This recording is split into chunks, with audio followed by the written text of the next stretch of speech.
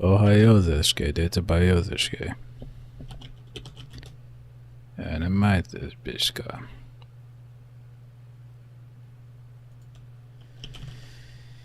Hello guys.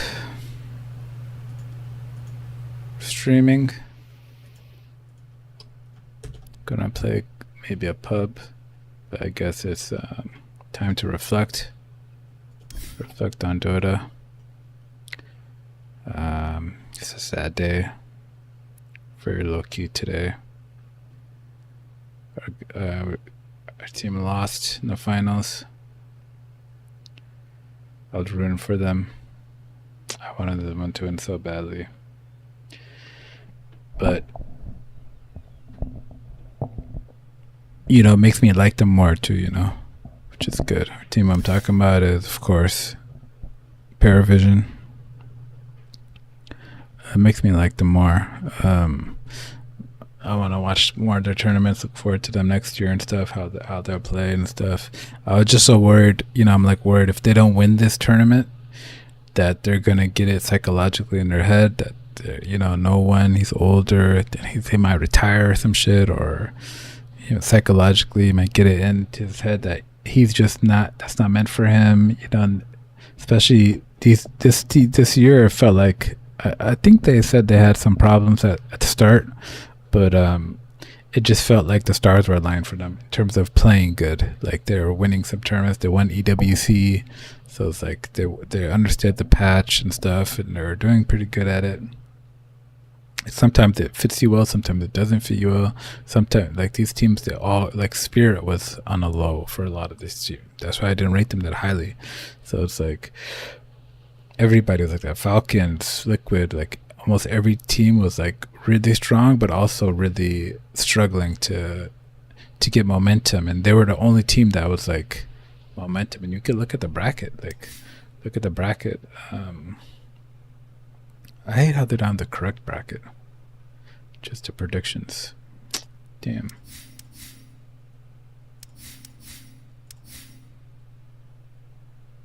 If we look at the bracket though, and I looked at their wins and losses, like they went 4-0, then they won every game to the grand finals upper bracket. So it's like, what more of a good year could you have? Win an EWC, win every game in the group stage, win every game in the upper bracket to go to the upper bracket finals. They didn't win every specific game. They went like 2-1, 2-1, 2-1, but they beat like, who they beat first? It wasn't Spirit. They beat like Bet Boom, then they beat Spirit, then they beat Yandex, and then they're in the final.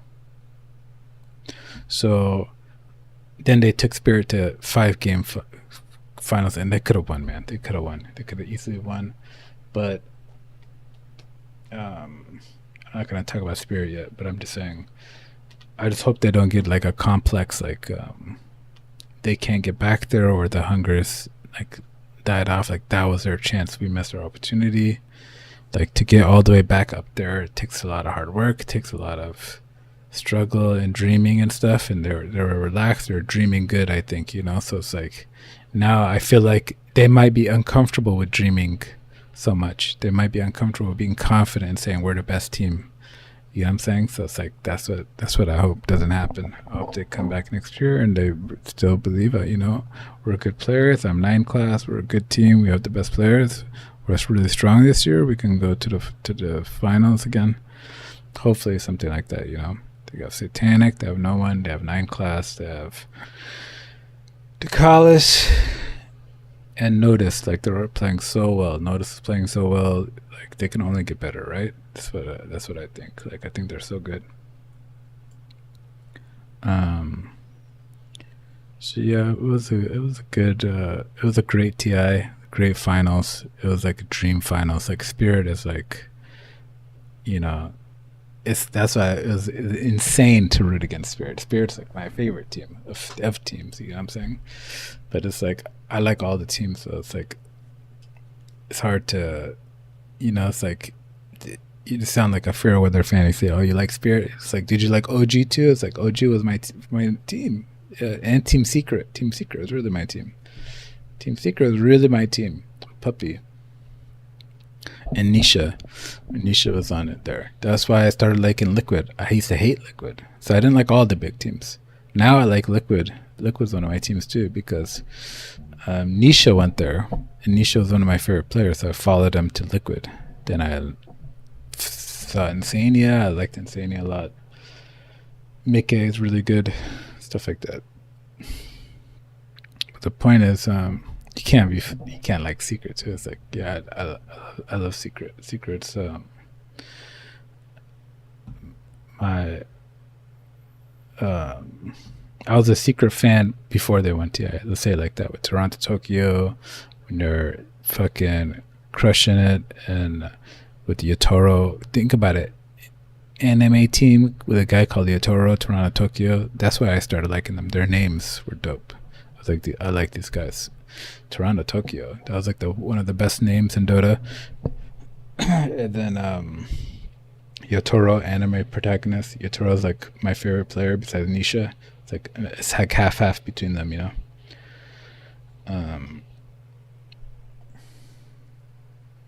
Well, yeah, I'm just talking about Dota history, you know, sports. So I liked Spirit. I think because Spirit came after OG era. OG fell apart. I wasn't like a Seb fan or a Noto fan or anything like that. I liked Anna. That's why I liked OG. I like his Seb and Anna and all of them. I mean Seb and Noto, but I wasn't a fan of them. Like, I like Noto a lot. He's a great coach, great leader. Team. They had a great team. But I'm just saying, I didn't know them like that. Like Jerax, I knew Anna. That's why I liked them, because I liked Anna. He was like my first favorite player. Like how I like Nisha these days, and then Yotoros and stuff. And now Satanic. Anna was my first favorite player. But he wasn't the first favorite player I heard about. The first player I heard about was like on Reddit or something. Somebody was talking about a streamer, and it's Arteezy, or Too Easy for Arteezy or something. So then I was like, oh, there's pros who play this game, you know, and it's like Arteezy. Then I don't think I watched games or anything, but I just looked up Arteezy, and then I was like, oh, okay, Arteezy. So he was like the first famous person I heard about in Dota. Then I liked Anna because I liked his name. Anna. It's kind of cool. And he was a carry, and I was a big Anna fan. And he's an OG. I think I liked him at OG. And then Thompson came in, and I liked Thompson a lot. Big Thompson fan. So it was like, you know, I was there watching it with them winning TI. I was there in the after hours, watching them talk in the after hours. You know how they do the after hour interviews and stuff, all that stuff. So I was really there. I'm happy. I'm not like you know, it's not like a Liverpool or somewhere. It's like you have to be born there to be a fan of Liverpool. You know, some extreme. It's like, I really watched them every game, was rooting for them, and then they won 2 TI. So it's great history. I enjoyed. Even though now it sounds like, you know, it's like, yeah. The way I look at it is like, I enjoyed OG's run, and then now I'm enjoying Spirit's run. Like, they won 3 titles. After OG fell off, then I started supporting Spirit. So I'm a big Spirit fan. I watched most of the games. I know I'm like Satanic, how he copies Yotoro's hero pool. Like, I never watched Anna's replays and stuff, but I did watch Yotoro's. That's when I was thinking, you know, you like grow at the game and stuff, and you're like, oh, you can watch people's, when you found out there's pros, and you're like, oh, you can watch their replays and stuff. So I would watch Yotoro's replays. He's the best player and all that, you know. And how I really started enjoying them is watching their blogs on YouTube, you know. Maposhka, the captain. I was a Team Spirit fan for the longest. You know what I'm saying? Watching their blogs. Like, Team Secret didn't have blogs. Nobody had blogs. You know what I'm saying? or vlogs or whatever you want to call it. Like this is just the last. It's in 2023 when they won their second title. Like I was there for the first title and the second title. They had vlogs. I was watching their vlogs and everything. So I was like, no, I'm a real Spirit fanboy, Spirit head. You know, I watch all their vlogs. Laurel, Mira, I know all their players and stuff. I remember Mira and Collapse and them sitting at the wooden table drinking wine or some shit after one of their TIs or the vlog or some shit like that, and they were talking about their win. So I remember the history. I was there for it. I watched it. I'm a big Secret fan, big Yatoro fan. He's the I'm super happy for them for getting their third Aegis. You know, that's a big deal. I'm not going to disrespect OG and say now they're all of a sudden the GOAT. It's like, I think if they played each other, Spirit would probably win. You know, like if you just have the peak of them, because they've been along for so long, like if you have their peak, I think Yatoro could say, hey, I would edge out Anna now. It's like, you kind of have to believe him. 3 titles, you know what I'm saying? It's like, I think most people would agree with that. They're like, they don't even rate Anna that highly. I just rate him because he was the first best carry, you know. So, or like Topson, you know, it's like you have to rate Topson. He was larger than life, so it's like I'm not gonna. I mean, they are the GOATs because you have to give it to them, right? They won 3, so it's like you give them respect and all that stuff. But I'm just saying, it's not. Even Seb said that on X, but it's not like it's not in a disrespectful way to OG. Is what I'm trying to say. It's not like they're somehow weaker or something. It's like they're still very strong. They still did a great moment in Dota history. You know what I'm saying? The 2 titles and all that back to back. You know, it's like they were they were like, people will make those arguments. They'll say they were clowning on these teams the way they built them. They were fountain diving them and you know, just like destroying them. You know what I'm saying? So it's like, but like Spirit wasn't fountain diving Vision. This was an intense 3-game crazy battle or 5-game battle. Like, it was very intense. So it was like, I think this was the best TI I've ever seen personally, because just how I explained how I'm a fan of Spirit and Vision. Like, this whole year I was supporting Vision, you know. So it's like,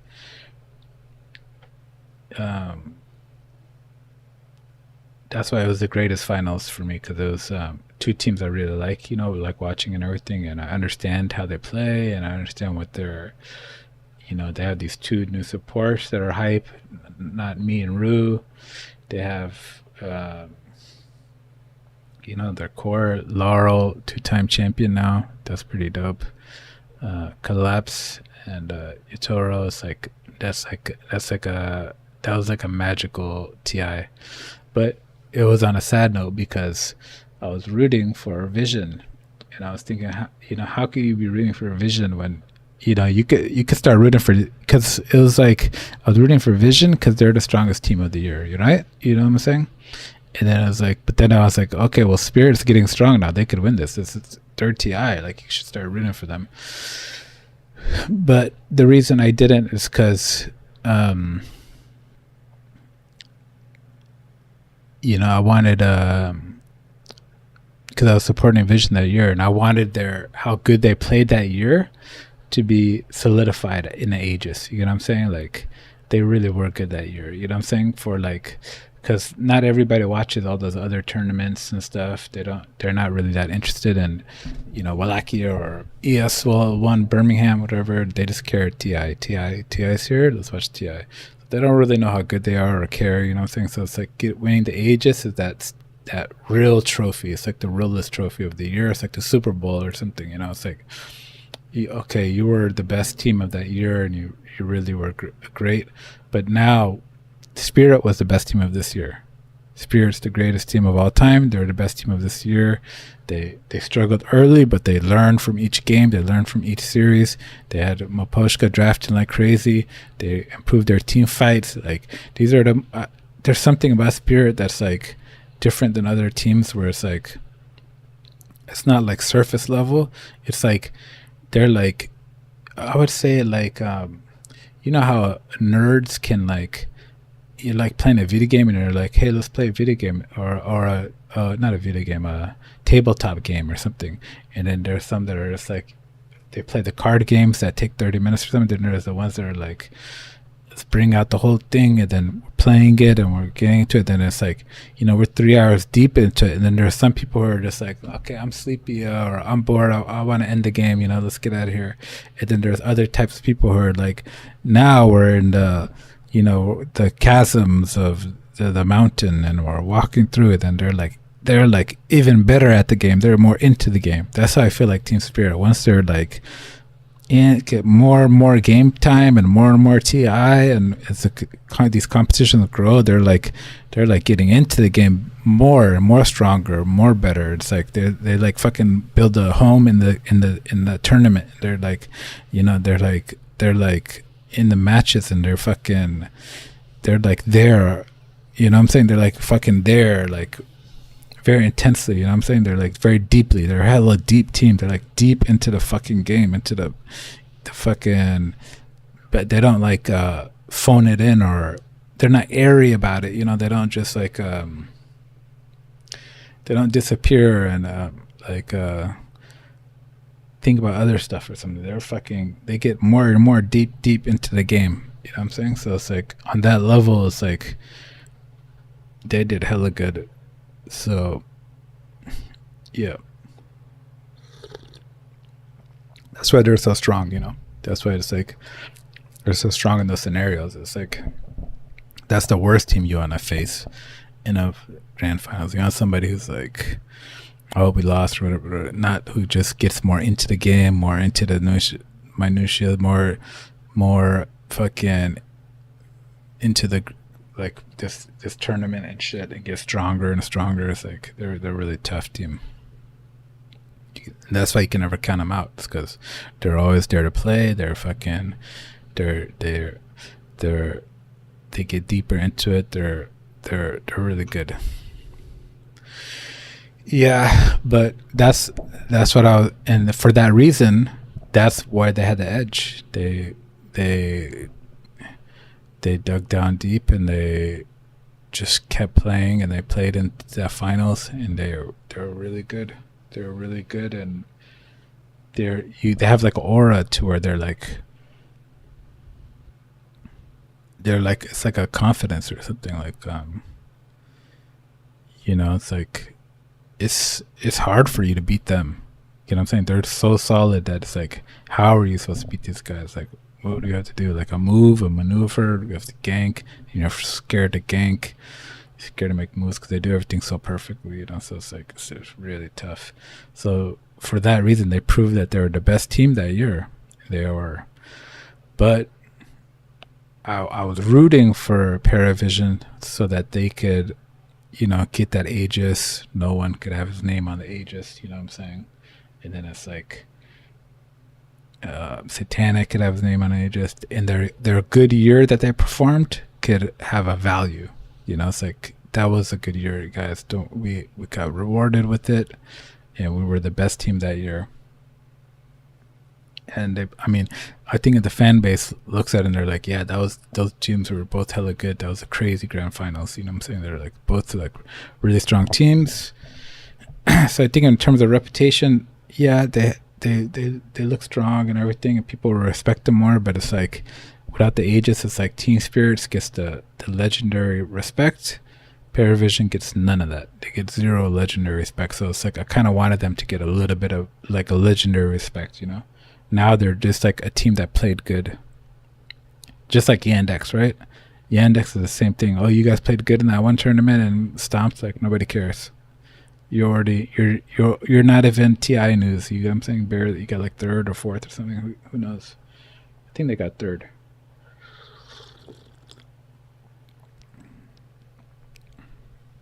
So the run doesn't really matter. Like Nigma had a great run, but it's like at the end of the day, their epic run is like 5th, 6th. On the paper, this looks dumb. 5th, 6th. Like, who cares about that, right? But like during the tournament, it's like, damn, they won again. They went further. They had a good run and stuff. So it's like, yeah. But so it's like, I just feel like the same thing that happened to Nigma. Like they had a good run, but in the end they lost. Nobody cares. Same thing with Yandex, how they had a good year, but at the end nobody cares. They got third. It's like, I didn't want that for Paravision. After such a great year, it's like, at the end of the day, who cares? You guys didn't win anything. It's like back to the drawing board. I think that's a tough way thing to have to walk back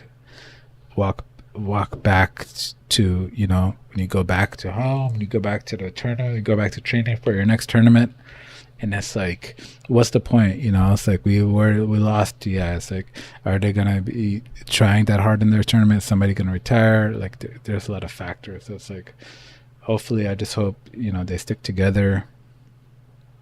Same team, basically. I don't think they need anybody. They might, though. Who knows? Dota teams can do that sometimes.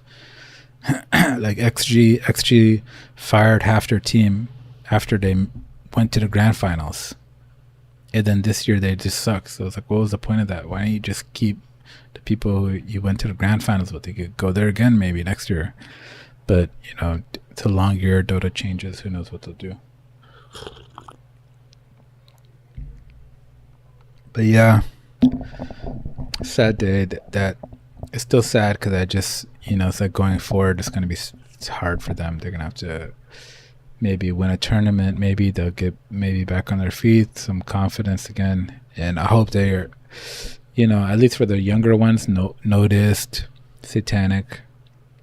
I don't know how old 9 class in Ducalis are, but I'm pretty sure they're pretty young. They're probably like 22 or some shit like that.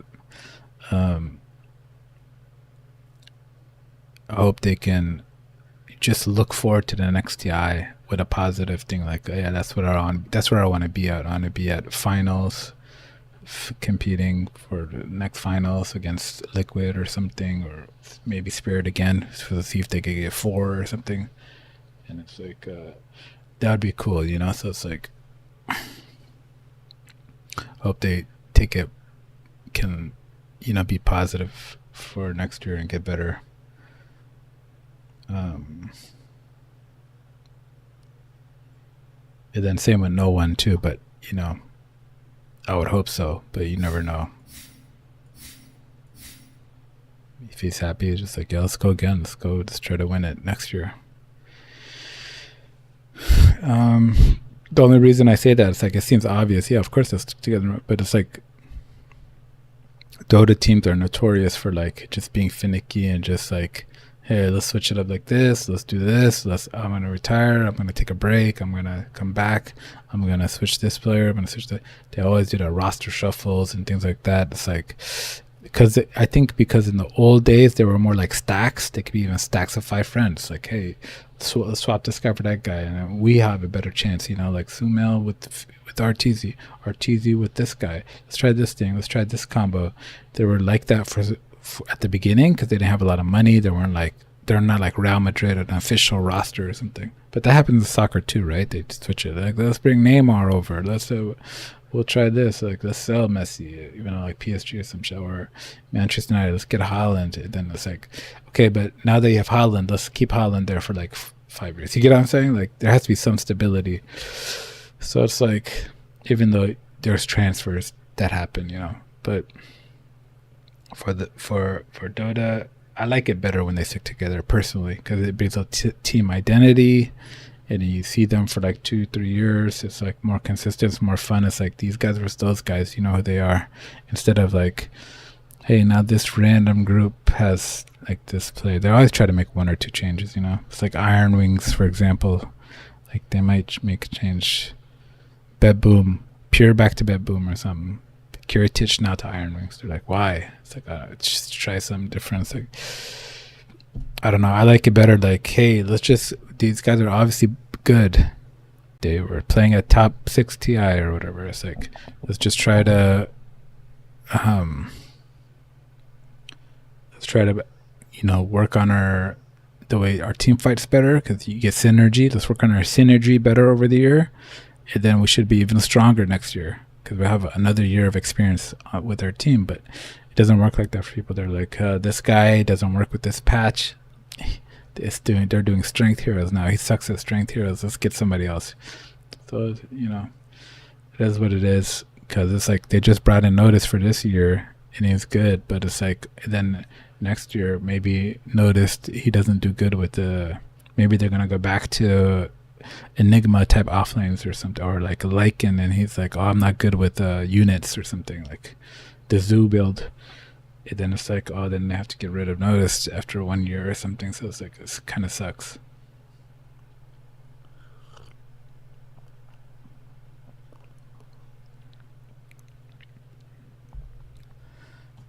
I mean, Collapse, Laurel, and Yotaro just proved that, hey, a good squad. Yeah, they have youngsters coming in for the supports, but they're still the same base squad. You know what I'm saying? They're still the same base 3, base 5, 3 out of 5, that have been there since the last TI. So it's like, yeah, consistency can be good. You know what I'm saying?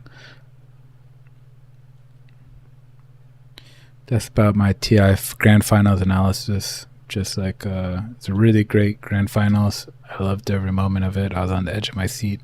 Never been on the edge of my seat like that for a long time. Wanted Paravision to win, of course, but they just missed it. It's not about the wins, but it's like I just like them to achieve that so that they could relax after. You know what I'm saying? It's like when Nisha won his TI with Liquid. It was like, okay, nice. Now he can relax. It's them with Insania, Mickey, they all, I think it was all their first TI. So it's like they can relax now. They accomplished their lifelong goal. You know what I'm saying? So it's like you don't have that like hanging over your head. I just wanted them to get through that finish line. It sucks.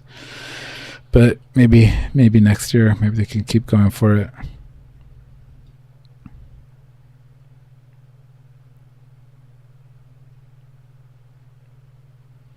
Yep.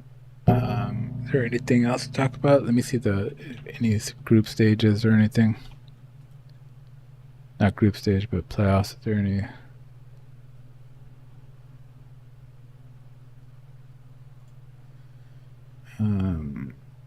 Let's see. Falcons made it in the elimination round. Boom Boys, Team Spirit, Iron Wing, Team Index. Yeah, there was nothing that hype. Spirit beat Iron Wings. Okay, surprising. Spirit was better than we thought. You know what I'm saying? They surprised everybody. They were looking mid all year, but they're a fucking TI team, bro. Holy shit. They fucking turned on the dragon form and shit. Team Spirit lost to Vision in the next round. Team Vision beat Boom Boys and then beat Spirit. Boom Boys is pretty good. They're a good team. They had some great, like some IO gameplay and stuff. It was okay, but they're not really a grand finalist team kind of team. Yandex beat Liquid, and then Yandex beat Nigma because Nigma beat Falcons. Nigma beat Falcons was probably one of the hypest, but it was just cool for them to see them winning, lowering off and all that. Nigma, Sumail and stuff. He had a good send off. He said he's retiring. So he went out against the Boom Boys in the lower bracket quarterfinals, top 6, 5th, 6th. So it's like that was a good result. They showed their faces. The Kuroki got to draft and stuff in the main stage. It's like it's a good it was a good TI.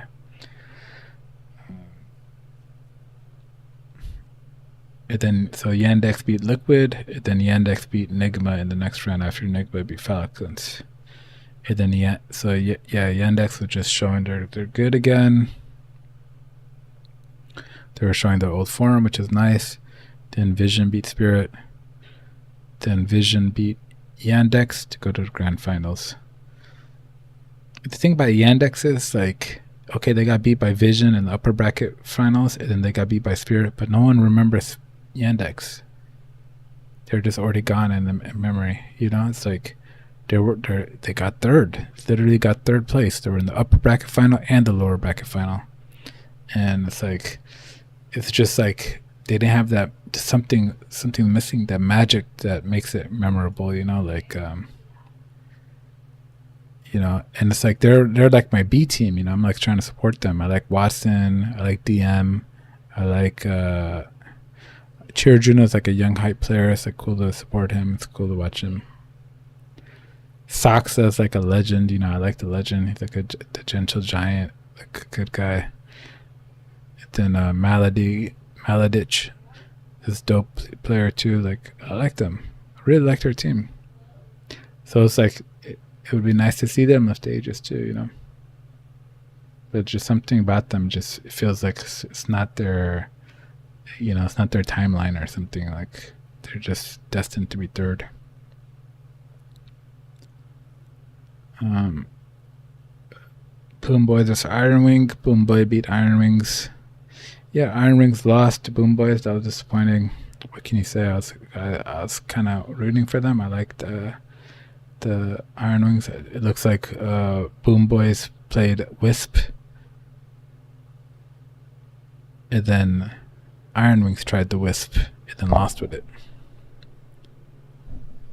So yeah, I don't think it's called Wisp. It's called IO. Tried IO, lost with it. So yeah, Iron Wings looking. They would be disappointed with this, I think. Just to get 2-0'd in the upper bracket, then get 2-1'd the lower bracket. You're already out. Like for Falcons, that happened to Falcons too. Liquid beat Falcons 2-1. So it's like Liquid. I think they could be a little bit happy because they lost 2-0 to Yandex, which is probably better. Then they beat Falcons, which is like their old rival. Like, hey, you're the sickest dog out of both of us sick dogs. You know what I'm saying? Like, or however those phrases go. It's like you're the weak. We're both two old dudes. You're weak. You're the weakest one though. Like, I still have a little bit of fight left in me. They beat Falcons just to get a little bit of prestige and feel goodness. But then they lost. They got 2-0'd by Spirit, which just confirmed that they weren't full steam. But that's another team like that. They're like, it's like Ace, Tofu, Mickey, Nisha, and then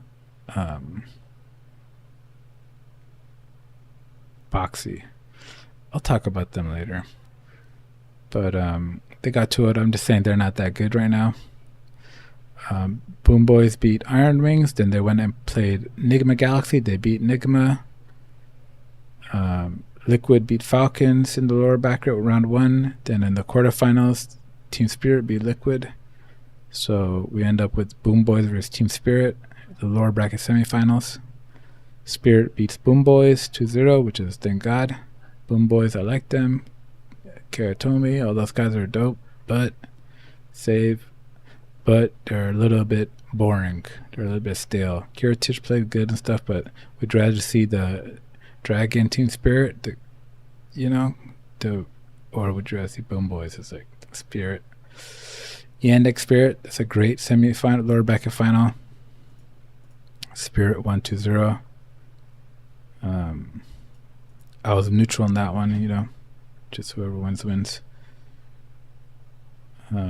Then so it becomes a Vision versus Team Spirit grand final 3-2. Yeah, there's not much to say. Besides the grand final part I already talked about. I'm happy for Team Spirit, but just feel sad for Vision. I wanted them to solidify their good year with a good reward, for everything. And Ducalis and those guys, 9 class, like how good 9 class is. You could say I'm a TI champion, and it's pubs and shit, and for the hard year of work, but it sucks. You don't get any of that. From getting second. You get literally nothing. It's just like you get the satisfaction that you were probably a good team. If you go another year, you could maybe win it, but you just don't get any of that fucking champion feeling. It sucks.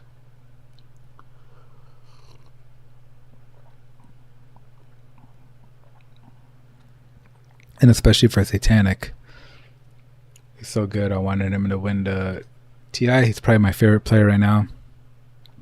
was rooting for him, getting kills on Yotaro and shit. It was like crazy. Like, get him! Oh no, Yotaro killed. You surviving? How's this guy surviving every fucking fight? The fuck? Kept surviving. Fuck Yotaro god, man. What the hell? I was rooting against Yotaro. It's crazy, but I was. And you know, Yotoro's the goat. He's a really good guy too. He's like I watched all their vlogs and stuff. He's amazing. So it's like happy for them. But I'm just saying, you know, I'm a big Satanic fan. I just want Satanic to win. The prince is here. You know, the prince has arrived. It was a tough one. But I think nobody's saying like, oh, what's Satanic going to do after this? Like, I don't think there's a question, you know? I think that's the good thing. It's like everybody knows that they're just going to come back and try to win it next year or the next year. They're just like, oh, yeah, he'll win one, you know? It's like, it's one of those things like, maybe you feel more bad for like no one. You're like, I don't know if he has much time, you know? He could play for 5 years, but I don't know. It's Dota. It's a crazy sport. I think Satanic's only 18. He's probably gonna keep playing for 5 more years. He's probably gonna win one eventually. I don't think anybody like thinks he's not good enough or doubts it. But hey, that happened to Ame, right? 3 times grand finalist, didn't win. So it's not the best excuse, but you can always just say, hey, he's probably gonna win one, you know. I think everybody expects that anyways.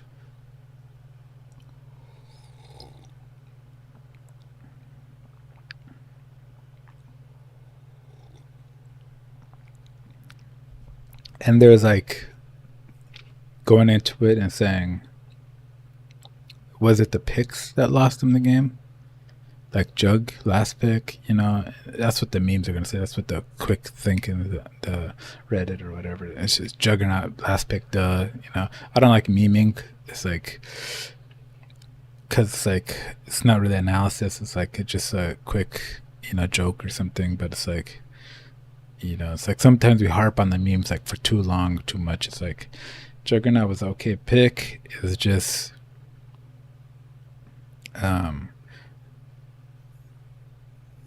it's more like a comfort kind of thing. It's like, okay, so the first game, Satanic had to play Ember Spirit, and that was just like a joke. And then the 5th game, Satanic played Juggernaut, which I don't think he hates. He played Juggernaut before in a win against, let's see if we can find it. Is it all the way in the group stage or was it in the upper brackets?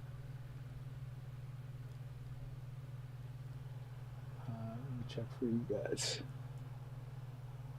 Satanic.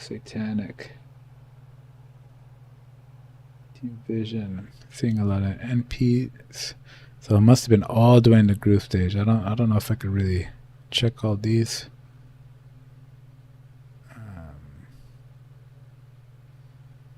Could try one.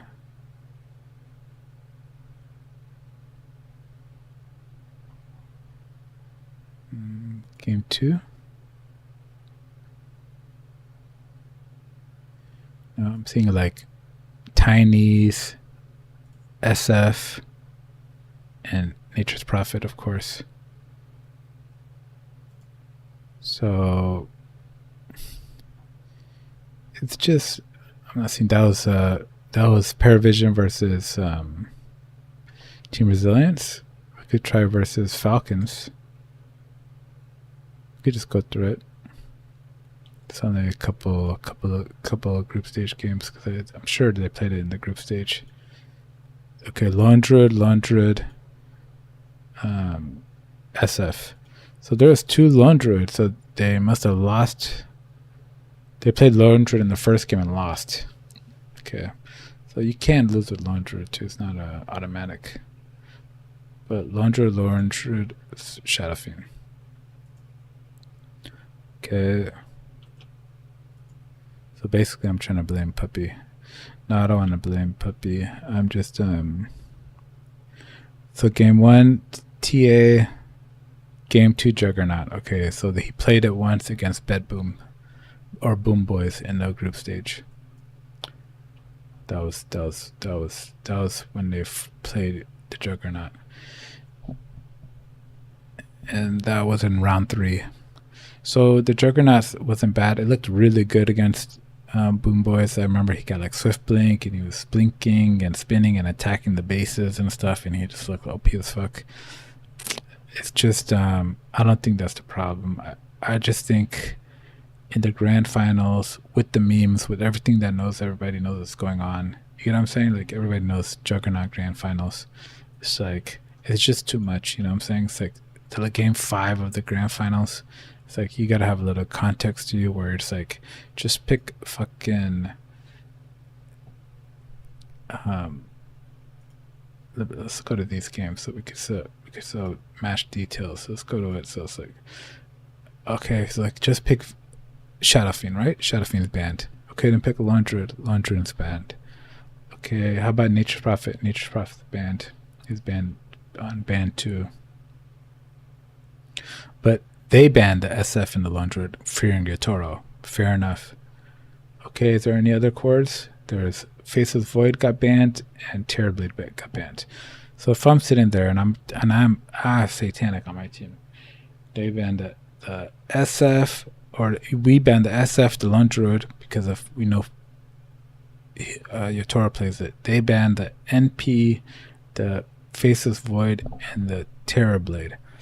Off the top of my head, what would I pick? You could go TA.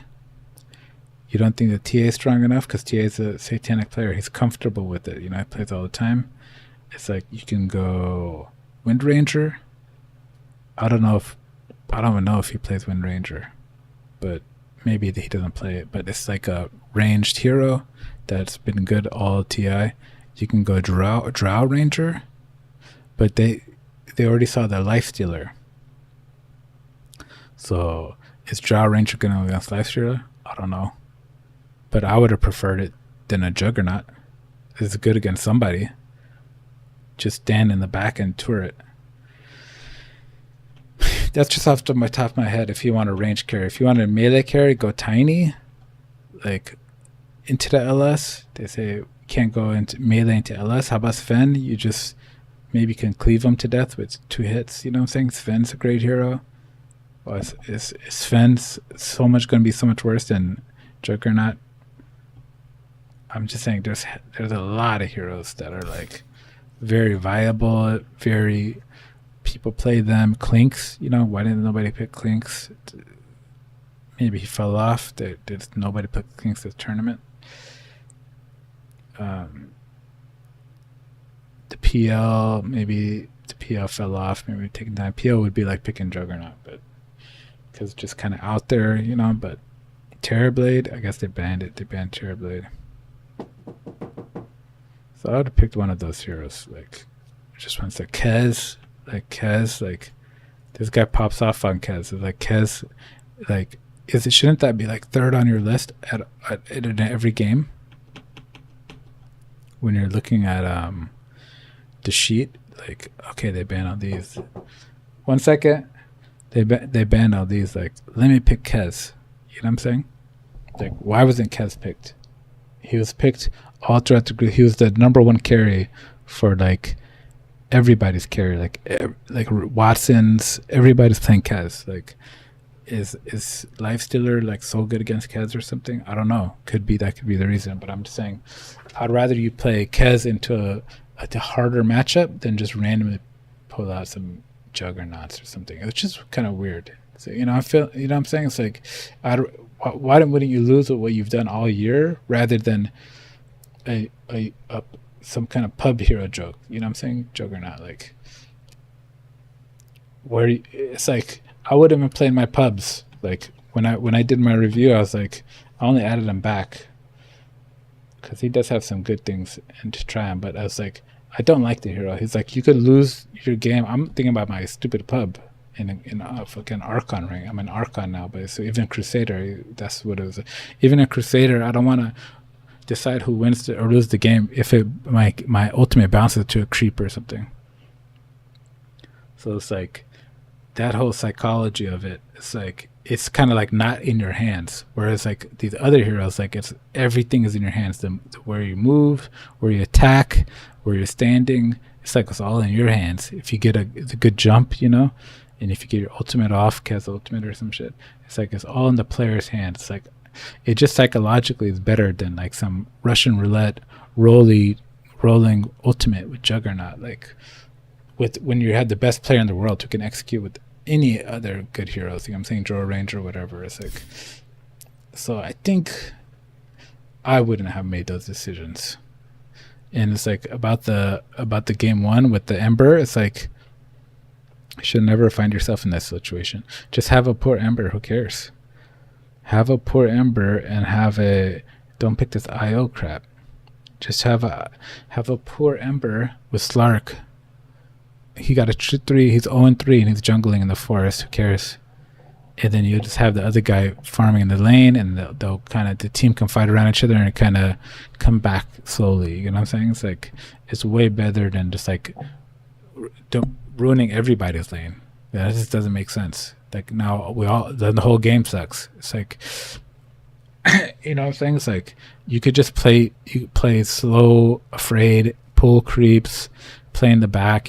Just slide a fisk for the last creep hit or something like. You could just play like a bad lane. Like I got stomped, but we're still in it. I'm gonna catch up.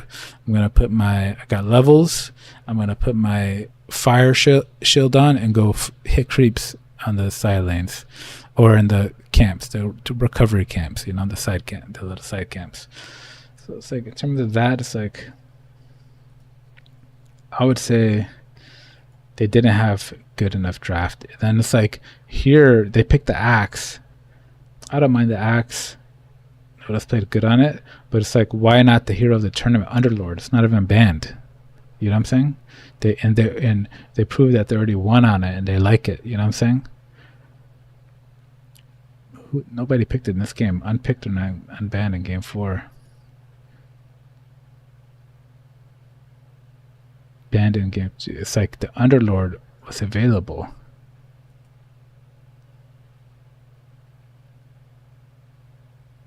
So it's like they just forgot about it. And it's like, pick the Underlord. You can just set up all around the map. He's like a universe. He goes everywhere.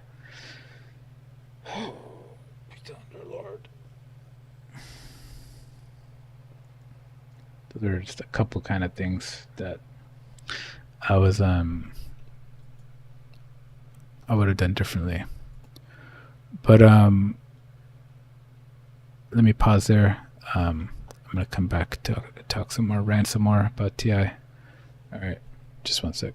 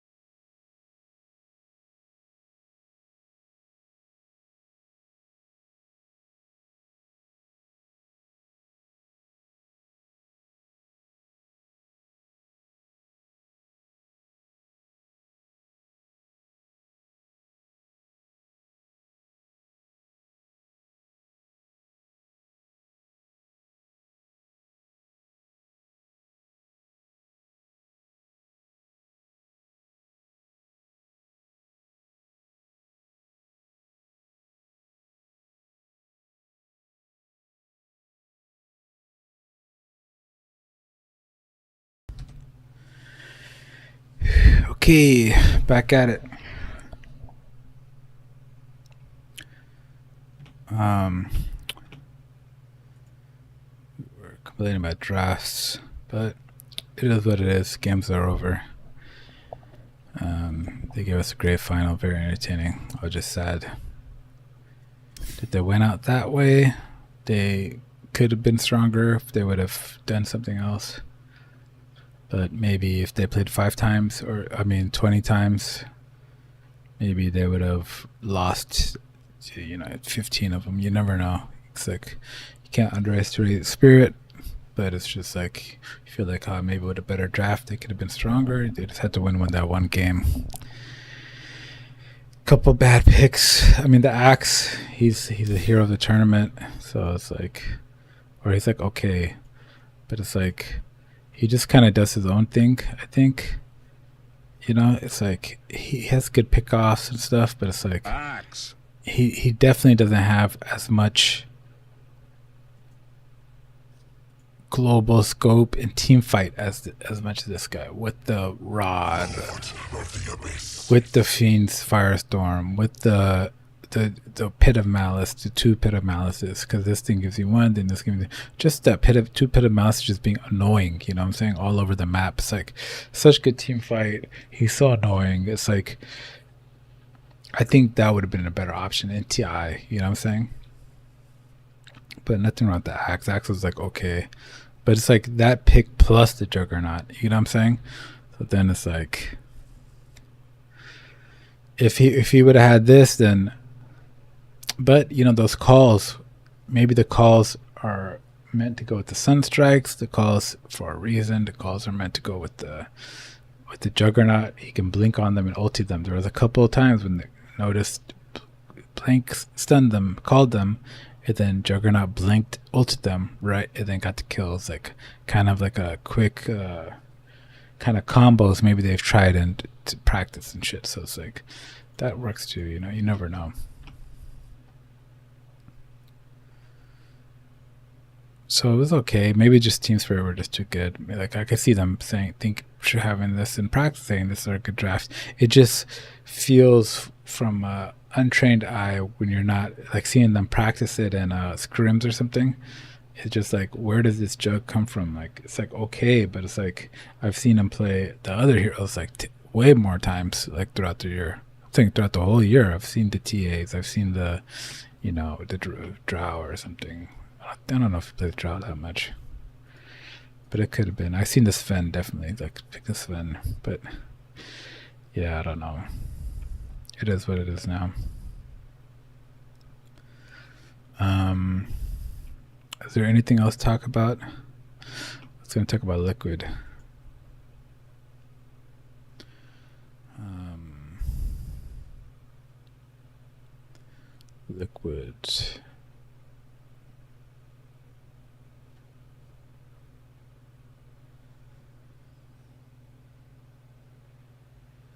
Liquid.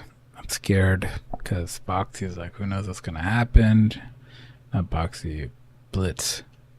He's the coach of Liquid. He doesn't know what's gonna happen to the team. Can't really see. I wish I could show you the team. I mean, there is a way I could. Oh, this is my fantasy, by the way. It did pretty good, but I don't think this. I think this is fraudulent percentile.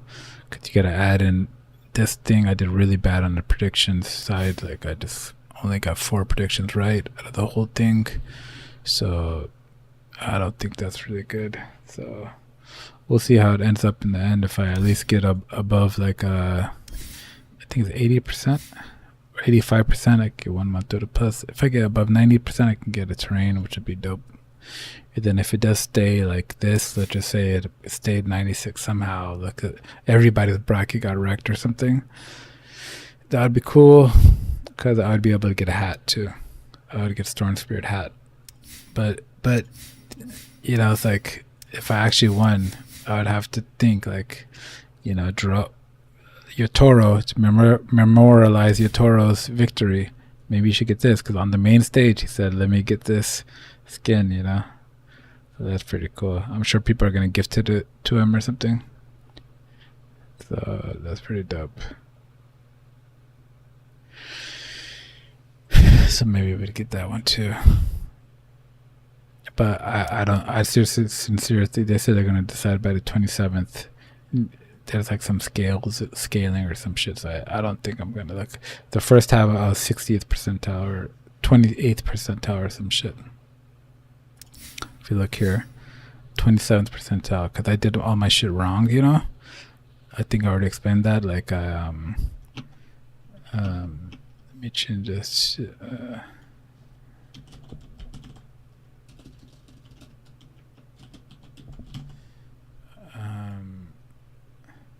I did my fantasy wrong. So I only changed these numbers, and then these numbers were just random. Like I never changed them or anything. I didn't know how to. I was stuck on this war banner. I don't know if you could click it anymore. You could click the war banner. So I was just stuck on this one, so I wasn't able to change the other one. So I got way better war banners this time. I got way better stuff. Creep score didn't. I mean, first blood didn't help, but you know, kills, team fight, runes, like 13,000 for just the runes, like that helped me a lot. So just shit that, you know, helps. 13,000 for that. Stuns weren't that good, but kills, first blood, they got a couple of first bloods, you know. That's, I think it's like they were like medium. These things were medium. But creep score went ham. I think there was one GPM. If I got creep score and GPM, it could have even went hammer or, you know, more impressive. Creep score 7,000, runes 13,000. So runes were really good. Kills and team fight. Okay, smokes used for the supports is huge. You get what I'm saying? So you gotta know which ones are the huge ones.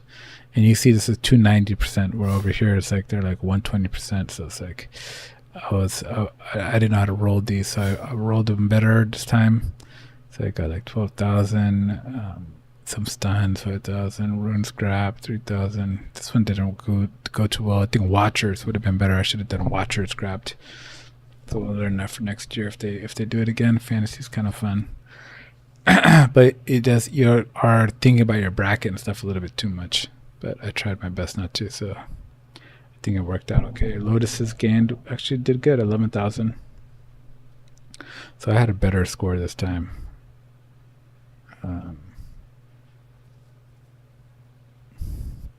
But you can see the top 1,000 or 100 players there. You had to break 120 to get into the top 100. So I was about 25 off. Wait, 25? 9, 3,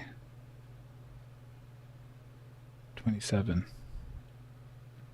So about 27,000 off. So 27,000 off is a whole banner. So you had to do some good. That's top 100 though. You know, there's a lot of Dota players, so it's like the rewards go from like top 100, top 1,500, which is be more easy. Probably like over 1,000 maybe. 95th is where I'm at, like 90, 93 or something like that. But I could see it. I could see if you did creep score plus GPM, if you got lucky like that, or if you didn't have any dead stats like this stun one. You could push that to 40, push this to 40, push this to 40, then you'd be about 120. But you'd have to be crushing it. But that's top 100, so that's the best of the best of the best. So yeah, I can see that. But it's really hard. It's really hard. Because I thought this was pretty good, you know, like rolling some. My first blood was a little dumb. But I got creep score, runes grab 290 on the runes, you know, stuff like that. Like, I thought I did pretty good rolling for them. So it was a good recovery. It was a good recovery. It wasn't like the best of all time or something. And I think this stayed with. I think all these banners stayed with this, you know, when I was re-rolling them. So if I would have had better banners to start, that could have helped me too, you know. If I would have already had smokes and the good stuff, runes grabbed over here and just GPM, whatever, then you just add the rest and you don't really touch those if you don't want to.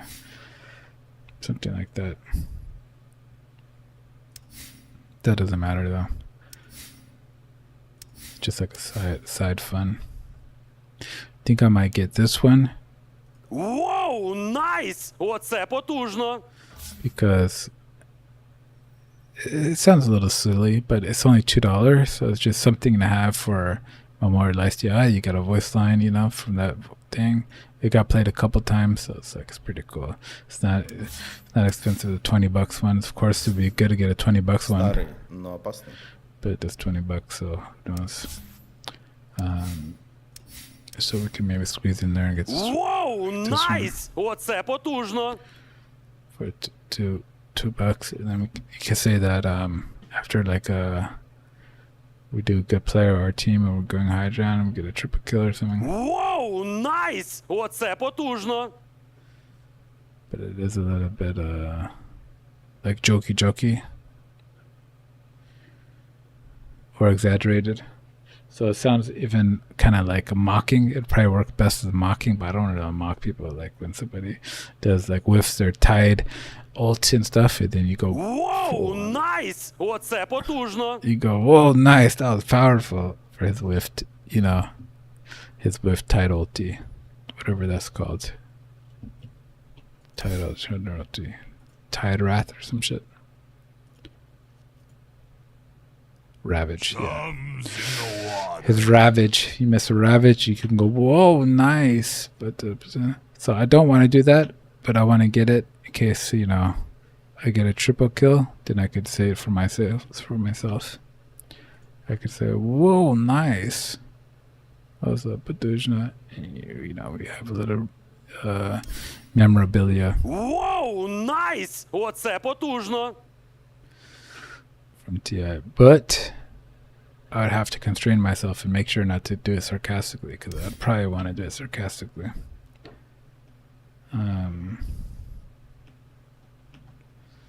What else could we talk about? TI's over. Team Liquid, Blitz is saying they might.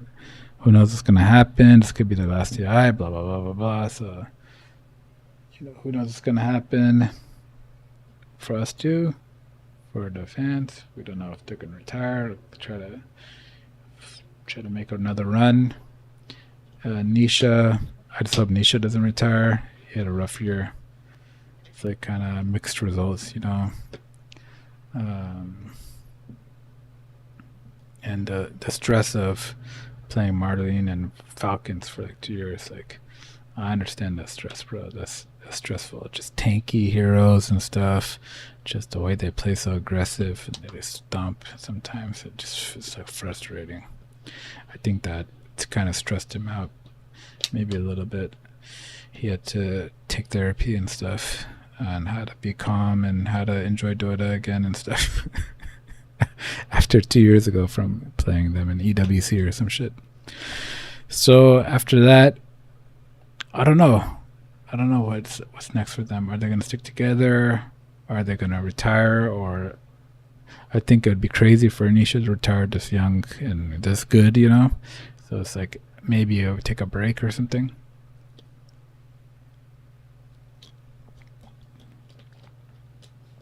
Then what if you see it like Nisha parts ways with Liquid? That would be crazy. That would be sad. So we don't want to see that. So yeah, let me see what teams there are. Maybe we could see like on the group stage. Maybe we could go like hover over. Yeah, so it's like we don't want to see Nisha. I mean, I think a break wouldn't hurt them, to be honest. Like a 6-month break or something, then come back for the next TI. But they have a new team. They still have Boxy, Tofu, and Ace, and Mickey, and they're trying to work it out. So it's like these guys are good players. They're like good guys. They're like hard workers, I assume. And they're like, what break? We just had a rough year. We're going to get back into form. And we're going to look forward to the next tournament. And next tournament, we should be in even better form because we've had a chance to grow that synergy and play style together. And we have new ideas. And Ace is working on his ideas. He's like, I'm going to go Magnus into Helm of the Dominator or some shit. And he's trying to cook. And then, they might figure it out. But I think the problem with them is, to be honest, is Blitz, like you said, who knows what's going to happen next year. Management might want more results. Like, I don't think Blitz owns Liquid, and I don't think the players own it. So some guy up there is just like, hey, we need a better team. You guys fucking suck. Or if he's like, oh, this is a cool team, I'm willing to stick with you guys for a whole year. That's how I would be. It's like, either I'm going to stick with you or I'm not. So it's like, if I'm going to stick with you and I signed Ace and Tofu, it's like, hey, I'm signing you guys for like 2 years. Like, just keep getting better, keep working at it. You guys are professionals, and then this is my team. I like my players. Like, they're like high value players. They're all high value. So it's like, what are you gonna miss out on? You're gonna kick Mickey, then you're gonna sign Parker or something. Like, what is it that you're gonna bring some random player, kick Nisha and then Thompson, hey, come in some old Thompson, like, you know what I'm saying? It's like, it doesn't even make sense. I believe in consistency. I believe in just playing those players, unless there's like a dream pick, like Nisha himself decides to leave Liquid or something, he wants a new challenge. Then if you're another team, like, what team would pick him up? And then Iron Wing said, okay, come play with us then. I don't know why he would do that. He already has a great team. They're like a great org. Like, I would just stick with the org. Like Liquid, they have good players. They're going to sign good players. You just play there for as long as they'll have you. I think that's the best solution. But like I said, psychologically, people want answers after bad results, after bad years, and they want heads and shit. They're like French Revolution. They're like, somebody, one of you must be sacrificed at the altar. We have to fire one of you guys, or we have to change the squad. We have to kick Tofu and sign fucking Saksa. That's just how Dota is. They're cutthroat. They're not like, hey, take your time, guys, grow into it, grow your synergy, then you'll be better than Saksa next year. When you're in the zone, you get what I'm saying? When you have this chemistry going and you have 2 years playing together, and you're working with our coaches, with our psychology coaches and our trainers and everything, you're just gonna get better and better. For some reason, I don't know, it's like a wild west. I think the main problem is that one of the main problems is that it's a new team, and they had this stupid thing where they had to change Tofu and Ace. And it's like nobody's fault, right? It's like nobody's fault. And they had to change Boxy to position 5 with Mickey. So it's like, this created the worst scenario. It's like, Insania should have stayed and supported. He's a support. Boxy is not working out for them as a position 5, in my opinion. Unless, the way I say this, we can go into the thing, to the Wikipedia. Unless he's able to convert to pure position 5, but I don't think that he's able to, because I think he still feels, I'm the position 4. I'm a position 4 player for my whole career for like 20 years. I don't know any of this. I'm just making it up. But I feel like the Tofu and Ace are like, Tofu like has to play position 5, and then Ace is like, I lane better with Tofu. They're like, get the hint, man. I learned beta with Tofu. That's my old Gaming Gladiators partner for 5 years. We've been laning together. It's like, why don't you just go play position 5? And he's like, I'm not getting kicked. Play position 5 at my team, Team Liquid, that I've been out for 10 years or some shit. But Boxy's been there forever. So it's like, I think there's too much, like, unmalleability. You know what I'm saying? Like, either Tofu has to suck it up and say, I'm playing 5. Ace and Boxy, you have to work out there. You have a new position 4. Who cares? What are you crying about? If you went to another team, you would have a new position 4, right? You'd have to work with them. Your position 4 is Boxy. Is a good position 4. Who cares about anything else? And then, but if you want to have that synergy, if you're like, hey, we're a 2-for-1 package. We came in the same box. We came in the same time. We only played together. You know, like some anime. So it just reminds me of some anime shit. Like those anime bad guys are like, you always have a sidekick or the two people, and they're like, we come as a pair.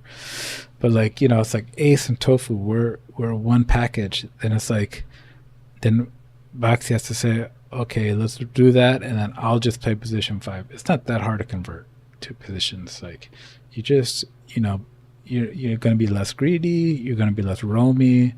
You're just going to have to play Winter Werven and old people and shit. And it's like, it's exactly what Rude did. Do you get what I'm saying? Rude just did the exact same thing on Team Spirit, and they lifted a champion. He went from, he was their position 4, and I thought he was amazing at position 4. And like the absurdity to sign Not Me and kick Rude from position 4, where he was going around with the Knicks, with the bounty hunters, with the off lane. He probably played Hoodwink or some shit. He was doing so good. I liked Rude as a position 4. It's actually good. I was like, he's up and coming, good position 4. And they moved in position 5, and then now Not Me's crushing it, and I'm like, oh, Not Me's a hella good position 4 too. Like, he's really good. So it's like, that's why I picked him on my fantasy, Not Me and Rue, and they both did really good. And they won TI in the position 4.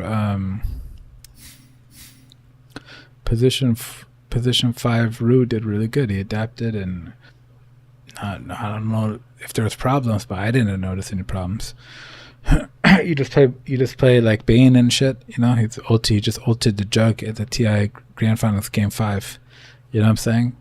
Like right after his ulti, whatever, he lands. Oh, got him! I got the Juggernaut. I didn't misclick and get the other gear. He got the Juggernaut, win them the game. You know what I'm saying? So it's like, I don't know if Boxy can do that. I don't know if he can play position 5 that well. I'm just saying, not as an insult. I'm just saying it as his play style. He might really be a roamer. He's like, no, you don't understand. I like to roam. I like to go to mid. I like to do this. I like to stack camps. I like to whatever position 4s do. You know what I'm saying? He's like, I don't play these position 5. I'm not gonna play. What are the position 5 heroes even anyways? You know what I'm saying? I'm not gonna play Dazzle. Like, can you imagine Boxy Dazzle? I'm not gonna play Ogre or something.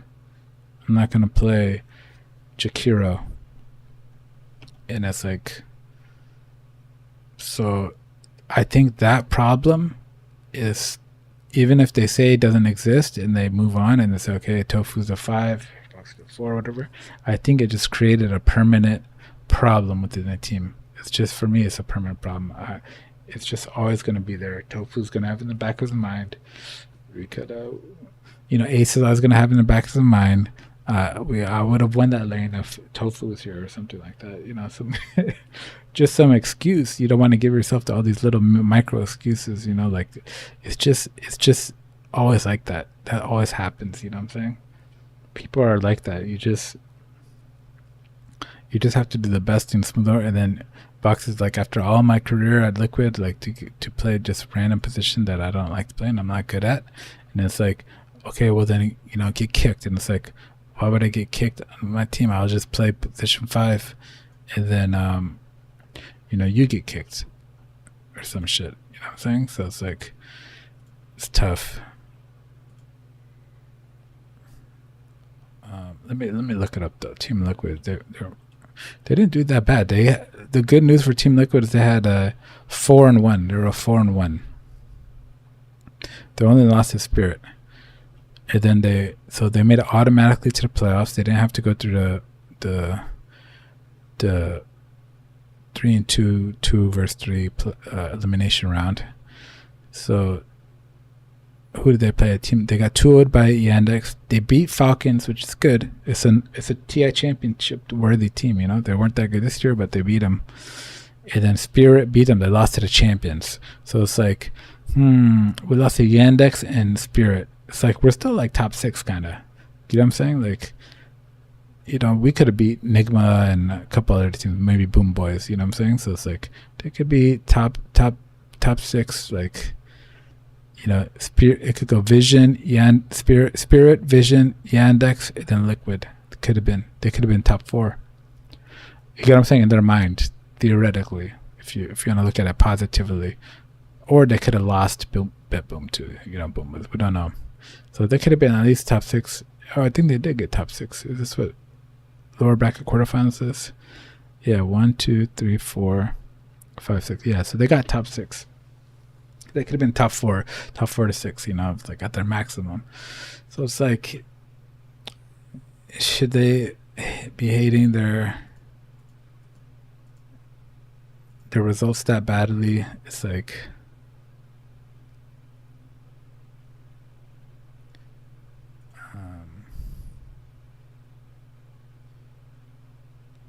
to the point where they have to change too much or kick people and stuff. It's like, I don't know that, but I know that they're not that good, and if they want to win the TI, they're gonna have to solve it. They're gonna have to solve that problem. And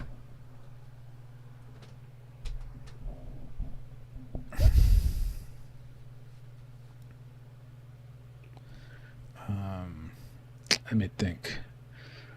I'm just trying to say, like,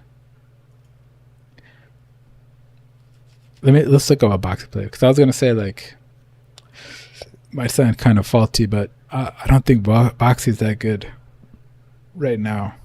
I think he was good enough. They won the title, I think. Wait, how's this from 0.99? There's some 0.99 ones. These are all 1.99.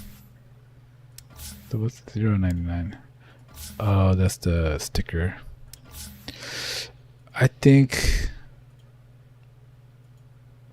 Boxy's not that great of a player in terms of like TI players. I'm saying that he's a really good 4, but even as a 4, he's like a 6th on my list of 10. He might be in the top 10. There's so many good 4s, you know what I'm saying? And then on top of that,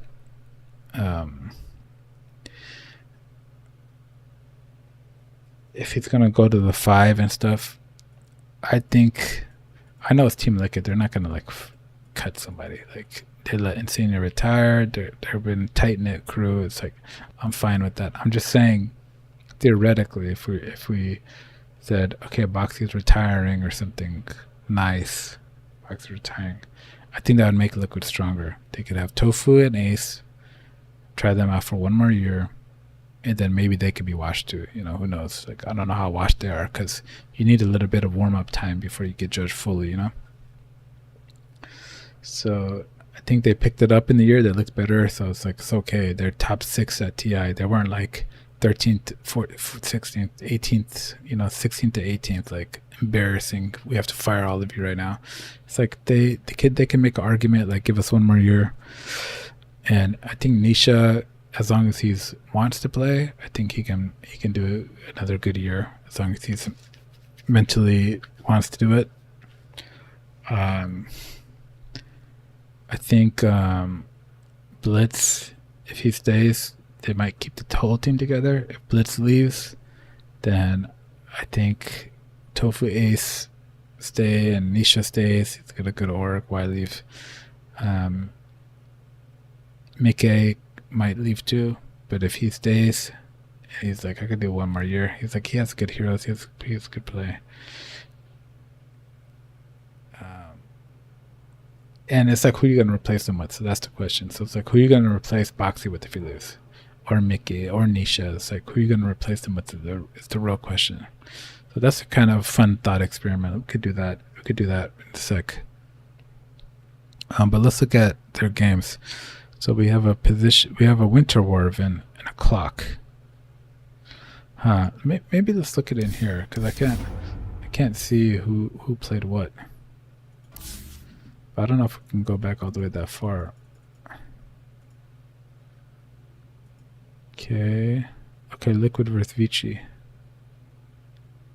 Yeah, Winter Warven and Clock.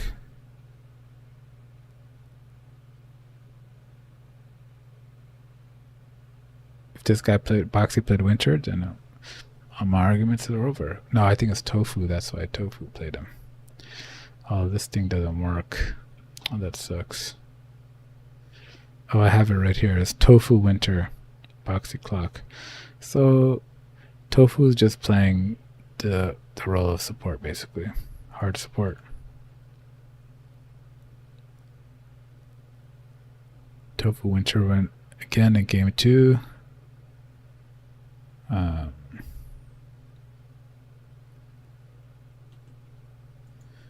This is against Yandex. Liquid won it in the group stage.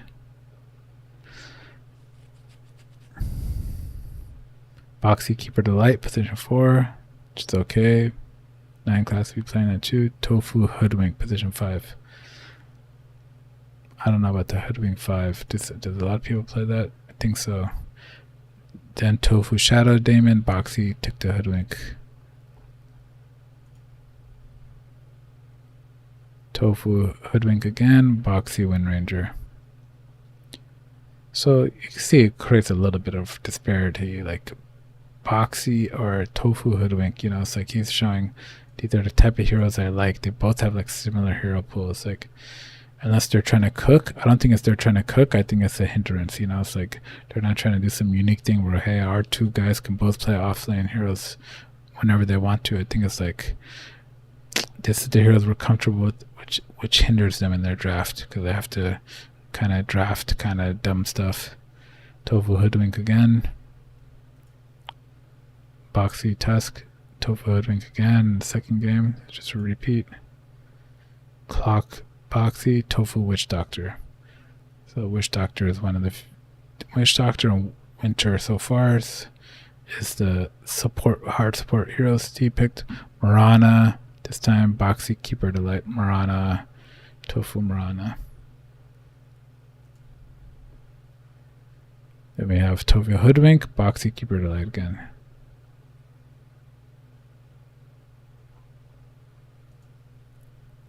So that was the group stage. That was all their games. If we look at against Falcons, they won 2-1, and then Spirit, they lost 2-0. So we'll check those out too. Against Falcons, the Boxy Spirit Breaker, Tofu Rubik. Rubik, it's a greedy position 5. I wouldn't pick it, but there are some people who do pick it. Boxy Tusk, Tofu Hoodwink versus Snake King Bane. You know what I'm saying? Crit Enchantress, Snake King Bane. So it's like, should be playing Banes or something like that. Playing Tofu Hoodwink, even though Hoodwink is the best hero of the tournament or some shit. Boxy Centaur, Tofu Hoodwink. Did they win that one? They won that one. I guess they were just trying to steal the Huskar from the enemy team. Boxy Dark Willow, Tofu Marana. Game 1, they lost his Spirit. Game 2, they lost his Spirit. Tofu Marana again, Boxy Wind Ranger. So I think there's a drafting problem there. It just puts you in a drafting hole, you know what I'm saying? Well, the Rue did play Hoodwink, but he's as 5, but he's another player that can flex it because he's play 4. So it's like they're just trying to take the Hoodwink away from them, but I don't know. I don't think it's a good setup, to be honest. I think that's their problem. That they don't have a position 5. It's like who would you get then if you could, It's like who would I get? Let's look at everybody's at TI. They probably want a Western team, so it couldn't be Chinese Dota. These guys probably speak Russian or some shit. And I don't think you're gonna get Ducalis or care too much too.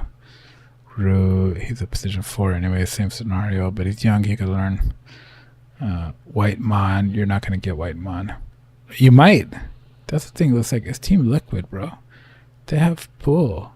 They have a name. They could get White Mon. Do you get what I'm saying? Give him a decent salary. Come to Team Liquid. Tofu's going to be on our side with Ace. White Mon, come play with us. It's a possibility. Mike plus White Mon plus Nisha mid. Like, doesn't that sound like a good team? You know what I'm saying? Snake King, he's like at Falcons doing his own thing. Saved, they're not gonna get saved. They're like what Or does Katomi play position 5 now? Katomi used to play 4. But I thought Save played 4. What does Save play?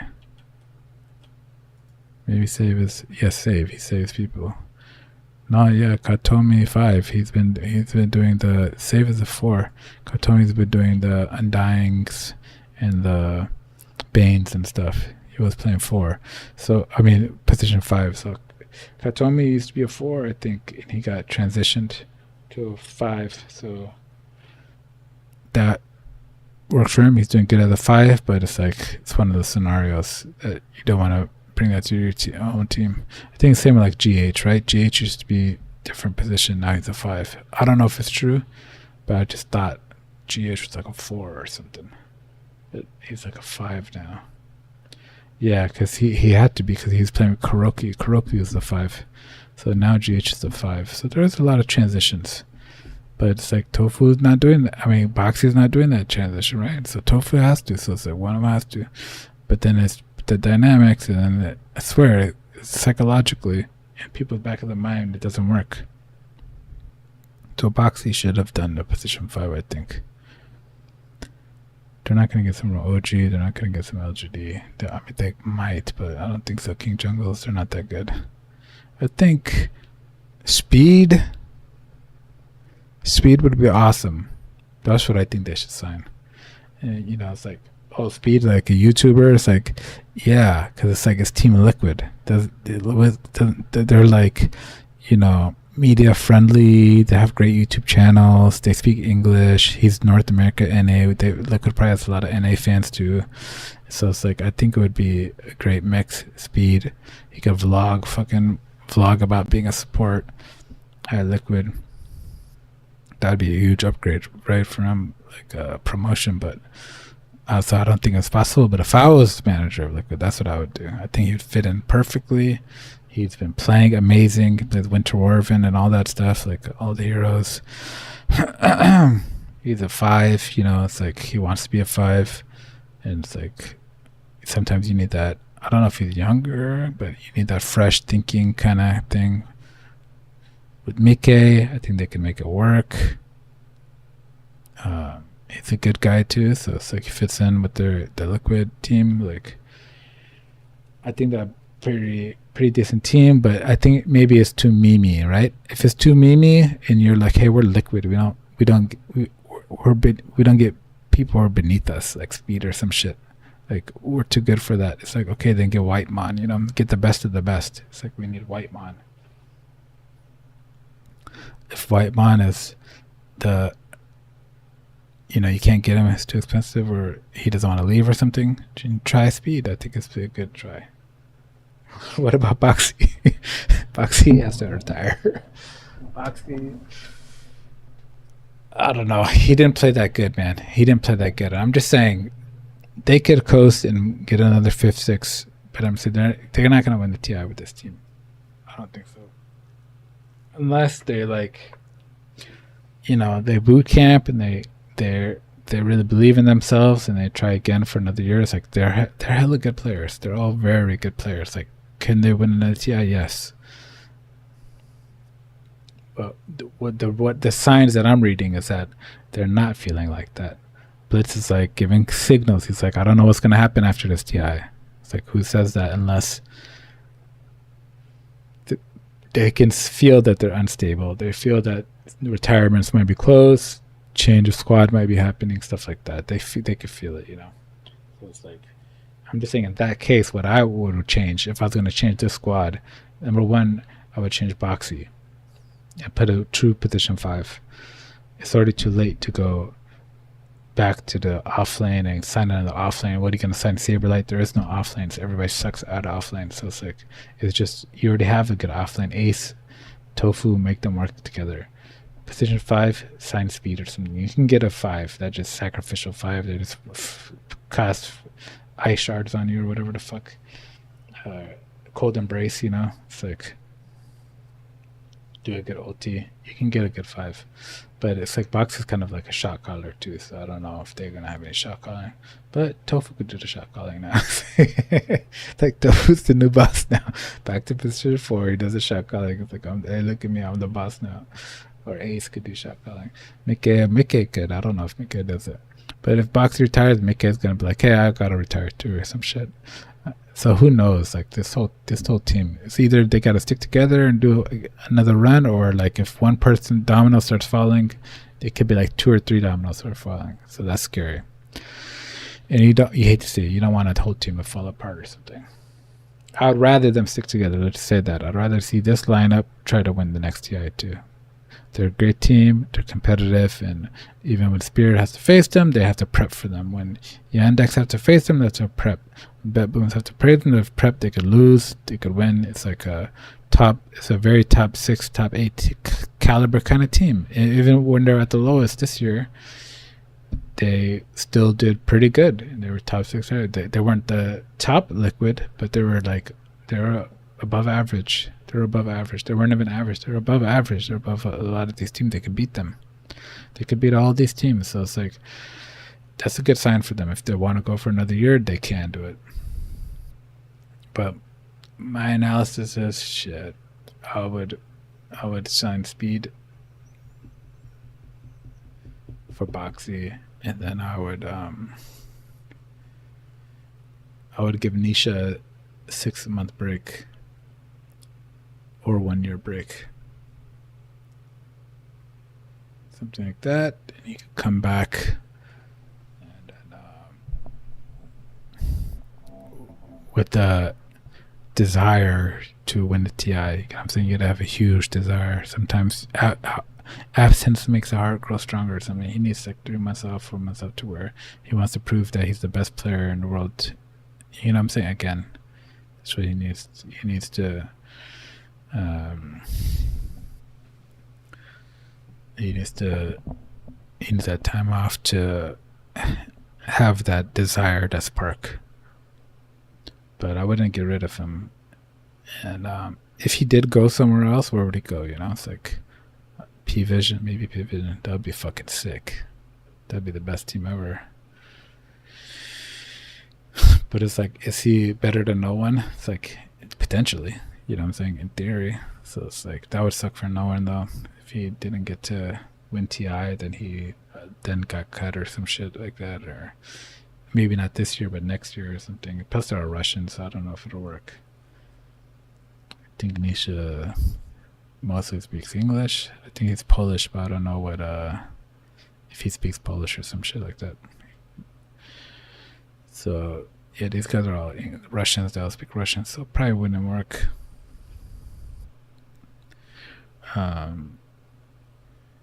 Yandex, I think the same thing. They're like Russians. They speak English a little bit. So most of the teams are like Russians and English. So even if you're an English speaker, you have like nowhere to go, you know? You can go to Iron Wings probably.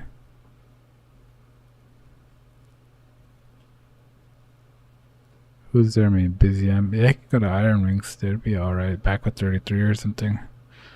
But like I said, I think Nisha likes where he's at. He has good bond with Blitz. He has good bond with the team.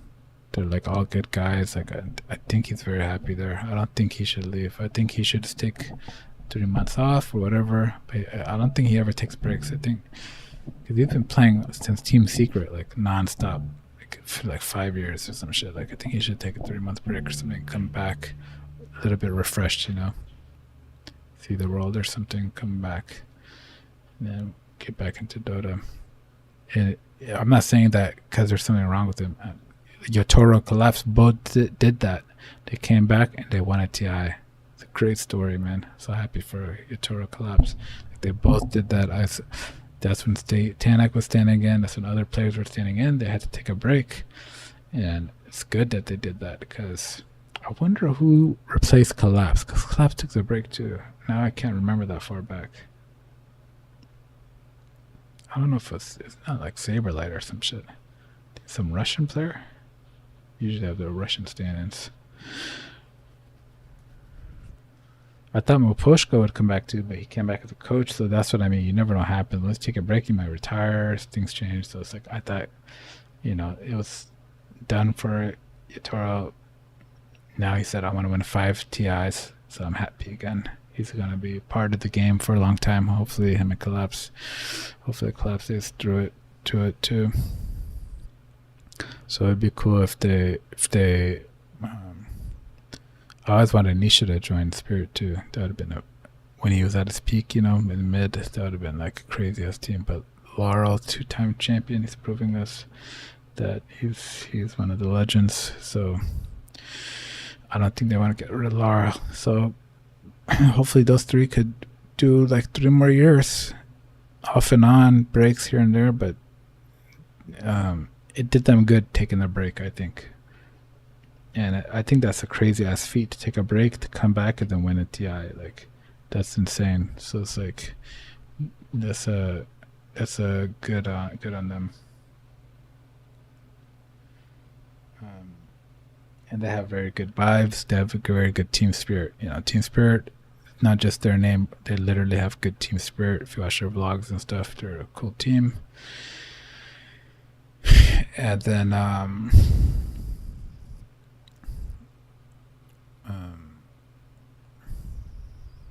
so they have a good thing growing. I don't think they need to change anything for a couple of years. I think just keep trying to win. Especially they figured out their supports now. They have Rue and Not Me and Collapse and Yator and Laurel. They could, like Yator said, why don't we win 405 if we can win this one? You get what I'm saying? He can go to Falcons. Crit's gonna retire. Snake King's kind of old. He might retire. But I think they like to play around Mallory. I don't think he's a Falcons type of player. They're like very aggressive and mean. Not like, sportsman type aggressive, like talk, grab, stuff like that. I don't know if it's the right culture for him, but I don't think it would go there.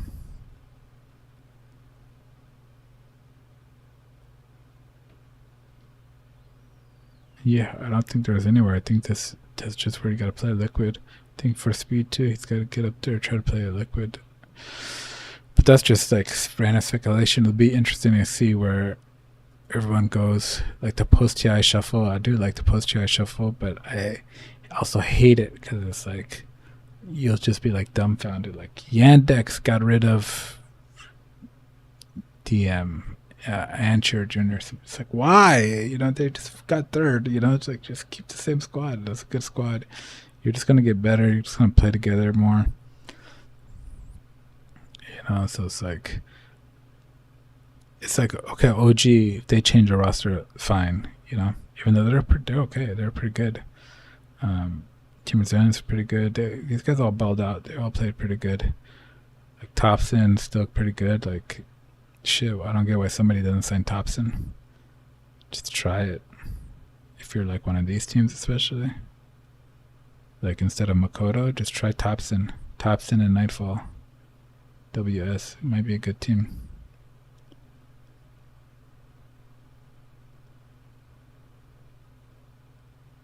These guys run Lauren off. Hopefully they stick together, or I think Sumo's retiring, but it'd be cool if Lornoff got a permanent team and then could play, so who knows where that end up.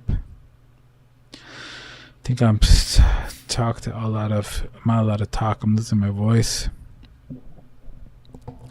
and I talked about bad things, players that we don't want to see, or new teams and stuff, the hard stuff. But it's just it's fun to get your thoughts out there too, So it's like I'm not trying to be negative, but it was a great tie. Everybody played really good. That's what I would say.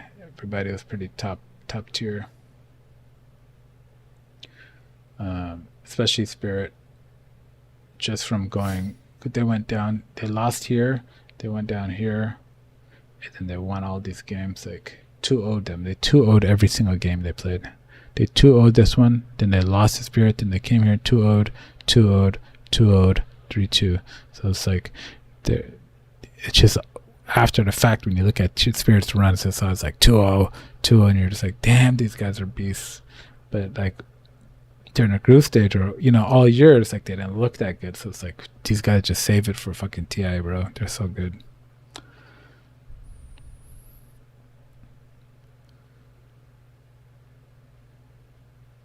Yeah, it was a very cinema hype TI. You know, it's like, speaking of roster changes, like what's gonna happen in Vision and stuff. Hope there's only good news. I don't want to hear bad news. You know, that we want to try this guy instead of that guy or something. They're a pretty good squad, but we'll just have to wait and see.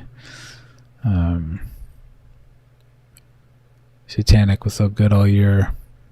He's my favorite player now. So hopefully, you know, the Prince, hopefully he can take it. I look forward to the next tournaments. You know, they're going to be fun to watch. Definitely watching. You know, usually you skip a couple tournaments after TI, but I'm ready for the next tournament, whatever, even if it's, you know, as long as it's tier 1. But let's see, tier 1 tournaments. Let's see if they got a schedule. The International 2026, October. Wow, the next one's in September for $1 million. That's tier 1 levels. PGL Wallachia season 9. And it's like, that's a little too soon, man. I just watched a whole fucking tournament. Like, I can't watch a whole tournament in a month. I might watch like highlights or something at the group stage. Yeah, so 16 team modified Swiss system like it's TI or some shit. Like, hell no, I'm not watching all that. Double elimination bracket, grand final, best of 5, all of the matches best of 3. Yeah, so the teams are to be determined. We don't know who's gonna be there. So this is like a fucking copycat of TI like a month later. So yeah, we'll try to keep tabs on it. We might watch some games and then watch highlights of other games. The highlights are pretty good. You know, so yeah, that's crazy for them to have to get in the right headspace in like 6 months and play a whole tournament. I mean, in 1 month and play a whole tournament. Less than 1 month, right? Like 2 weeks or some shit. Like, yeah, it's like 2 weeks, 3 weeks. But yeah, good luck to them, to everybody. That's my official TI overview. I think I'm gonna not talk about it anymore. We're gonna focus on just playing a game and getting heroes. We could talk about TI in terms of heroes from now on instead of the teams. So it's like we saw a lot of cool heroes. That was really fun to watch. It's what heroes are good at. You know, you always see people playing it and you get inspired and you're like, I want to play that. Like I saw, I think, Crit playing Enchantress, and he did this Little Friends. This Fawn's afternoon is looking up. It's like your Ags, so you can we could try it right here. You Enchanted, I'm sure. I used to play this, and Prepare for battle. I used to play her as a safe lane carry. Sprink? So I know the Little Friends, To my purpose. but Dancing on. it's even more value if you can afford it as a carry. But it's in those games that go long, right? Yes. You're not gonna be able to just afford it. Okay. So so you go like this. Ah, scepter. You can go like this. Horns out. I love So it roots them. Bonus active 70, bonus move speed, 200, minimum root duration per unit, 0.5. So, and that's a short cooldown, wow, 20 seconds. This is crazy good. I'm gonna use this. Sprink. I don't think my speed increased. Uh-huh. Seems kind of the same. So the idea is you have a bunch of these guys, right? Enchanting. Not. So you can't just do it by itself, but then you go like this, and then look so they get bonus attack speed, I spring. and they killed her.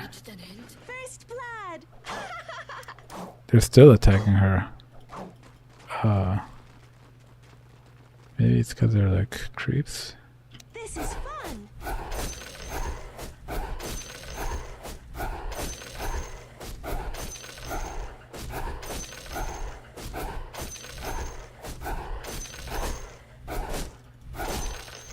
I'll trample you. Why are they attacking? I don't want them to attack. Foraging. I want like her creeps, you know? Skip ahead. Go like this. Yes. Maybe we should go over here this way. Yeah. Just gonna Hightailing it. Oh, it includes our creeps. And then they go back to normal. So go like this. And every creep's attacking them. And they're rooted for so long. And it doesn't seem like it does that good. But imagine it was on SF, like a vulnerable SF. And he's just standing there in the middle of the fight. And all the creeps are attacking him and you're just attacking him. It was like so OP for it. Like just a support to do that. Nimbly I go. So I'd want to try that. Support. So it's like all units. If they're just around units, they have a team with Lycan and stuff. It's like you just cast that on the thing. It's pretty good. They were playing Wind, Marana, Dark Willow, Hoodwink, the normal kind of supports, like range support. So you could also have like a stun. These guys have stun. She has her Hoodwink, round net stun kind of thing. She has the ground roots. So they're all, you know, pretty popular. And I think I heard Insania say that in the all for chat order. He said, you can't, it's crazy to pick a support in 2026 that doesn't have a stun. And I think he was talking about some hero they picked in the TI. Oh, Disruptor. Something like that. Or was it somebody else? Some of these old flat-footed heroes, you know, like without stun. I think it was Disruptor. Because he only has Glips. Because they brought it out and it won. It won in some game. Somebody brought it out. I forgot who it was. Might have been Secret.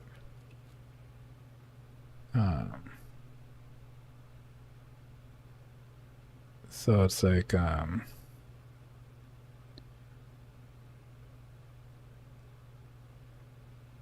yeah, it's hard to pick.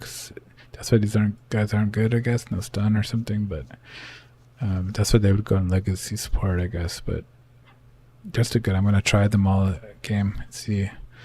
Winter, I added back on here. Rubik is like a position 4 to me.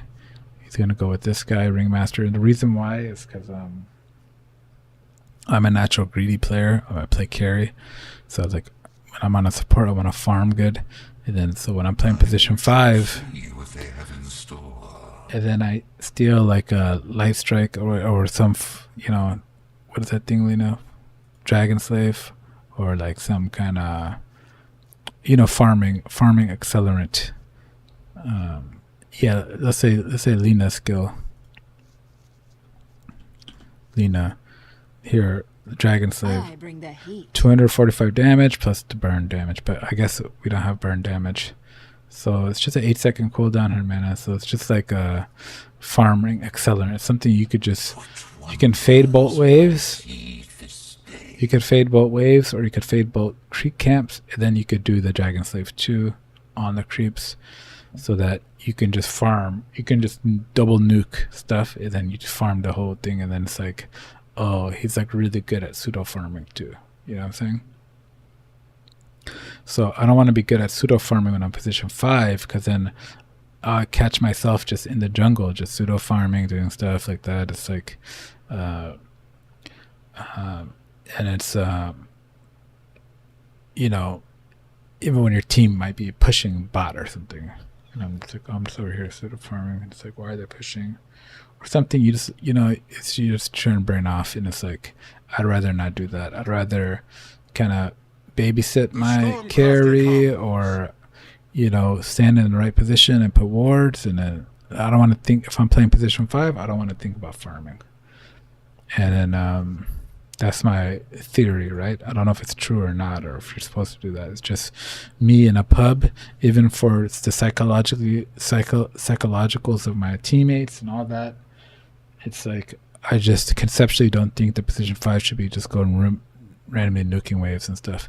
And it's like, Snaking was just doing that with CM, with their shard, and he was doing it. So it is fine, but it's like, if your team knows what's going on, if you guys are like, hey, we're all playing to the late game, we're farming as much. I'm Sven, I'm in the bottom hitting on the creeps. You try to go get some dangerous camps, or on the side camps or something, and try to get some creeps. As long as because they all know what's going on, right? They have like a battle plan. They have a plan for it. But for me in my pub, I think it's just better to just be the first to TP the towers when the enemies are there. Be the first to I don't know what a 5 does, right? It's like something else. They got to do something else. Be the first to stack camps rather than to take camps, for example. Even though 4 can stack camps, but I'm just saying, if I want to play greedy and I'm like, hey, I need a blink Aether Lens on my Rubik and Ags too, it's like, then go to position 4, and then you have a little bit better chance where you can, if you clear a couple camps here and there, it's okay. I'm not saying you could just farm the whole game, but I'm just saying it makes sense. So I'm gonna put him over here with this guy, and this guy, he could be a 5-2, but for me, when I play him, it's kind of, I'm sure you've heard of me. It's kind of the same thing with him. It's not that he can nuke waves, he can't, but he has this impale art. He can hit a creep in the jungle, and it does bonus damage to creeps or something, like 105 damage for creeps at max level per second. So duration 4 seconds, so it's like 400 damage. At level 1, it's like 4 times 6, 240 damage or something. So it's like 240 damage to 400 damage for creeps. So it's like, you can hit creeps, and then this thing, like, if you like max damage 480, and you could increase it max damage over here at level 20 plus 300 max damage. So it's like, you can nuke waves very easily mid games and stuff like that. So it's like, if you're walking up to the mid lane wave and you're just whack, and your weaver is just coming there like, hey, I was about to farm that. That's very annoying as a 5. As a 4, you can maybe get away with it. You could go hit some side camps, or you push out a little bit in a dangerous area, and then unicycle away, then you die and you feed. It's like, it's a little bit more reasonable. So he's like really good at farming too. So it's just knowing myself. It's like, I don't want to play super farm heavy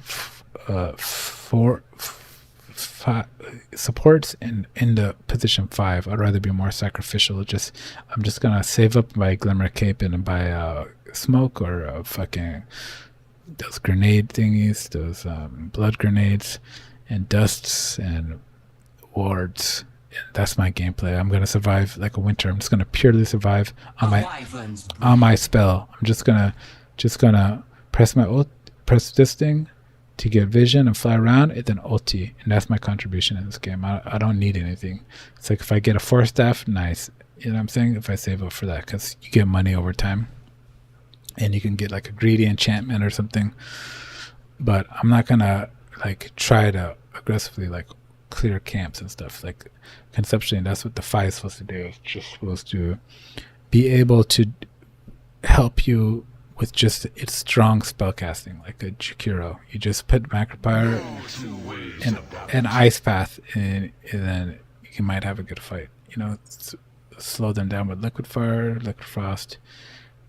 Just throw that on the carry when they're trying to auto attack. So it's like, you're just living off your spells. That's what I'm trying to say. I'd rather live off my spells as a 5 than try to get a Blink Dagger too, and just pseudo greed, But Dota's changing to where every position can scale good, so it's like, you know, who knows what you're supposed to do. But just for me, I think that makes more sense. Just so I don't mentally like trying to go hit camps and, you know, Marana, like Marana could work because all you do is do an arrow, but I don't want to just be over there arrowing stuff and starfalling stuff and trying to farm. Even though that literally is the meta right now. That is the meta. I've seen position 5s do that. But it's like, I think it's too greedy. But at least for pubs, it just doesn't work. Like, so that's why that's why they're in trial. I'm gonna try the Marana probably at 4 and 5 and just really test the limits and see, hey, that you kind of do nothing. You know what I'm saying? Like, I do nothing here. Like, I'm just hitting a creep every once in a while. Lights my way. I could win in lane maybe, but after that, like, what do I do as a 0? I do nothing. I just have to land my stun basically. So I doubt I would play her as 4. Maybe as 5, if you get a little bit more gold, you can transition, you know? You could fucking go to fucking some other items. Tonight we ride. But I'll probably get Marana. Even though she's played a lot, it's like some heroes just don't make sense for me in pubs. She'd be one of them. That I'd rather play Ringmaster or something. Like, I could throw out my Here I come. I could throw out my this thing and just practice this Wheel of Wonder. Just practice throwing it out, see how many I could catch with it, and then that would be better gameplay as a position 4 than just a Marana walking around. It's like, I really don't know what to do with her unless you hit a good arrow.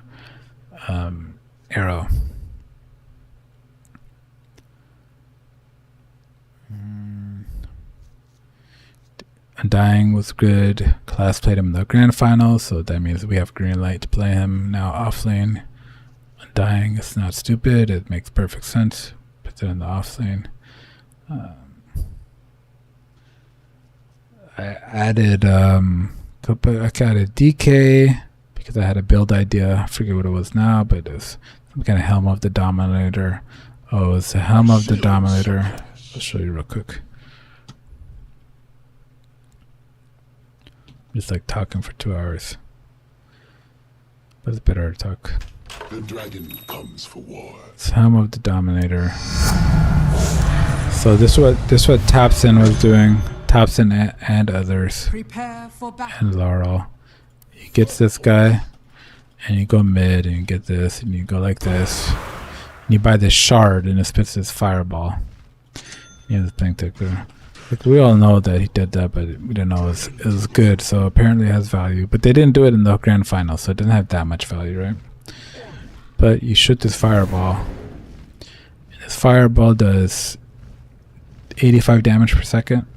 So that's it. It's just 85 damage per second. Helps you farm or something. You spit that out from the waves. You just go like this. And you go farm fast and disappear off screen or something. So it's like, it's supposed to help you farm. So I was like, okay, well then why don't I do this? We'll get if I'm offlaner, right? I can go this guy. Because offlaners build this thing. 21 all attributes, 7 armor, 7 health. That makes me tankier. Then I go get this guy, the Black Dragon.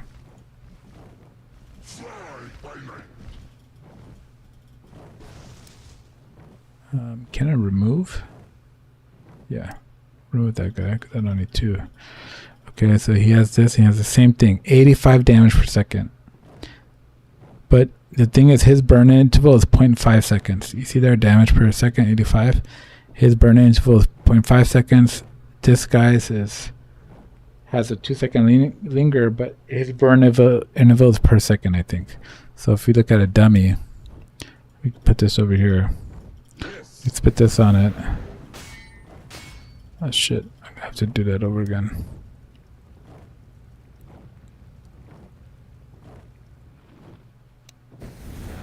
Whoops. Okay, didn't even touch it, that's good. I forgot on my quick cast. I changed up my stuff to quick cast. We're gonna change that now. Try that. Okay, we'll see how much damage that does.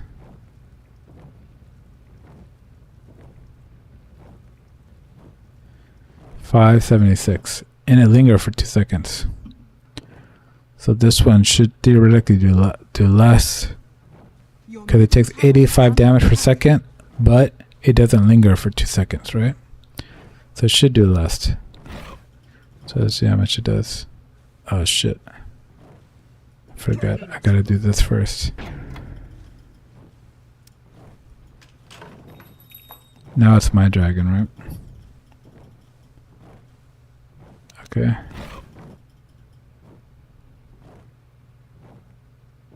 I even forgot what that other damage was. 608. Yeah, and this lingers for 2 seconds. So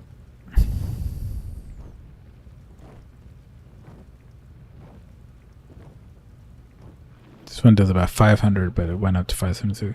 So it's just a little bit more because it has a shorter burn interval. Or I don't even know if that's why. Who knows, man?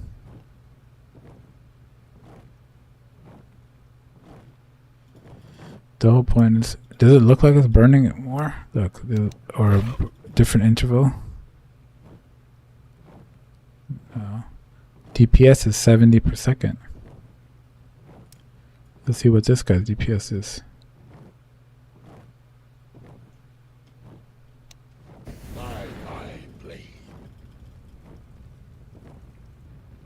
It's 86.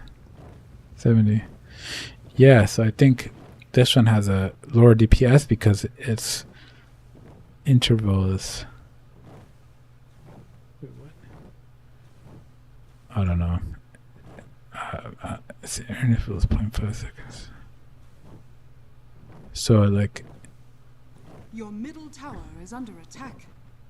the damage per second is still 85, but it gives you 45 per second or something.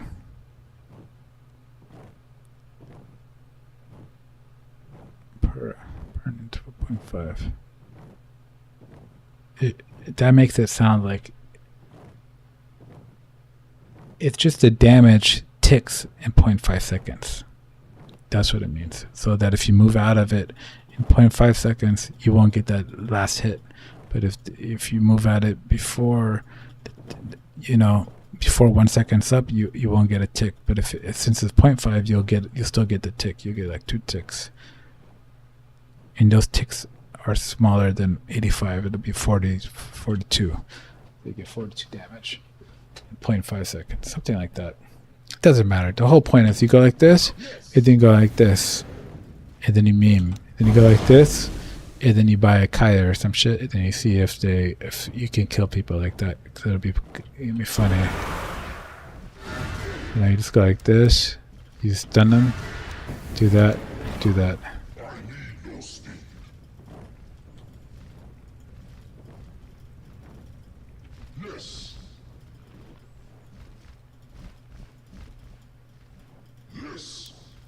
Trying to work on my controlling the heroes too. Go like this, and then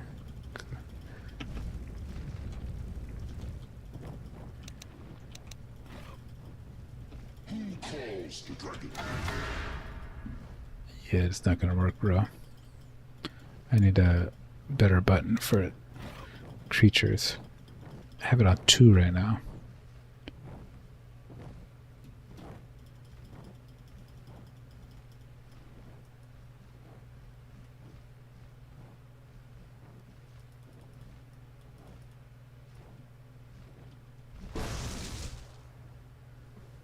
Let me see something.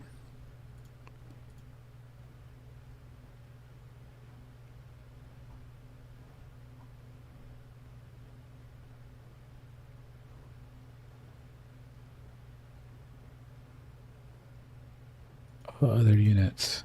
Let's try this. Yeah, I kind of like that. So I could just come here. I'm over here. And I could just say go here, something like that.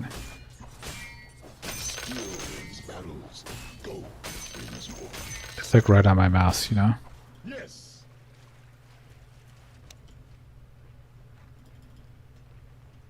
Compelled to battle. And then I'll press this to get back home.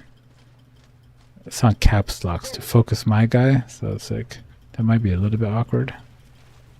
So I could click this guy and then just go like that.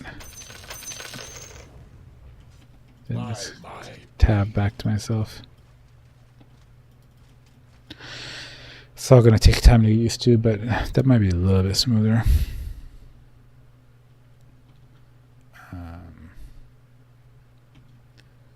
Okay, so I'm just trying that just because Thompson played it, and a couple other played. Laurel's played it mid. I put on my mid too, or did I already take it off? It said that stupid. No, okay, I put it over here.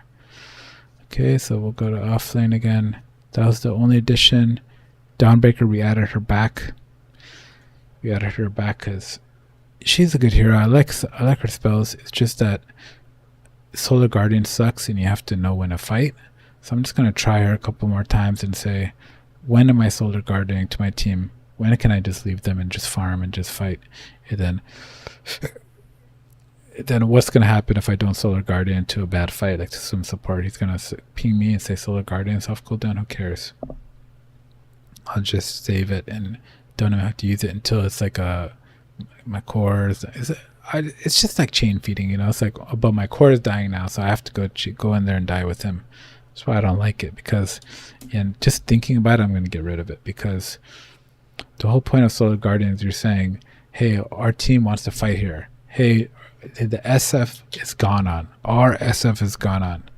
Let's Solar Guardian to the fight, and then the other guys are TPing in, and they're doing the Power Ranger TP, and they're all coming, and they're going to join the fight, and they're going to help us in the fight. It's like, this is a pub. None of that's going to happen.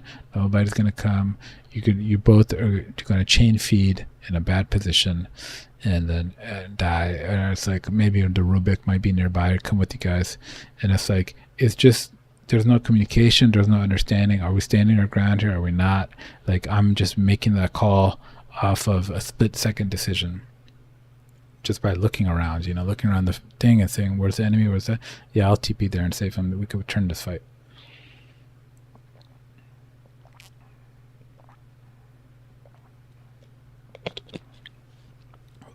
Or, you know, start the fight. The Dawnbreaker will come. I'll come if you start the fight. Bait him out a little bit. It's like, to actually play the hero with any kind of depth or anything, you need communication, you need teamwork and all this shit. It's like, I'm not doing any of that. So it's like, then why are you playing it? There's other good heroes that you could just play without that. You could play this, like the Underlord, like, and that might be a problem with the Underlord Ags. I think it worked for me last time I played it. Yeah, it worked really well. 5 and 7, but For the abyssal underlord has arrived. that's same with his ulti. Like, you're gonna TP to, you're gonna catch. I got all three of them. Boom! I got, you know, on my fence or whatever, my pit of malice, and then it's like, yeah, it just creates space. You don't have to TP on top of your ally. They're not expecting you to save them. They're not, oh yes, the Dawnbreaker's here. They're not expecting you to do anything. They're not waiting for you to TP in. You just, if you can TP to the back line or something, TP back there. If you can't, don't. I think it's a little bit more acceptable for, like, without team play, pub coordination. You just go, you know, you just go if you want to. If you want to join the fight while you're farming or something. I think that's pretty good. So these guys are the same. We didn't change them. Bristleback is just like a offline carry kind of deal if you want to play him. We have utility Undying, and it feels good to get rid of a hero. We got rid of Dawnbreaker without thinking too much about it. We added Slaughter back because it was played a lot, and it might be good. It might be good. I have to try it at least once. He's a fighter.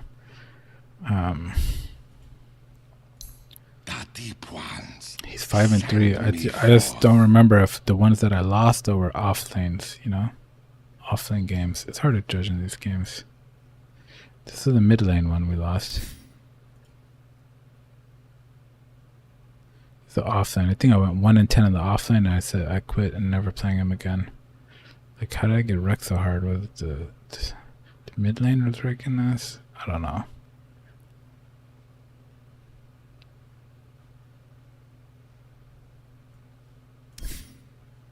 You won't escape. 6 and 7, 8 and 7, 16 and 9. So this is the Ox game one we did win. Well, I'm gonna try it and think about it. I picked Enigma because somebody whispered was landing some black holes. Devi was landing some black holes, so it's just a TI here. I'm gonna try it once or twice. I didn't get rid of that hero, so he's not for long term. It's just for, is the black hole that good? Is the Eidolons that good? Stuff like that. We'll try it one time. Same with the DK. We're just trying him once, so it's like this guy, and this guy could all disappear, and we can have a smaller hero pool. But we have some extras for TI, right? Got some extra TI ideas. Like we added the Ench, we added the Warven. Warven is my number one. Ban it, get out of here. It's just, you know, you can cold embrace and throw the game like I did. I think the last time I played him, I like cold embrace my sniper. But he had a satanic or something. He was like really low though, so I don't know if he popped it or not.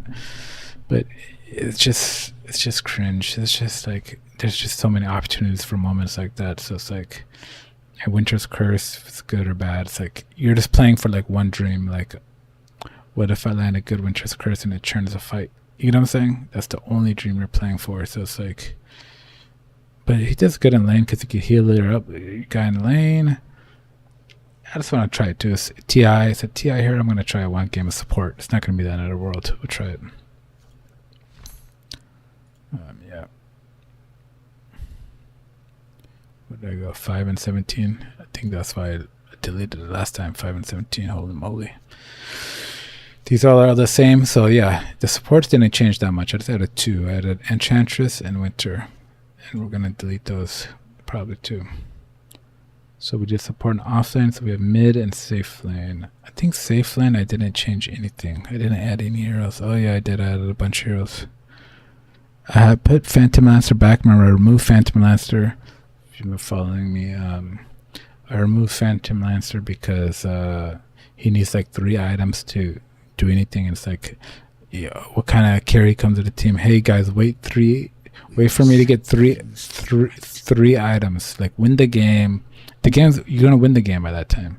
So it's like it's this unique scenario where you haven't won the game yet, but you're stalling for 3 hours. They're playing good enough to keep the foes back, and you're jungling. You have 3 items now. Then you say, actually, wait, my 4th item. Now that I have 3 items, I'm strong enough to get my 4th item. And then once I have that one, I'll be able to kill one person. So it's like, or I'll be able to kill like 4. I'll win the team fight really. 4, but not. I'll be able to kill one person. Then the 5th item, it's like Scotty or Bloodthorn, one of those, whichever one you go 5th. It's like now I can kill all of them. I can win. I could beat everybody in the field. You know, I've 6 slotted now. Or whatever. I have my heart. This, that. Bloodthorn, Scotty. It's like Axe, everything Mantis. So it's like now I'm 6 slotted. Now we can win the game. And it's like, how many games are ever gonna allow that scenario? It's just so narrow. It's like, it's dumb. But I'm gonna try it one more time for the good feels of pulling it off and getting a Scotty and everything, and being fat. You know, this guy can get fat, so it feels pretty good. And if we lose 2 or 3 games in a row, it's no problem. We'll just get rid of him, and then we'll have a smaller pool. So I added him back. I think everybody else was the same. Lena's not supposed to go against Marcy, is she? No. I have it all screwed up.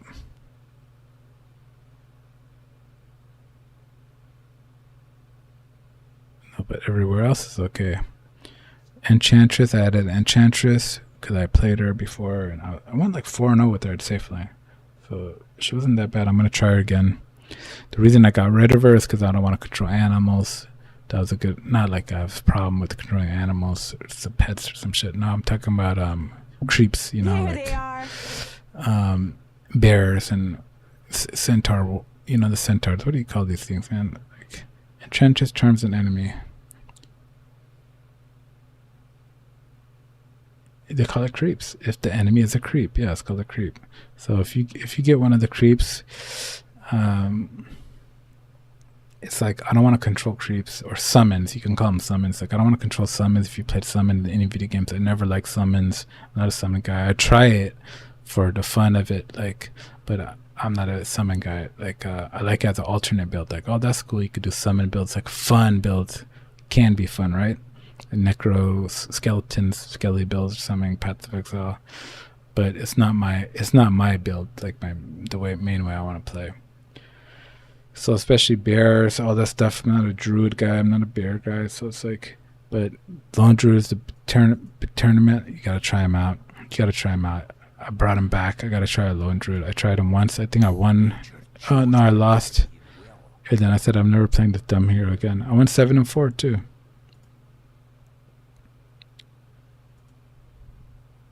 My inventory. I don't even know what my bear had.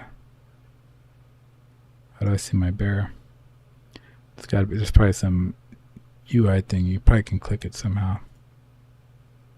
Maybe over here or some shit. Bear. Okay, look.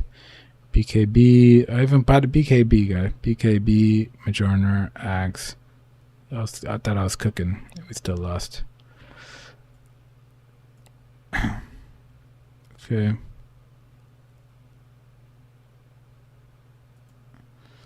So we'll try him again. So those are the two guys who control summon units. You have to summon your bear. This guy, she can control the creeps or like summons. So it's like I'll practice my summon gameplay with one heroes.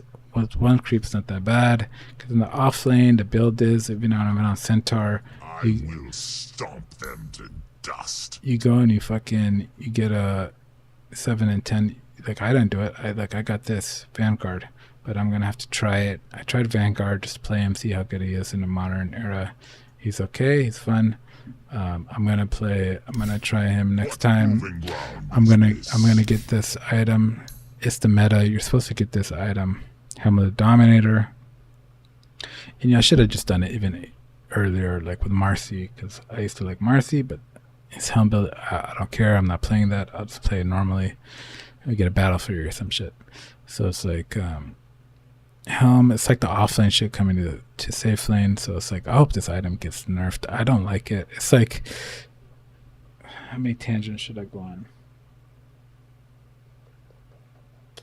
I don't like it, but it's a good time to practice it since it's already out there. It's just out there. It's going to be under safe lane or off lane.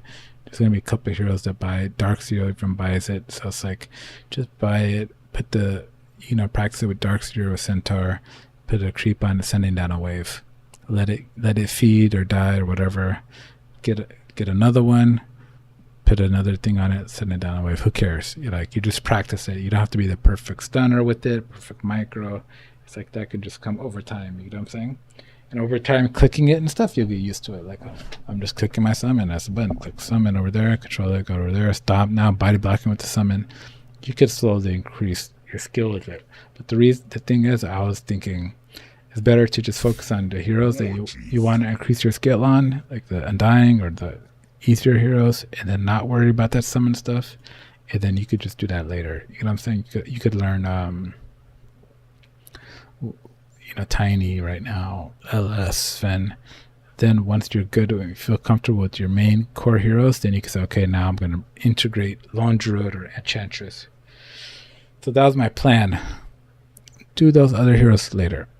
But TI came and it's part of the meta, so it's like I want to play the meta too. It's like it's more fun. It's like how do I say this? It's more like sharing with the world of the sport. You know what I'm saying? It's like you're like part of it. Like not like you're part of it, but like you're connected. So it's like it's like you want to celebrate TI. You want to celebrate the games you saw. You want to celebrate the way they play. It's like then you don't want to just go back and then. I'm not gonna play that way. That's the whole point. I just watched it to try out that build. I want to try out the Druid Bear build. I want to try out the ideas they brought. So it's like at least once or twice. So it's like that's the whole point of it.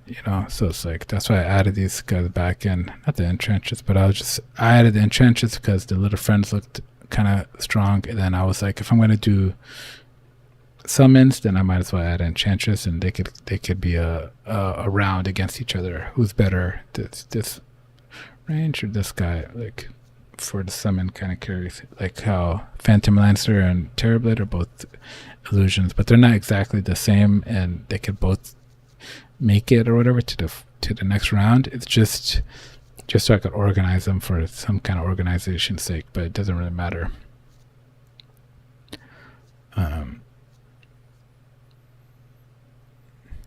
Yeah, Dark Willow, Marina, they have stuns, can play support, and then they, you compare them a little bit. But I guess no.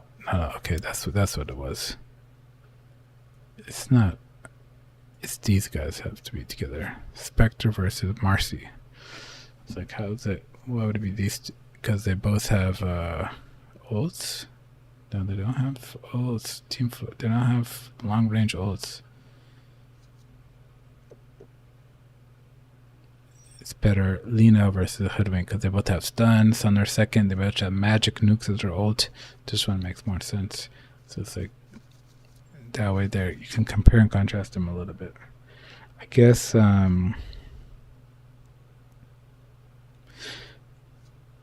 yeah. Maybe Slardar and Marcy would be better together, I think. But it doesn't matter. Let's leave it like that for now.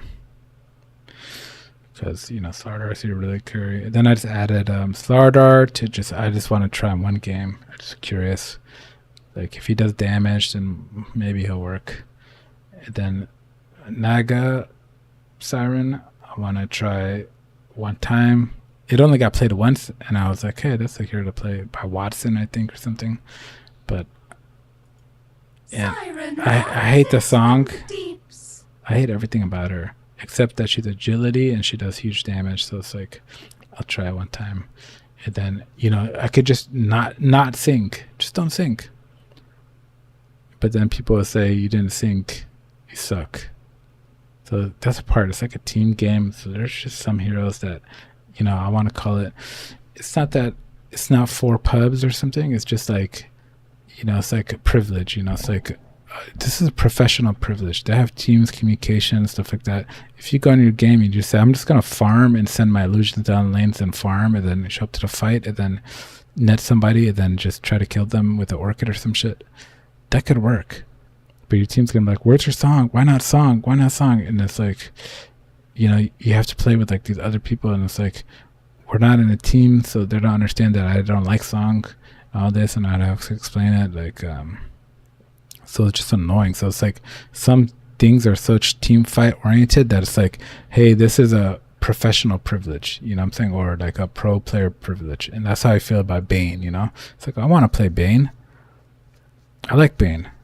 Nightmare, it's like a fucking Nightmare, brain slap, Fiend's grip, what I'm saying? He's like cool. It's like he's like a solo killer, what I'm saying? Like, he can harass good with this, and then he can debuff people. I like debuffing carries, so I like to ruin their day.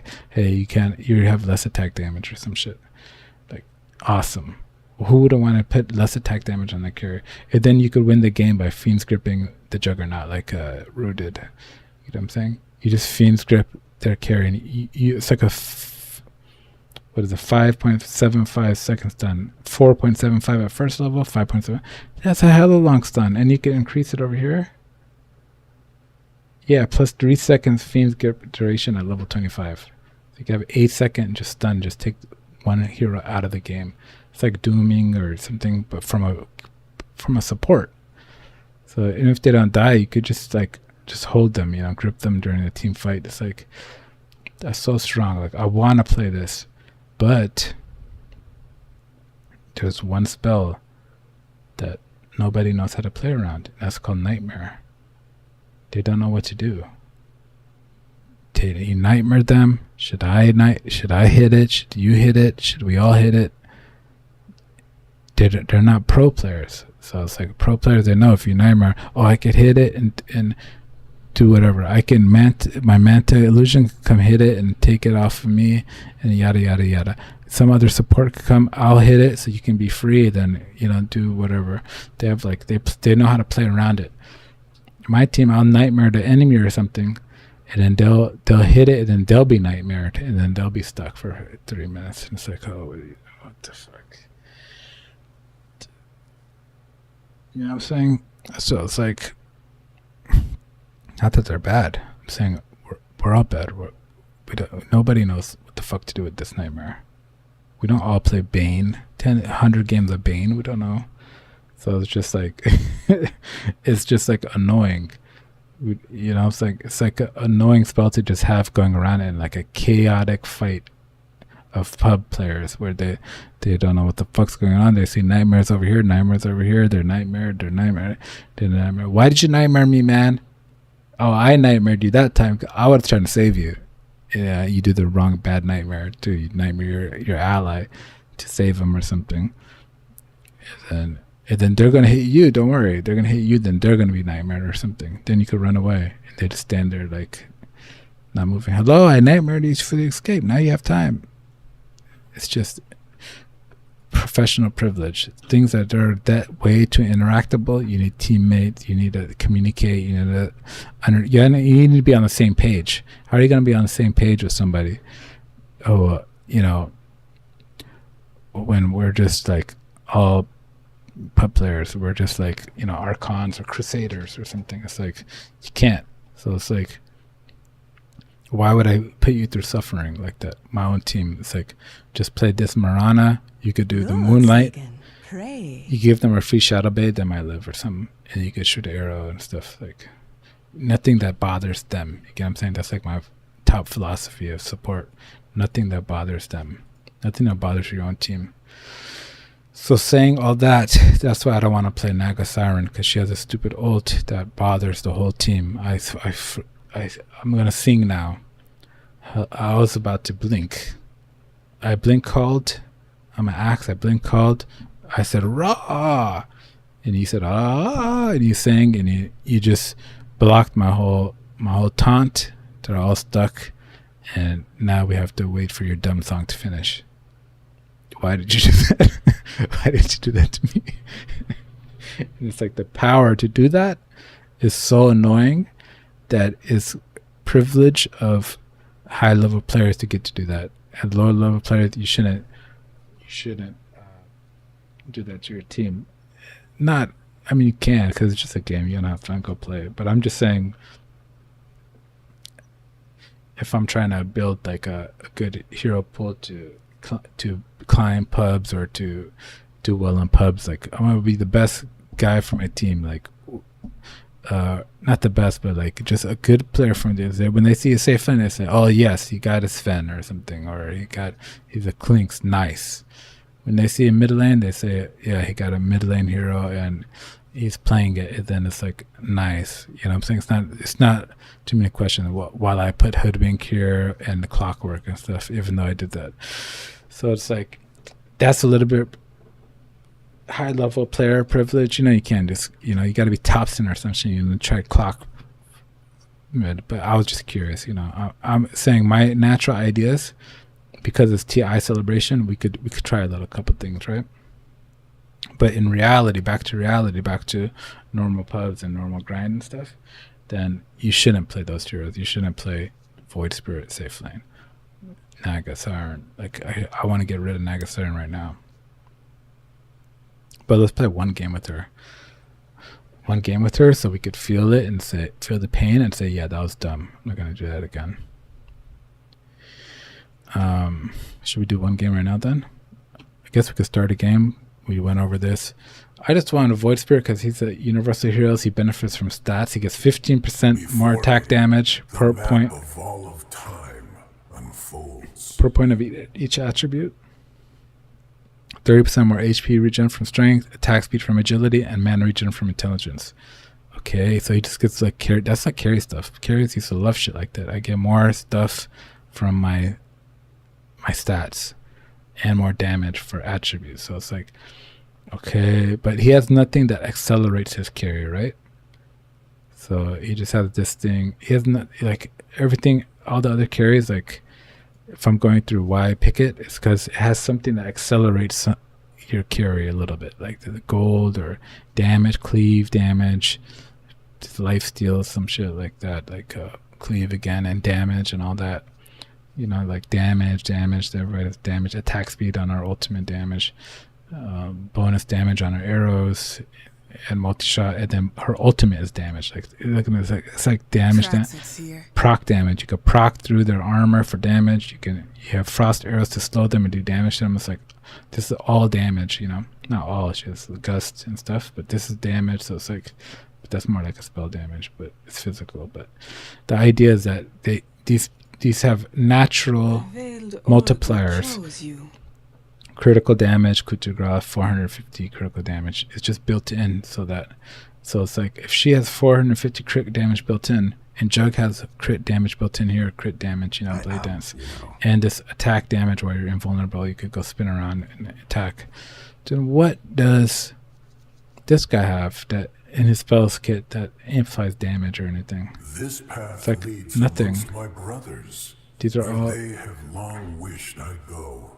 These are all just spells. You could be an Ogre Magi and do the same shit. Stun, dissimulate, you go invis, and then you come in and you do a little bit of magic damage. This one's magic damage, resonant pulse. This one, Astral Strip, you could say as your attack, but it's like an attack damage, you go through people. So that one's a little bit okay. So he has a little bit, barely any kind of damage over here. But it's like, not really. Then he has a little bit from this. Void Spirit gains attack damage per each attribute. So because of that, I just figured, I'll try that, because he would be on the side of mostly spells, but if you get the right items, and if I'm surviving in lane, maybe my shield and my spells can help me survive in lane, and I get the right items, maybe I'll be able to scale enough. Friend or foe, in the wake of the confluence, is it true or false? you will follow where I lead. If I would be able to, I don't know, but I just want to try it because I'm curious, and that's what Dota's about, trying. You should be allowed to try stuff a couple times without, you know. It's not like griefing or something. It's like trying a real strategy, like, you know, testing it out. And then, you know, at the end, then I'll know. I'll have all curiosities answered, and I'll have my smaller hero pool of core heroes that I play. And then I'll be able to improve at the game, you know. I was thinking about this concept, improving.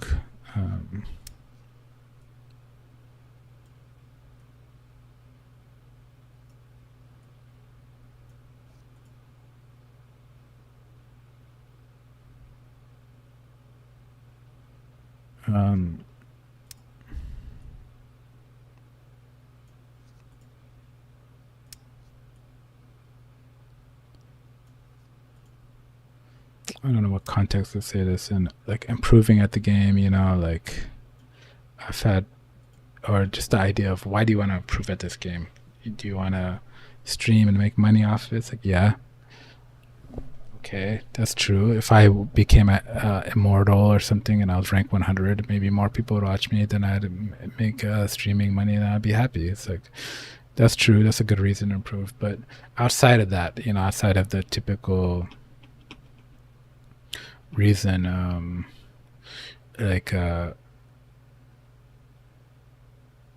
yeah, I was playing before I was streaming, so why did I want to improve? It's like, I think it's like because I wanted to get high rank so that I could stream. No, everybody does this. I think that's just a gaming phenomenon right now. Like, if we just answer generally, not just me specifically, if we answer why do people want to improve at Marvel Rivals and they play more Apex Legends, whatever, it's like they're not necessarily going to go pro or something. It's like, why do they still like to improve at it and get better? And it could even come in the context of just a specific game, live service game, online games, or it's like, you know, something I want to get better at is D&D. Like, I like D&D. I got the book, Player's Handbook. I want to read it. I read like the first 3 chapters or something. But you know, and it's like, but I'm waiting to get into that till I'm streaming some Baldur's Gate and stuff like that. and I do like the series. I'm gonna do the series, play through or something for my stream. But the point is, why improve at the game? Why do people want to improve at Diablo? Why do they want to get 900 things and experience, have that experience of I'm six slotted with stuff we don't even know. Like I got all the gems and the whatever. There's a heck of a lot of scaling, and I got an Uber item. I have an Uber deluxe item stacked times 3. It's like times 3. It's like, yeah, I had to kill a frost dragon to get the times 3 multiplier for my items, and now I'm actually the best type of barbarian that you could be in the game. And it's like, why do people want to do this? Or Warcraft 3, right? It's like Osman Gold. People play Warcraft 3, shit like that. Like they play, or not Warcraft 3. It's called World of Warcraft. They play World of Warcraft. Warcraft 3 is like what Gurby plays. It's like a RTS.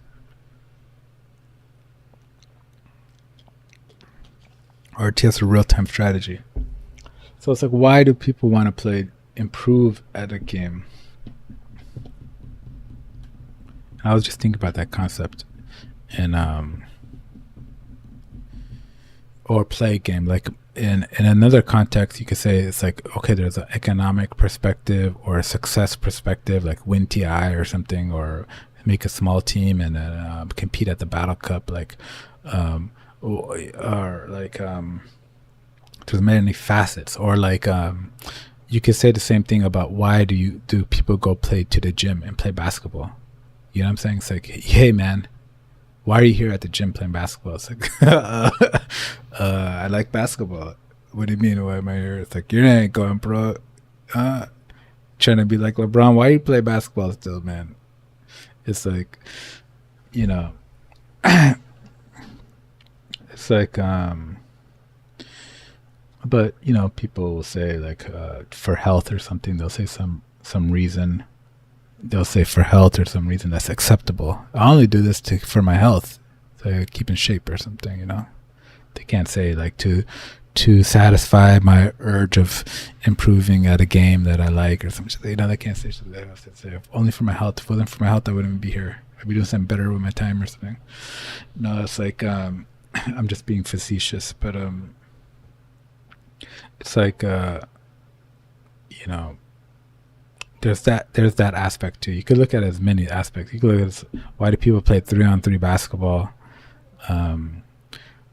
Why do people play basketball, pickup soccer or some shit? Why do people play sports, professional sports, all that kind of stuff? Or you could look at it as like, why don't you play other games? Forget it about if you streaming game or something. It's like, why don't you stream another game? Why don't you stream Uncharted or something? Like Uncharted just came out, Counter-Strike just came out, Grand Theft Auto's about to come out. Why don't you stream Grand Theft Auto? Why would you rather play Dota again, a game you already played last month? Why would you play it this month instead of playing Grand Theft Auto, for example? So there's a lot of concepts about it. It's like, well, I was just talking about TI, and I just watched all the TI, what it means to me. I love Dota, so I've been part of Dota for like 10 years, some shit like that. Just as a fan, as a Crusader fan who watches the games. So going here, go to Watch tab and watching, like, I love Dota, I love watching every TI. So, it could be like a community. It could be an emotional thing. I was thinking about, like,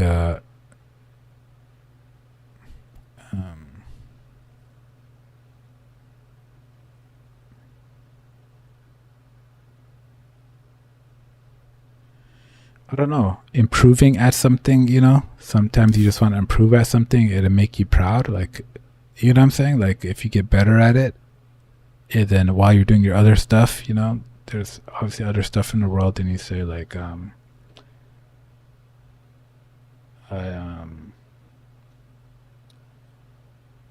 can improve at that too, and I can improve at this. You know what I'm saying? Like you can improve at a lot of stuff in your life. It's like, it doesn't have to be one dimensional. And it's like, it's something you spend a lot of time with, so it's like, something you have a passion for. You know what I'm saying? It's like it's like it shouldn't be that crazy to have a passion for something that maybe isn't the the most monetizable or something like that. Like it all comes back to monetizing too, right? If you have $1 million, nobody's gonna care what the fuck you spend your time on, right? If you just not if you have $1 million, I'm saying if you make $1 million per year from the taxes or some shit, or from what do you call it, the stock market, then it's like I don't do the, like my stocks are so high that I have 20 million in the stocks and I make $1 million a year, and I just trying to get better at Dota right now. Nobody would care, right? It's all about the contrast versus monetary lifestyle, stuff like that. So yeah, but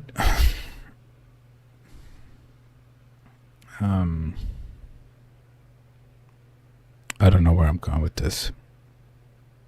I forgot what my point was.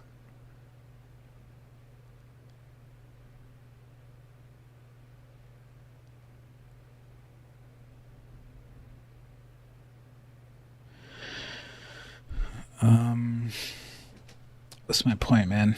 Improving at Dota. I am the Wind Ranger. I would say improving at Dota is one of my goals this year, and it's like it's a healthy goal to have. Let's say a fun goal to have. Like I have other goals this year, right? I have other goals going on in the monetizing category and all that other stuff in the professional world or whatever. I do have goals going on. You could say a lesser one is streaming, trying streaming, but I have other goals too. But I'm just saying it's okay to have goals that I think aren't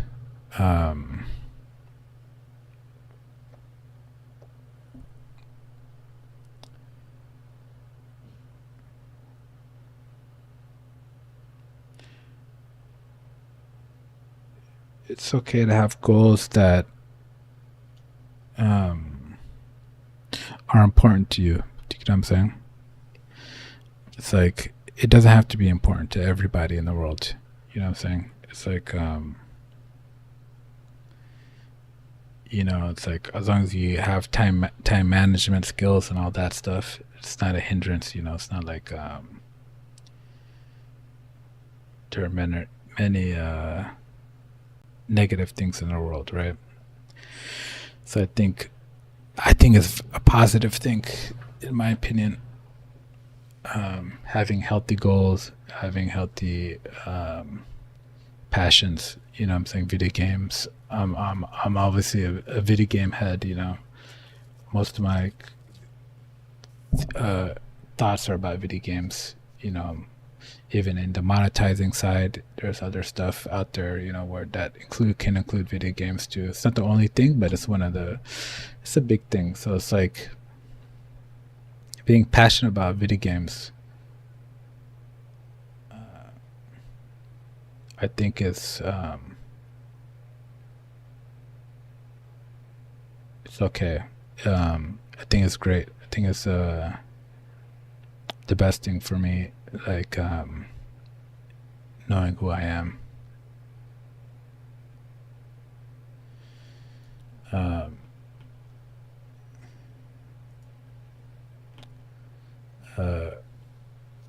It's the best thing. It's the best thing for me. I love video games. It's a part of my life, and I want it to be a part of my life. You get what I'm saying? Especially, sorry, my voice is. I'm not crying. My voice is just out from talking about TIs. It was a stressful TI, bro. Stressful TI, Paravision loss, and now we're talking about why we play video games. What's the point, But it's like it's important for me. I love it. I like video games. I like having something like that. But that's part of my life.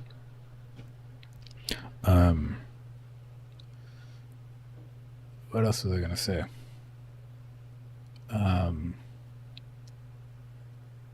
And Dota is one of the most important ones. You know what I'm saying? That's why I want to improve it and get good at it, because I don't want the most important game in my most important hobby and my most important passion, which is video games, and then I'm not able to enjoy it and improve at it and stuff. Like, that's what I want to enjoy. That's what I want to improve at. You get what I'm saying? And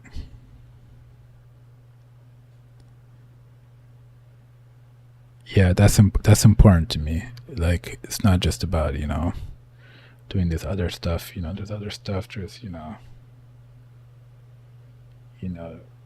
let's say learning DaVinci Resolve, for example, or something like that, and doing DaVinci Resolve, doing all this stuff. There's other stuff, like, and I understand there's you know, time management and all that stuff. You know, you having a schedule and all that. But I'm just trying to make a point that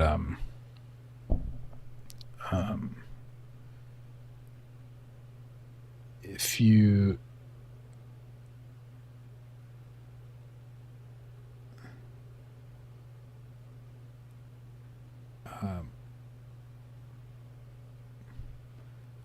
I always want the space to be able to fit this passion. You get what I'm saying? And improve at it and spend more time with it. You get what I'm saying? It's like No Tail and Puppy and Jumps. It's like their passion too. That's why, you know, it's like they're successful at it, but we're not so successful. We're not that great of players. But it's a great passion. It's a great sport to be a part of. I wanna get better at it, and then who knows the future? You can't predict the future. Maybe I'm gonna be the first Eritrea Dota coach or some shit for some Eritrean players who never played Dota or something. You know what I'm saying? That's outlandish, but I'm just saying, like, you don't know the future. You know, like, we're still young. We're still well, we're old as fuck. But I'm just saying, like, the future goes on, time goes on, years and years pass. It's like, if that's part of, you could follow your passions. You get what I'm saying? So it's like, I want to improve at this. Like, if I was just trying to climb rank or something, just to climb rank or something, right? I would just pick Google, what's the most broken hero to climb rank? Luna, play Luna every day or something, or some other hero. You know what I'm saying? Like, this isn't about climbing rank or some shit. This is about understanding the game better, because I love the game. Understanding the hero pool, understanding the fucking strength versus range, you know, dynamic. Understanding the roles, carry versus mid. Or that's why I can't help but play every role, because I want to understand them a little bit better and improve at all the roles a little bit better. So it's like, it's not. It's more of a.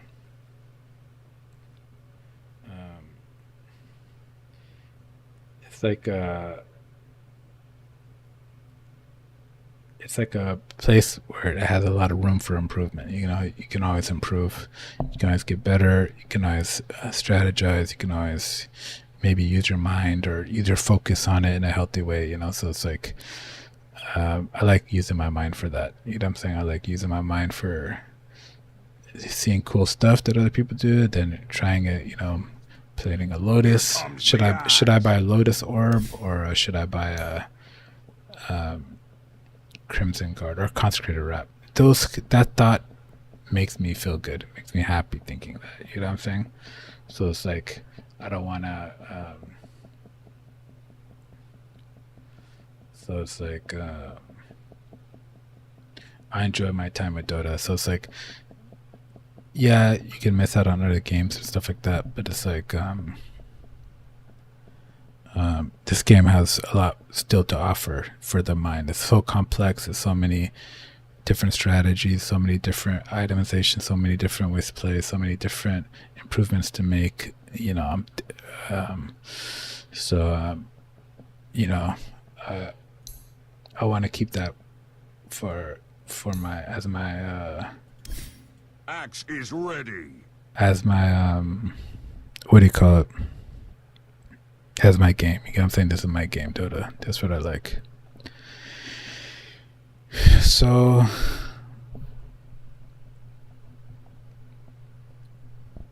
and you know, I'm giving this speech because it's TI week, you know what I'm saying? So we gotta explain why we like Dota so much and we want it to stay in our lives, you know. We want to keep playing Dota, you know, in a healthy way, of course. So post TI, I'm gonna stream for a bit. I'm gonna stream some games just to get through these heroes, you know, these hero pulls. Then I'm gonna be streaming less because, like I said, there's, you know, you have to have the right schedule. So I'm gonna stream maybe probably, you know, like 3 hours a day or something in the evenings. Maybe around September or middle September like that. So we'll just round off TI with some heroes like this, and then but I just want to keep that momentum of improving at this game and getting better at it, and then choosing my role, you know, like after I try offlane for some more times, soft support, really understanding which role suits me, you know. Is carry really what I want to play, or is mid lane? I think it's carry. I know that naturally because I like scaling. I like the items you could buy with carry. I like the gameplay is fast, you know.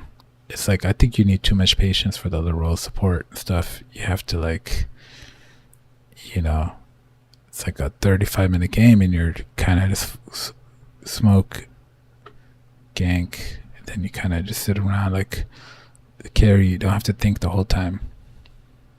Support, you have to think, what am I blocking a gank? Am I stacking? What am I doing now? It's like but carry, you don't have to think. You're hitting creeps. Somebody trying to gank you, you try to run away or something. Then you hit more creeps, and then your teams might go fight. Then you go try to join the fight, and then time to fight. You're hitting the creeps to get better items. Then you fight. It's like, I like that process. It's like a simple way to think, to play. But some part of me wants to play like a mid lane. Like I'm curious about, like, so many of my mid laners, like, they scale late, you know.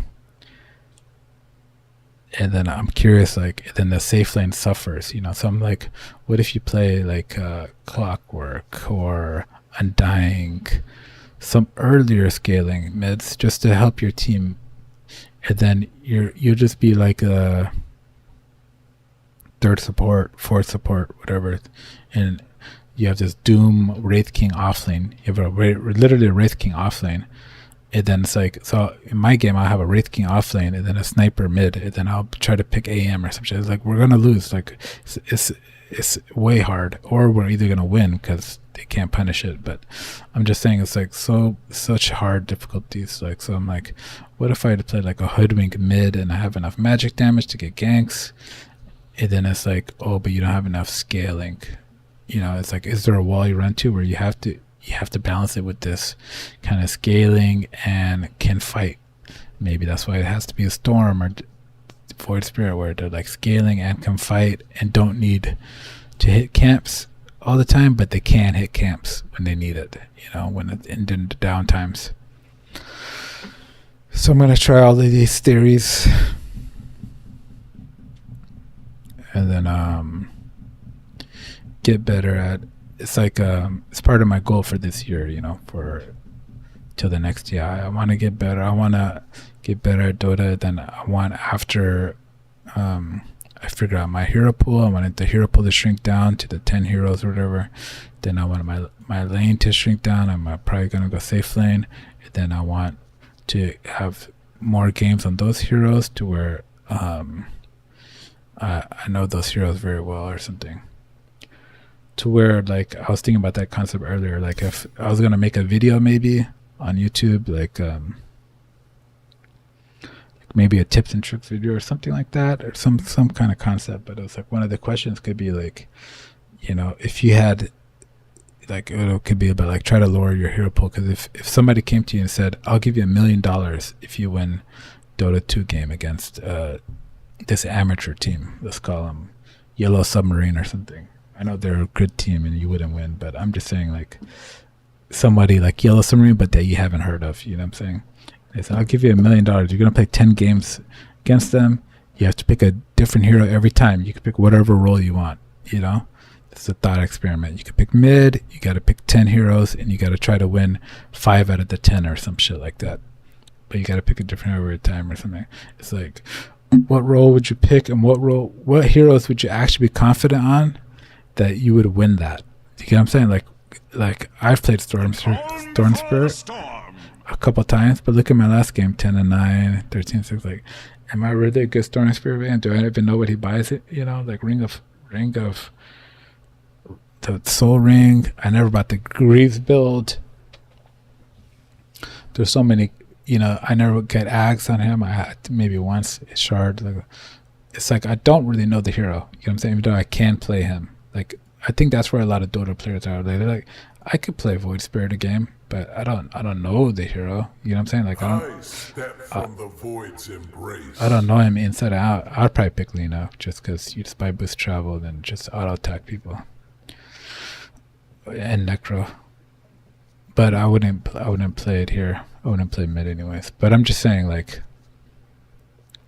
the concept is like, do you really feel comfortable on OD? Do you know OD and set it out like or Quap or SF, like Puck, Ember? It's like, not really. Like, I suck at Ember. I am Ember Spirit. You get what I'm saying? So it's like, that's the question I want to answer. Eventually, it's just like, if you had to take a hero, of course, like you can't stop my Kaz or something, or my Clinks or something, or my Lifestealer. I'd want to know like who are my strongest heroes, even who do I like to play. So that's the goal, is to get a small group of 10 to 15 heroes, and then I play like 7 of them more than the other 7. You know what I'm saying, or something like that. And then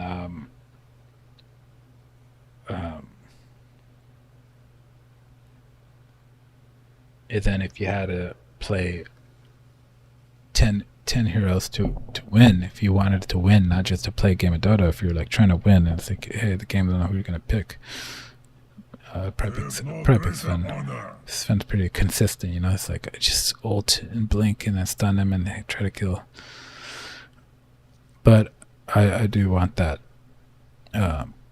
Just that comfort to where, you develop an identity within the game. Like, these are the heroes I like, this is how I play, stuff like that.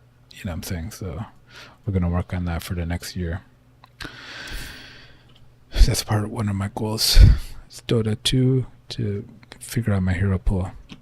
It's like 9:45. Probably should have went to sleep by now. But let's play one game. Oh, whoopsie, the bots.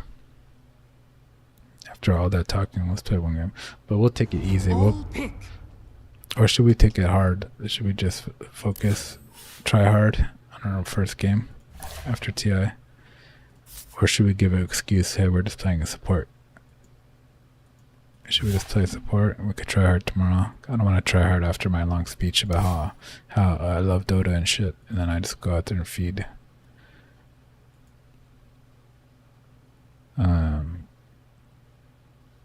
Yeah, let's play it. Let's play support. I have some good support options. So we'll do one game.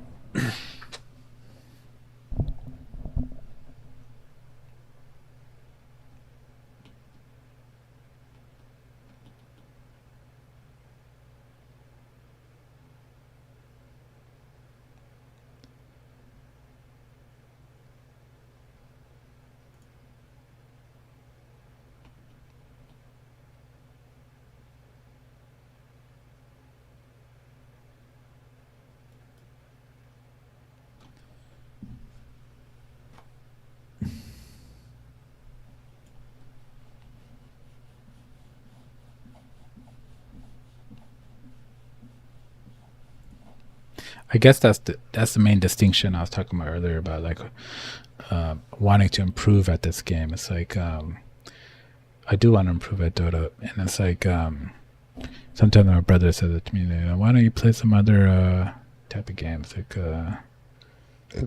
you know, he loves games too, so he's like, this game's out, Control, Revenant. When he tried Control, why don't you try Uncharted Black Flag? He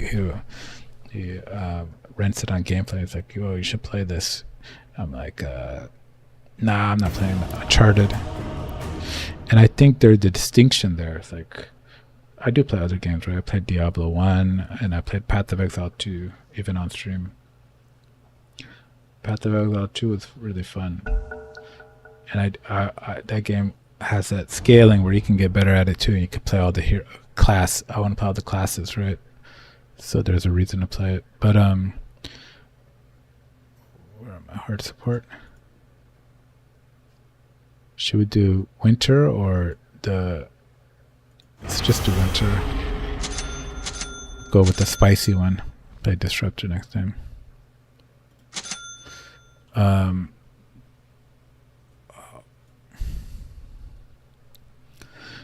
The thing is, those other games don't have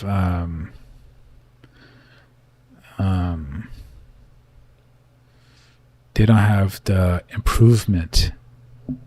You just play them and you're done, you know, and that's a good thing. But that's what my brother always tried to convince me. He's like, you could just play it, then you're done. You play it, you could experience the story and everything, and then it's like, yeah, that's cool. I do like those games like that. Like I used to play Uncharted and all that. Like I like them, but I'm saying why I like playing this game is because you can actually improve at the game itself. You can get better at it. You can see more builds. You can see more gameplay. It has like the gameplay.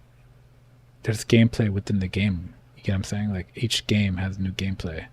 So it's like within if you have 100 heroes, 5v5, there's like a new dynamic gameplay that's happening right now in this game. You get what I'm saying? Spectre game. Wow, we're about to get fucked. And a Spirit Breaker charging. Holy moly, it's a tough game for support. But the main point is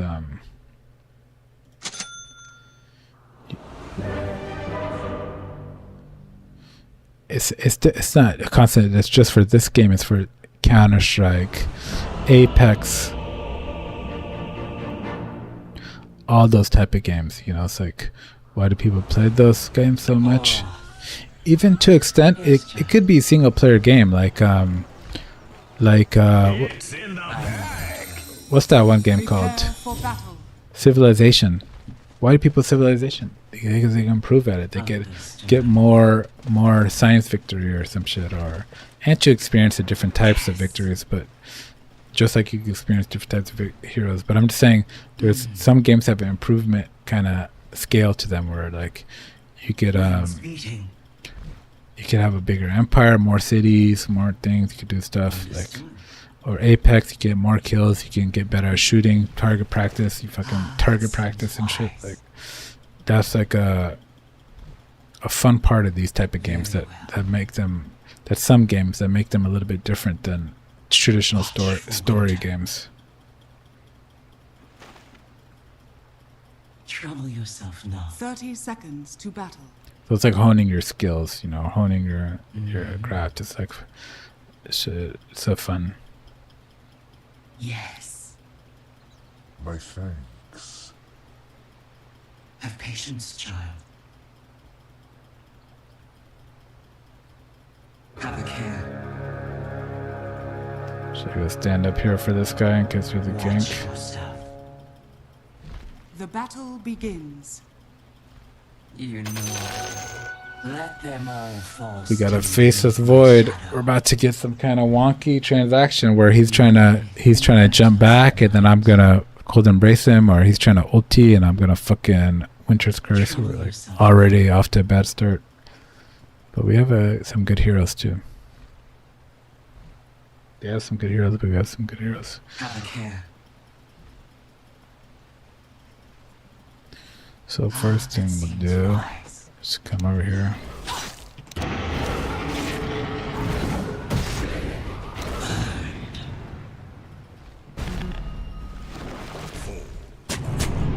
Yes, child. Shit, I didn't mean to do that. Very well. I carry winter. Damn, I couldn't even deny it. Watch you, winter. This shit, I'm on. It's not my fault. You guys are like, you're hella bad. No, I'm on quick casting. I turned quick casting on, so I don't know how to press it. I didn't know it fucking works on words and it works on everything, bro. I can't click shit. Where did our creeps go? I know the way to go. So I'm like trying a new thing out, so it might fail or it might It's beating. take time to get used to.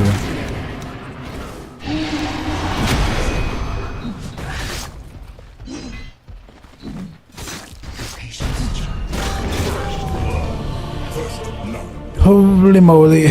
Seen so much of it before. Wonderful. War and winter Where am I travel here? wing in wing. You know I will. Shit. Just gotta order this.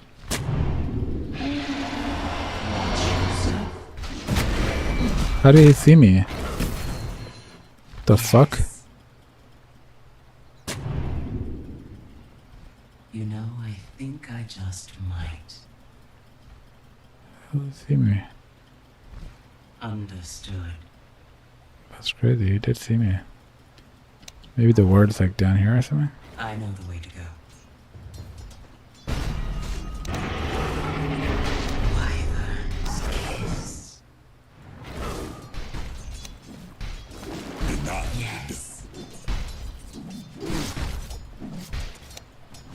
Watch yourself. Yes, child. I'm under attack. Attack.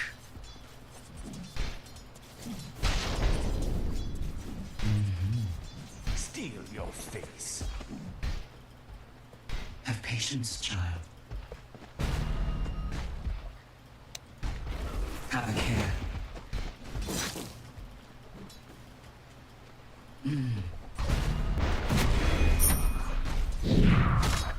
Yes. I think I just might. Very well.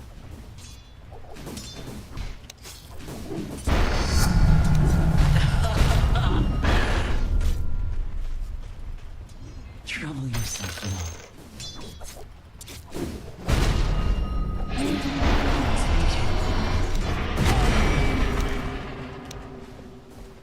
You'll catch your death. Swiftly.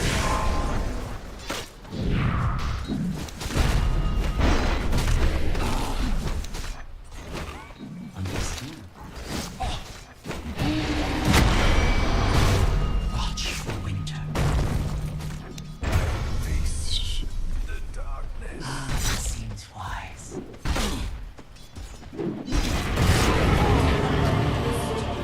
Ew.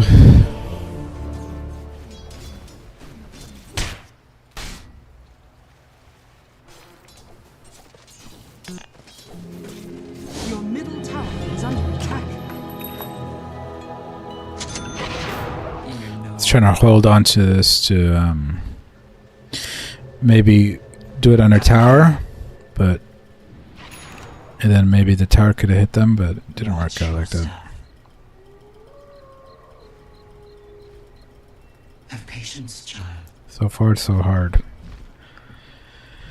But I'm playing my least favorite support on my least favorite role, so we'll see how it goes. Understood. Hoping for some late game impact and if game early game impact. But I guess the whole point of support is to have early game impact, anyways.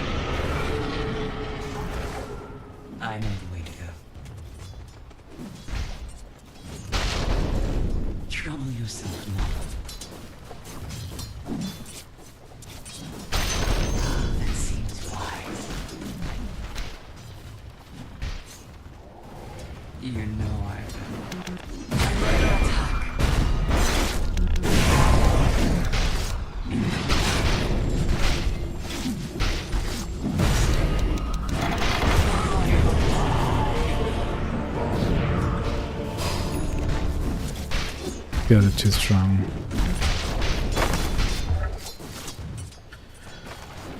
Holy.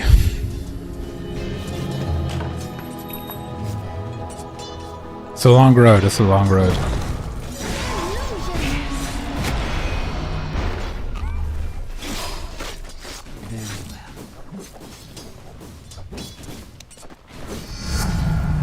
I have not felt this fresh since watch for winter.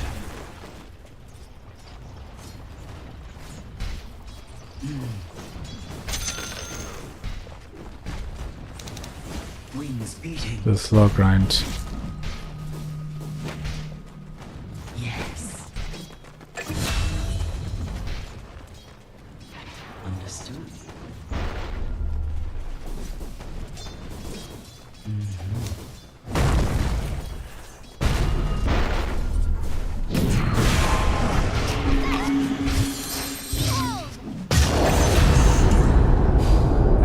Wings of winter.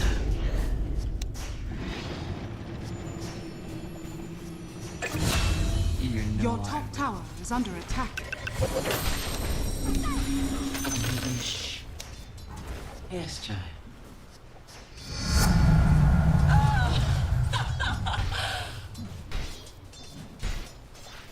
Alright, what am I buying? Is under attack. Get this guy charging us all over the place. Slardar. Your middle tower is under attack. Very well.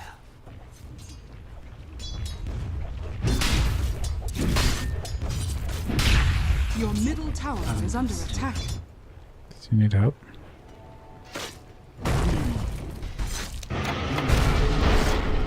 Your middle tower is under attack. Have a care. Your bottom tower is under attack.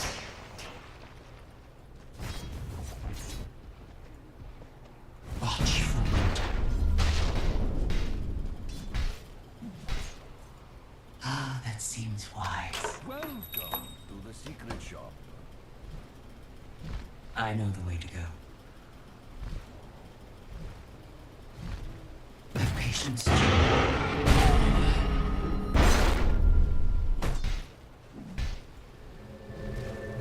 under attack. Come on, man. It was fucking Watch yourself. hitting this thing. I want to do that. Yes.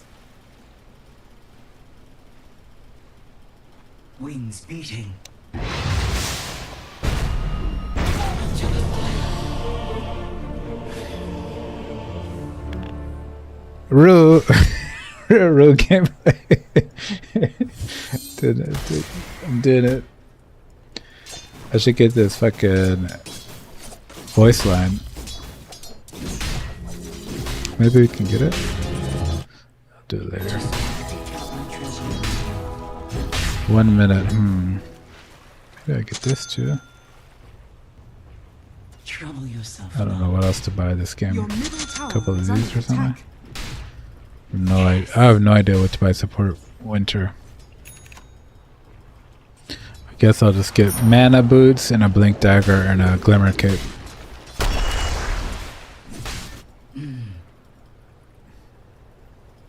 I could stack. Have patience. Your middle child. tower is under attack.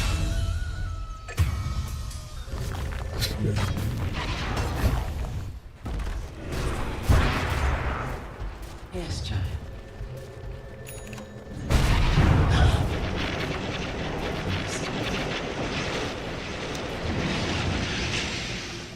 Get it out of ulti. Trouble yourself not. Mission accomplished. Watch for winter. Very well. Yes. For my time. Ah, that seems wise. Winds beating. You know, I think I just might.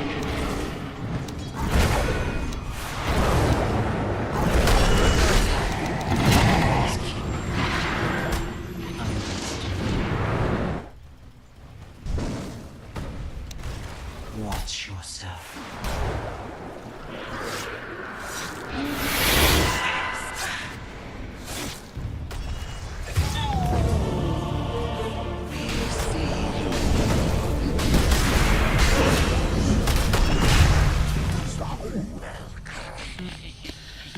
Damn, this is like an impossible game for me. Then the fucking... What's her name's gonna come? The Spectre. An Eldworm keeps her promise to return. I don't know what to buy.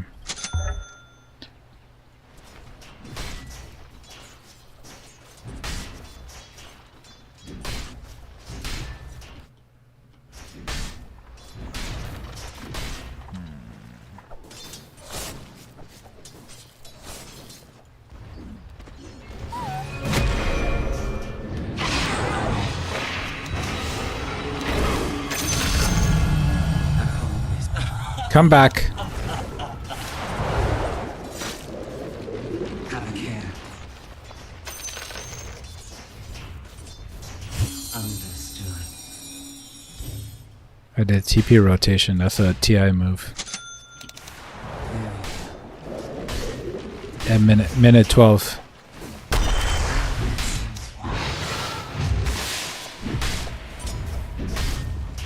Yes, child. I know the way to go.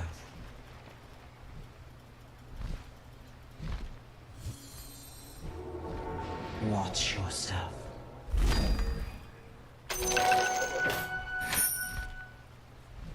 Okay, so I have to put this over here, I'm guessing. This.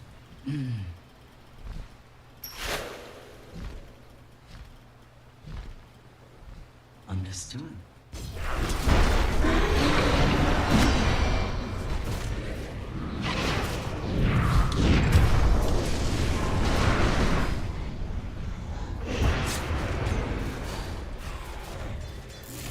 Your middle tower is under attack.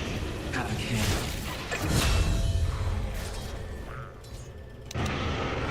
Attack.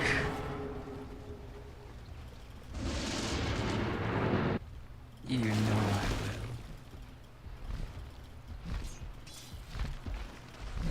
Yes.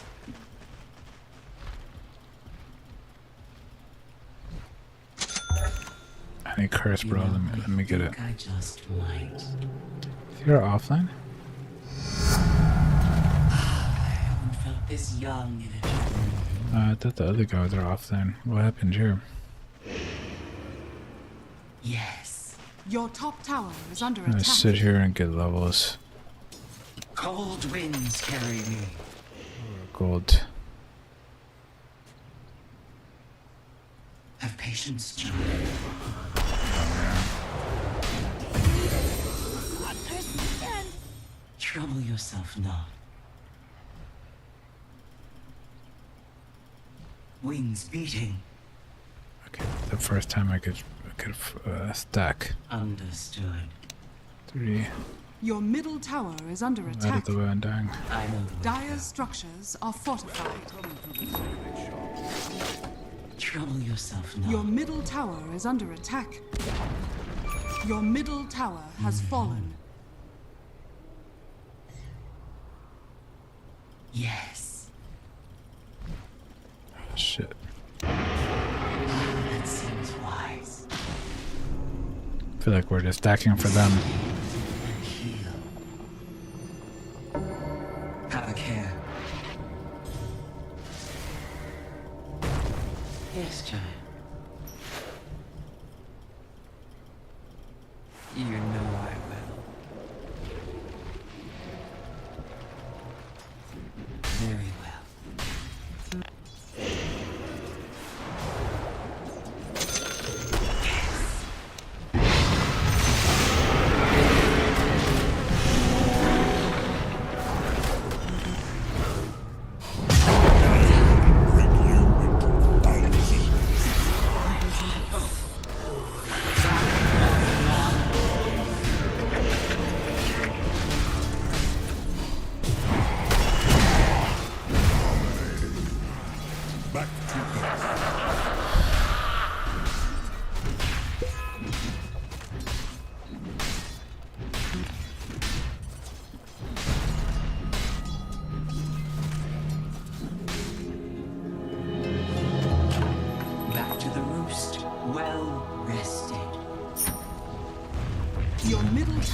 is under attack. He has such slow move speed too.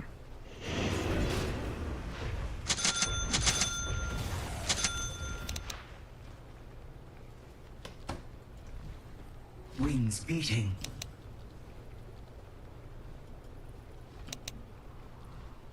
Watch for winter.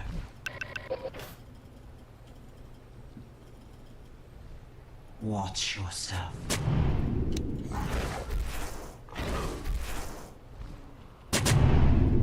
What? How do I swap them? Have patience, child. I think there's certain ones that I don't need to.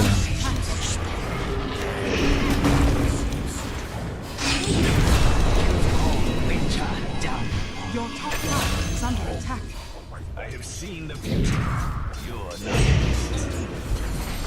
There's certain. Let me just Your do bottom tower like is under attack. fucking TP, like quick cast off, ward, quick cast off, just so I could just do the basics. Fucking basics without getting confused. Your middle tower is under attack. I think I just might.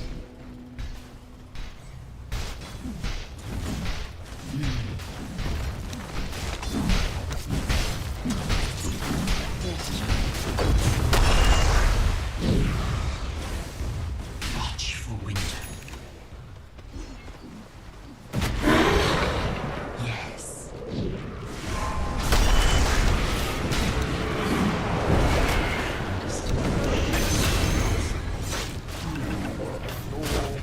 You know I will. Watch yourself.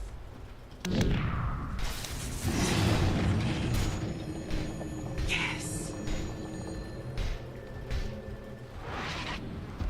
Very well.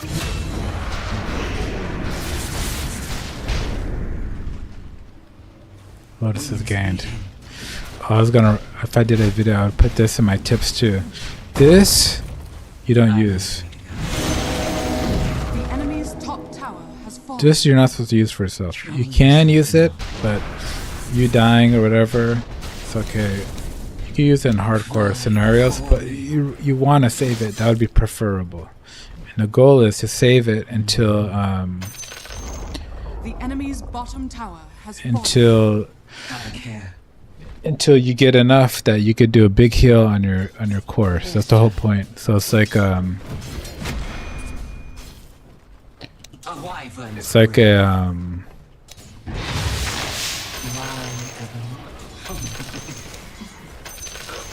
Your top tower is under it's like a attack. save. It's like a bonus item. You don't have Dire's structures you don't have are many falling. items. You're a support, you know. So that's one way you could do a save. You could do like you could have value. It's a huge value, you know. Like in the late game, they're down. They're low by 300 gold or something. I mean 300 health. Watch yourself.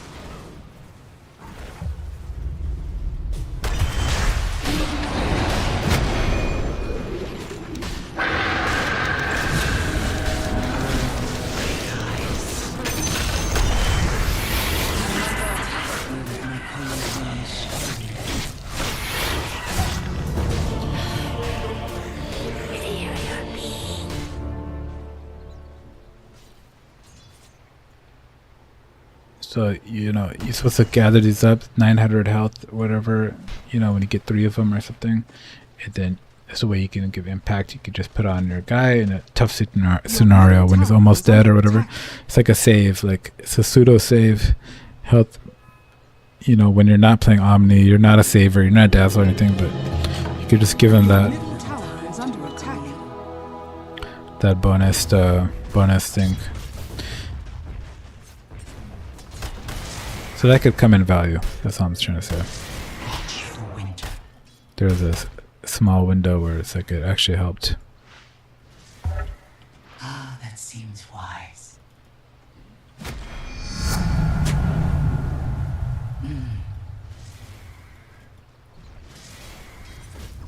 Your bottom tower is under This game we're like losing. I don't think anybody wants to gank or anything like that. So I don't think we have to buy smokes. Like, no reason for that. Your top tower has fallen. You know I will.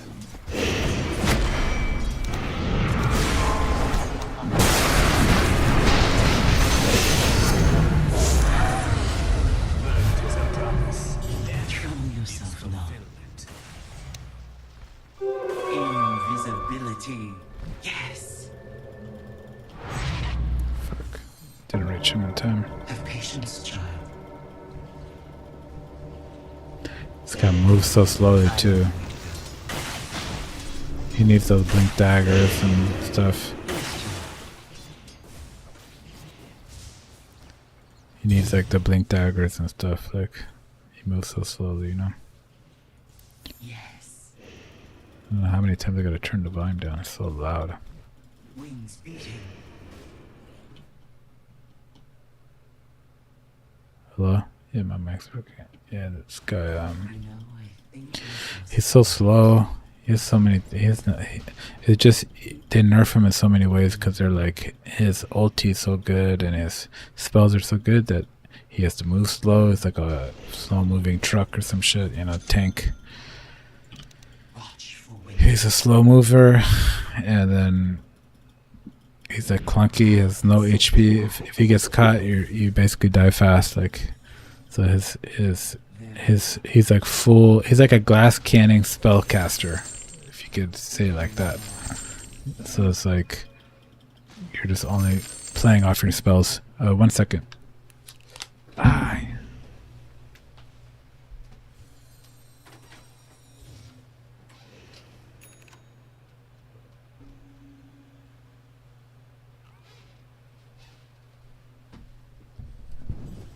Hey, I'll be right back in a sec. I gotta do something real quick. Gonna have to DC.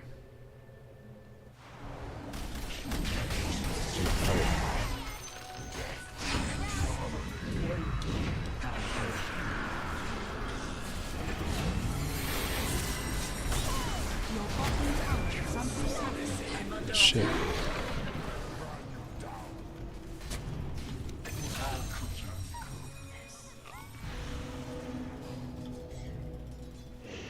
Watch yourself. Try to ulta illusion almost.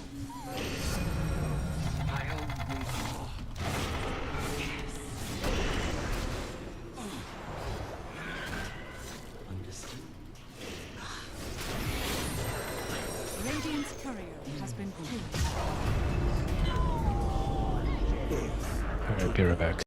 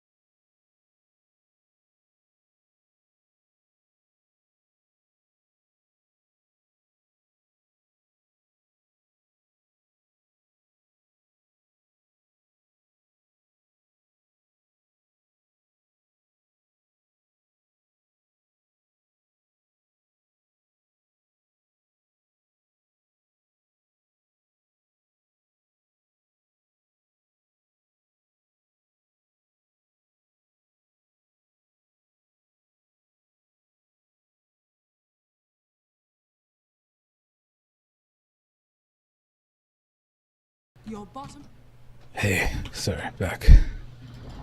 your bottom tower has fallen. We need dust.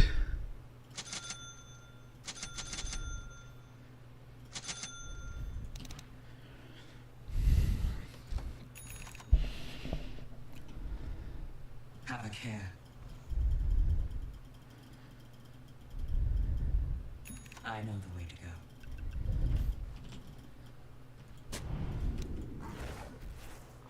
Have patience, child. Your top tower is under attack.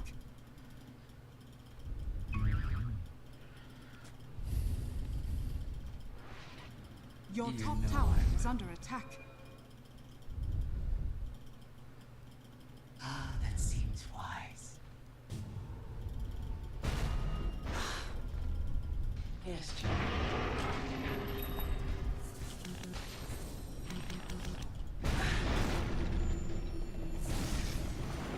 Watch for winter.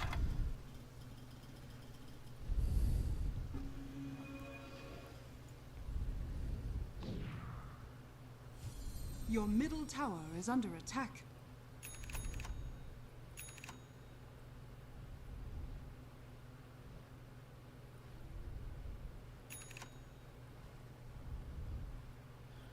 Bonus on the ice shards. You think so?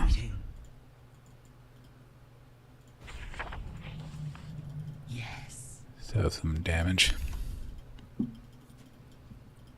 Watch yourself. Wicked sick. Understood. Damn, I got the thing.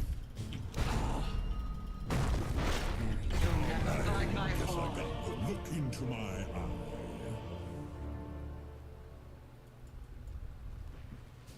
Your bottom tower is under attack.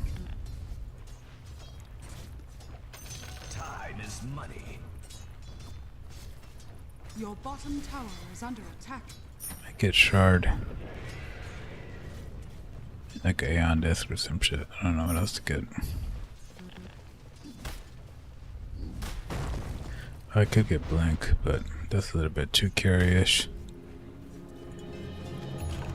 Cold wind. Your bottom tower is under attack.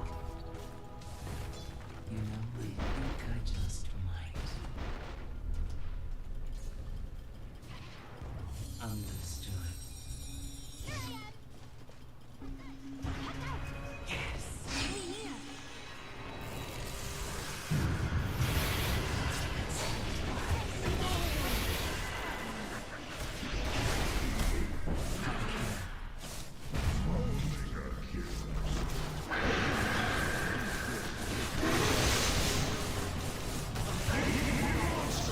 Your middle tower is under attack. We're out of your depth.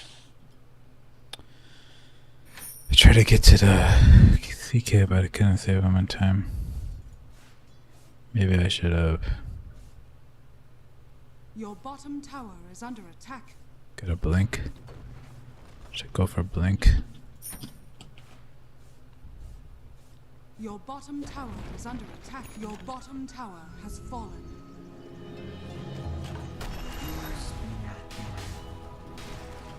Your middle tower is under attack.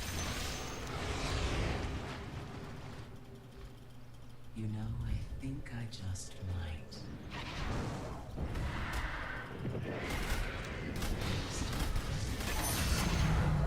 What vibrant can resist? Stop the patience, child. Watch yourself.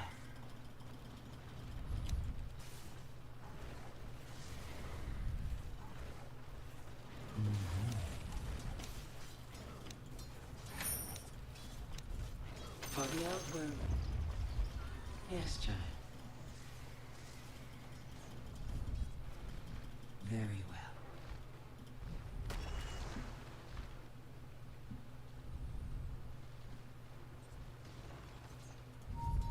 Yes. Smoke him too. He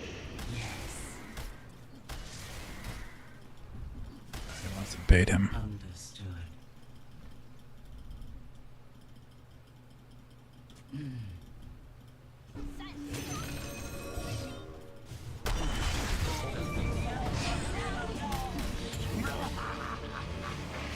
How did he see me?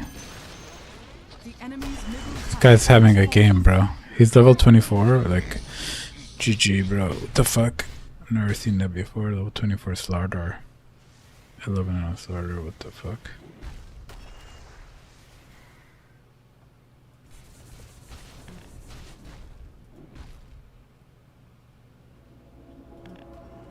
This guy watched TI for sure.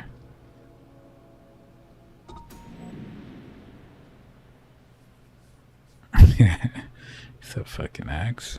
The fuck? You're the BKB in a pub? I'll not abandon my friends. Dude, Your middle tower this guy's is under BKB attack. too. I guess I'm Archon rank now. Frozen blast. Tremulous. Your top tower is under attack. Wings beating. You know I'm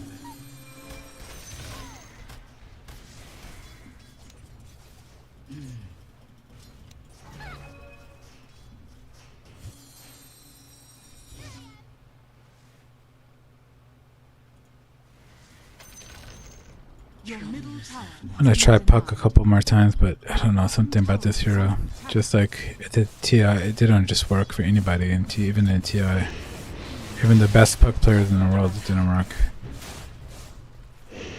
People are saying maybe the heroes are too tanky now. It's like something just something off about it. watch for winter. Roshan has fallen to the ring. That's just the crazy thing about it. Like this game is insane. Like how could something that was solid like not too long ago, it was like I guess maybe like last year was more solid. It's been a couple years actually, but now it's totally like not good at TI at all. Like so it's like those cycles come to an end, but it's like how, you know, you didn't really see it come to an end. Didn't Nisha own on Puck when Liquid won? Seems wise. So it's like that was like a year ago. Falcons won last year, so 2 years ago it's exactly, and it's like Puck is out of the meta already, like totally out of the meta. Have patience, child. Very well. Wings beating. Your middle tower is under attack. Watch yourself.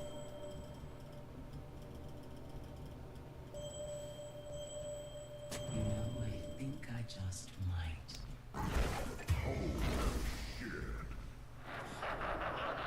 Understand? Your top tower is under attack.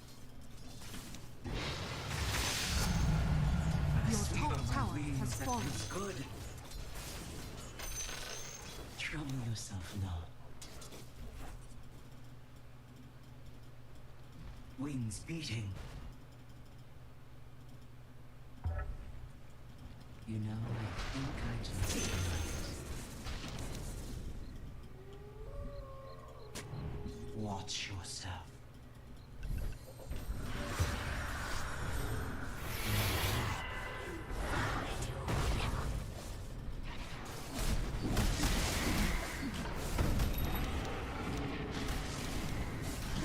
Arctic burn. You know I'm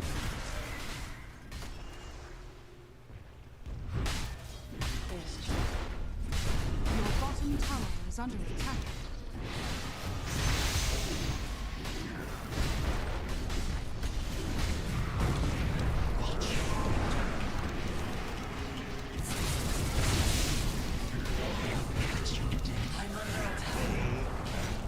Your middle tower is under attack.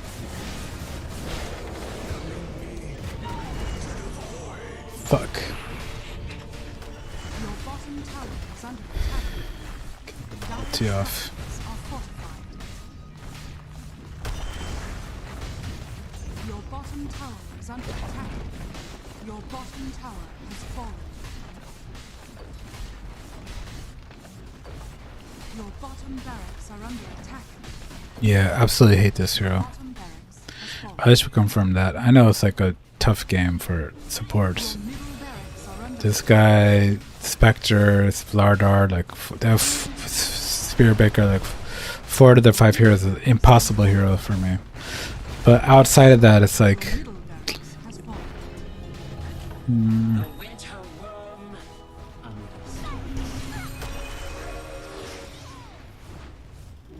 I know. Dire's Your top tower is under attack.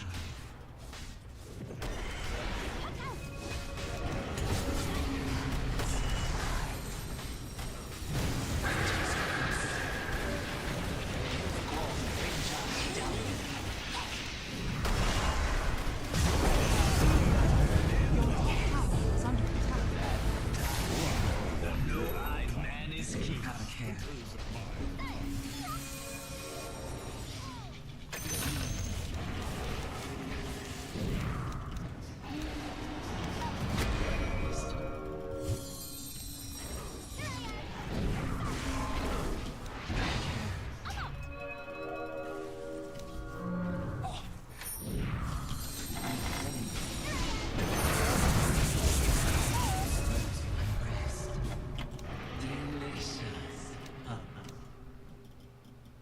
Yes, Jay.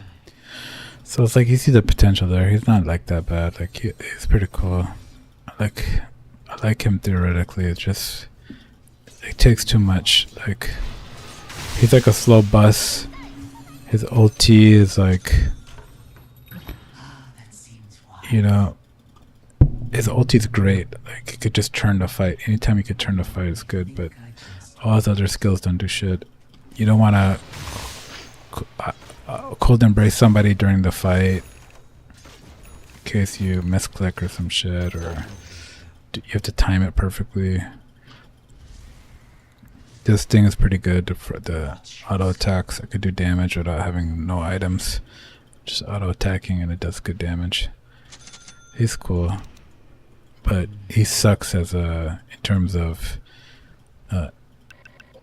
wanting to impart your will on the game. Like he's very passive. You have to. It's like only your spells could do anything. You know, you're not like actively like doing little stuff like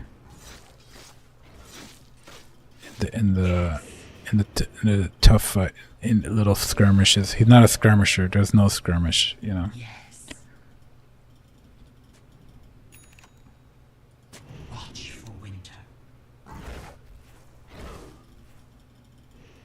Like a SB, for example. He's a support too, and he just goes charged. Well, he's like a soft support, but like, look how fat he is, bro. Just a soft support. Wings beating.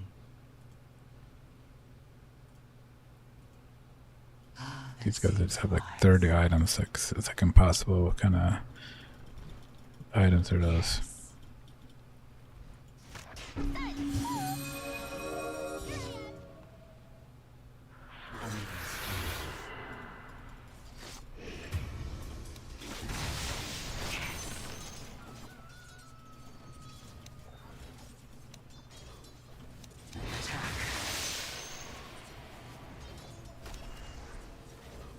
I'll cook you in the cool.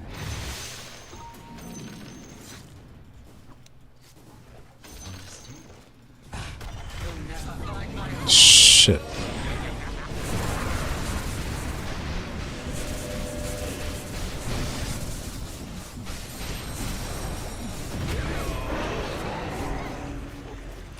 There's nothing Void could do. Like he's playing against like 5,000 HP Slardar, like literally 5,000 HP. Like what's he supposed to do?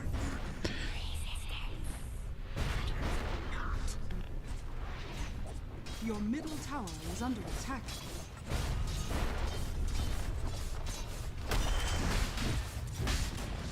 I think even like Witch Doctor is better for pubs because you have a stun, and then you just throw Maledict.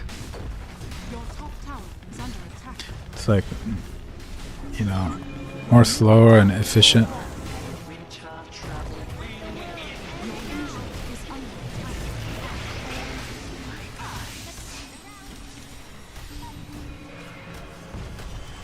Your engine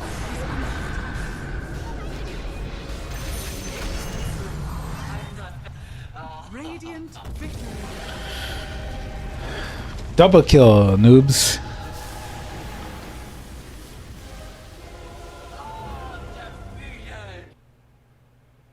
Yeah. That was a quick one though. Yeah, I got on the MVP list for doing that thing. like he's like all or nothing. Like his spells, like they could shift things forward and back, but you have to be it has to be like at the right time. Like I don't know what I'm talking about. What I'm saying, like he could shift the fight if you cold embrace somebody at the right time. He could turn the fight. The tides are turned. The guy's healing now, and then he comes back, does damage. He could slow them with his stuff. Slow, turn the fight. Ultimate, turn the fight. Ultimate, try to get a kill. They all attack one guy. It's like it's nice damage, and it's a nice hero in terms of like. But you can't get gone on. You're very soft. There's no stun, no skirmish. Like stun might help. Like Lion, like he could stun, he can hex, Hell hath no and then he could just do damage and get the kill too. Like probably easier to execute. You know what I'm saying? Like easier to execute. This is like very complex. I would say pro privilege hero. Pro privilege. If you're pro, you could play this. This skirmish type pub games, you can't play that, bro.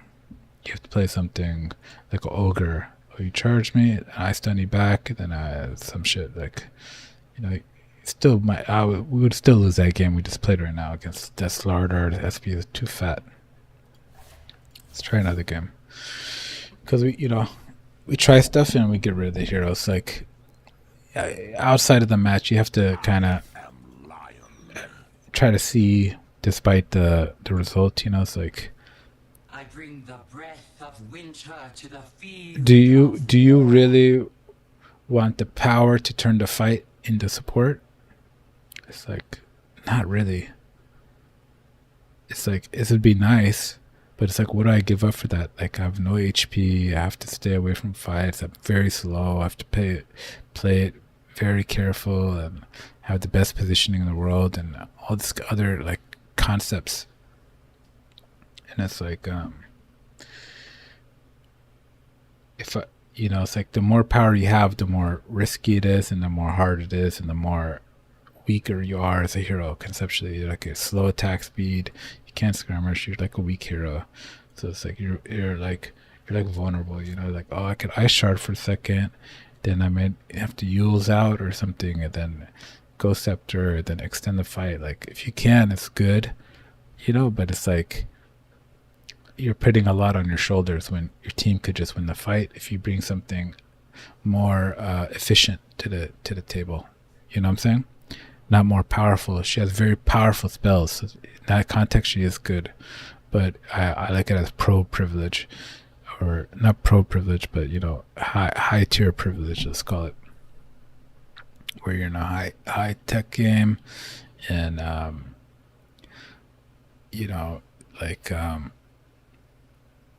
you're more experienced with her. You want to dedicate that time to get good with her, and it's like I don't want to dedicate the time because it's like I already see her weaknesses and her strengths that I could turn the fight, and it's like I don't need that power in my hand to turn the fights. Because I think a support, you could just be consistent and then give your guy a tango or some shit, and that's better. You know what I'm saying? That's better than trying to put the weight of the let me try to turn the fight or turn the team fight. And great team fighter, it's like you don't need those expectations for just a support. Like just start up simple support. Ogre, because he has bloodlust. You just put that on your auto attacker. Just put it on the auto attacker, and then stun them in a key moment when they're chasing you guys. Stun, something like that. It's like more consistent, and simple for a position of support, which you're not a master tier support. So it's like when you got to play those support games, play support efficiently, learn the map, learn the pulling, learn the warding, learn by dust, by smoke, by blood grenade, shit like that. You know what I'm saying? That's better than trying to play the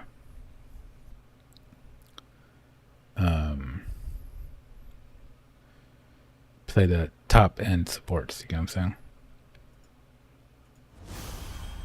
Or the huge game impact. So maybe Disruptor, thinking about that, maybe that could be why. He has harass at least in lane. Winter's Blast. I didn't really feel like he could harass with that. He has Glimpse. He can glimpse people away. Maybe that could be valuable. He has Kinetic Field.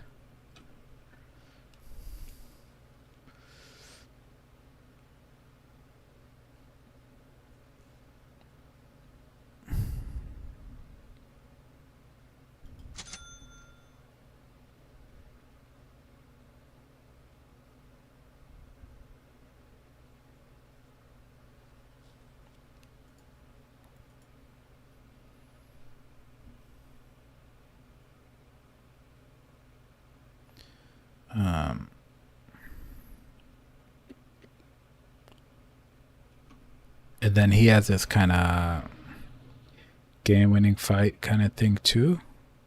Creates a damaging static storm that also silences all enemy units in the area for the duration. The damage starts off weak but increases in power over the duration. So you're not really concerned about the power.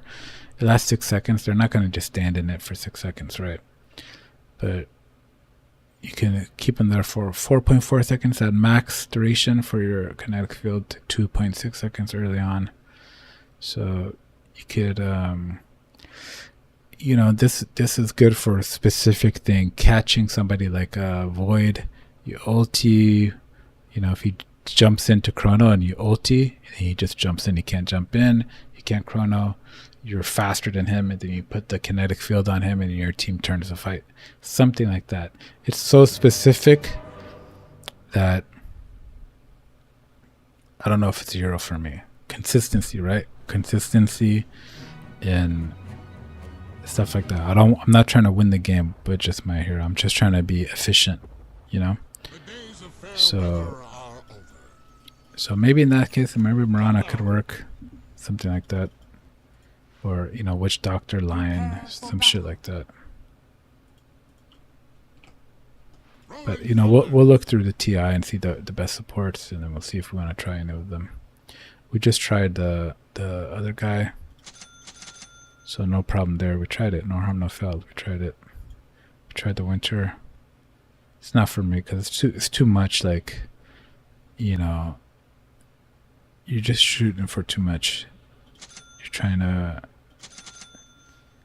to be the.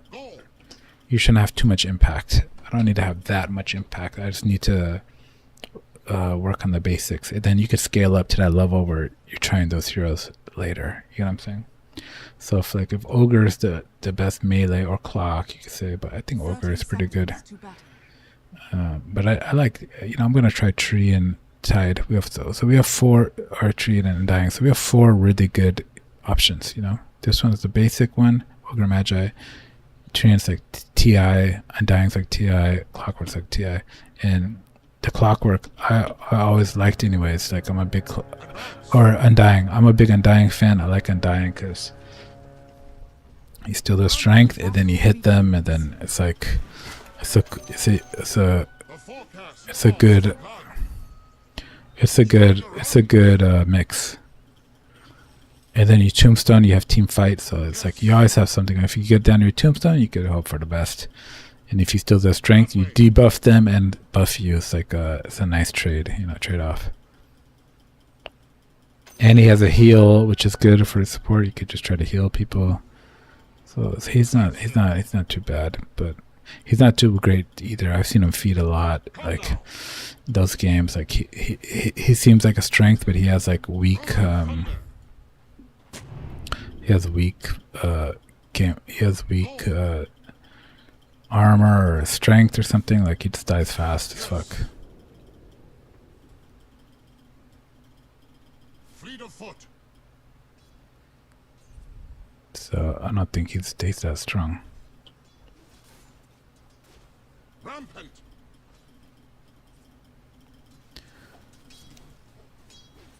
But he is that strong.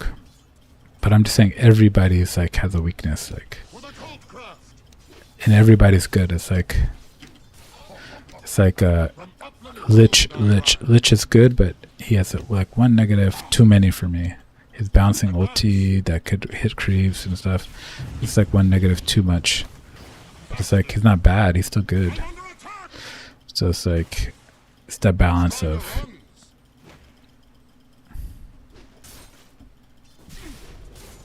Rampant. Rolling, beware the clouds! Striker runs. damn, I can't be walking around like how the fuck were those creeps chasing me, man? Just took all my health away.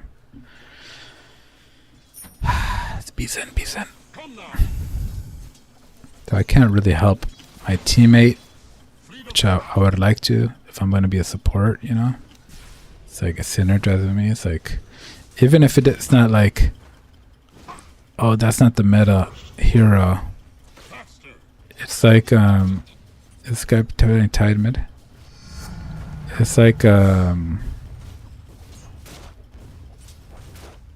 Advance. Tide Your mid. middle Is that a tower good is idea? under attack.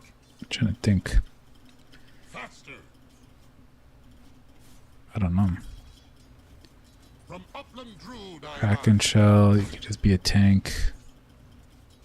Spellcaster. Go. No mobility, you could say. You're gonna rotate or something. Storming in. Fleet of foot. Rolling thunder. Shit. Need more resources. This guy sucks, to be honest. I already don't like him. Rampant. Come now. Can't move forward boots. Just like get this. Striker runs. Back you go. I'm under attack. Thunder rules. Get this. Get this. From upland Druid I ride.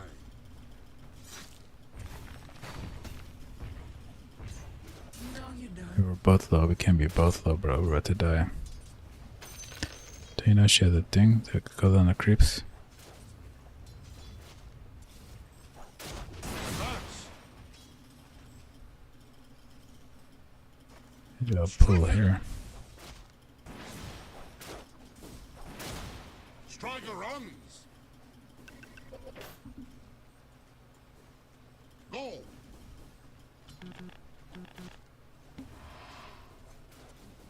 I could do like all consumables.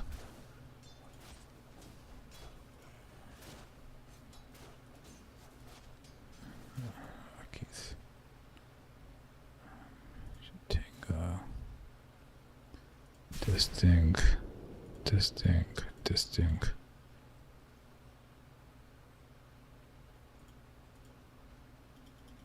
Advance. Rolling thunder. Thunderclap.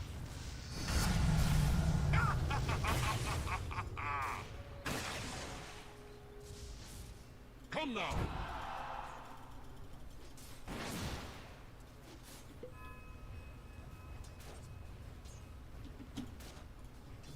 Rampant. That way. Yes. Like for ganking and shit and killing, you know. That's what. And it's like, oh yeah, that's what I was trying to say. I was trying to say like, you could say, well, it's not meta to play healers or whatever, but then it's like, you know, GH was playing healers. He was playing Coddles and Dazzle or IO. They're banning IO specifically for him. Nobody else was playing IO. He was the only person playing IO. So it's like just the concept that it's like you could play your style. Under attack. You could play your style. I'm under attack. Denied. Advance. You could play your style. It doesn't really matter. Fleet of foot. Dire's Why is this turret has been fucking- killed. creep like fucking following me, bro. Good game. I'm just like getting chased around by creeps and dying to creeps already. Like, this is the support gameplay. Like, this shit is bullshit, bro. What the fuck? Hate this fucking hero.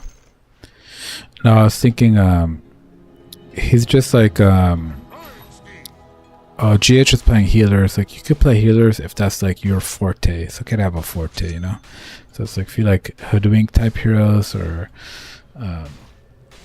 Morana, you know, damagers, like the range damage, the Wind Ranger. It's like, you just play Wind Ranger.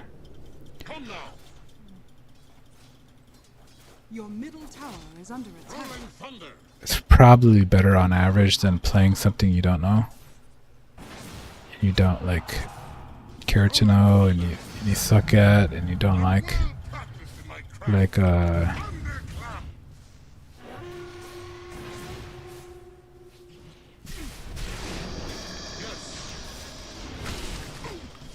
having a field day. Rampant.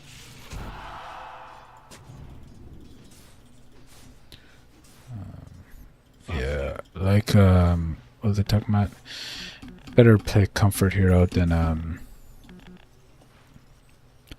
what's supposedly good. And what you think is theoretically good, it's better to play that.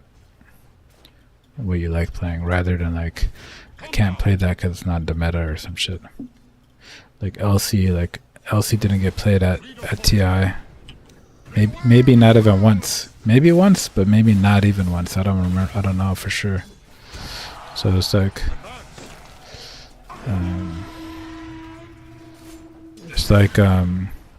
does that mean you can't play LC in pubs and get kills and ganks and shit? It's like, no, of course you can. So it's like, it's up to the player, you know, to find a hero that's the heroes that are good for them. Your middle tower is under attack. Dire's structures Striker are on. fortified. Your middle tower is under attack.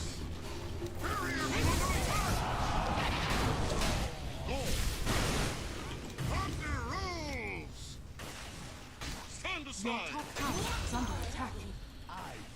It's probably a little too low. Like, Rampant. you could buy like a Tangos or a Salve for yourself. Like, what the fuck is he doing, bro? Is under attack. Advance. Is he just like waiting to say that like I didn't buy him a Salve? I mean, just sitting there when she's level Middle 6. tower has fallen. It's okay. I don't care at all. It's his game. He's the carry. But I'm just saying, like, he's playing on like 0 HP versus LC for what?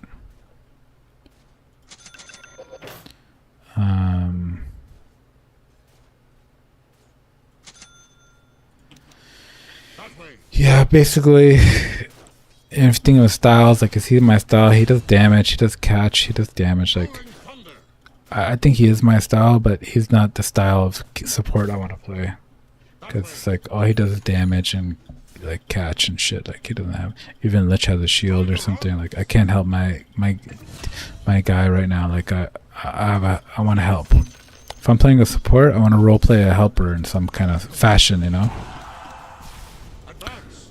But right now, I'm not helping him at all. Like, so it's like, Rampant. I can't do anything for him. Give him attack speed, mana, something like that. I can do shit. So it's like, I don't really like it. Come now. Mystery. Back you go. Faster. This game is hard. Go.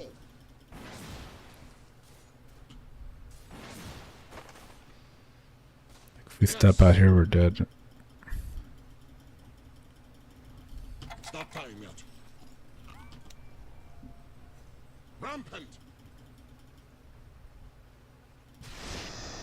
That way.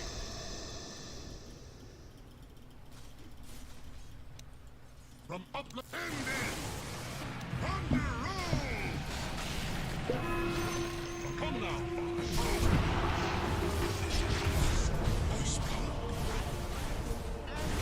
I didn't even know where I was. That was so bad. Oh, fuck.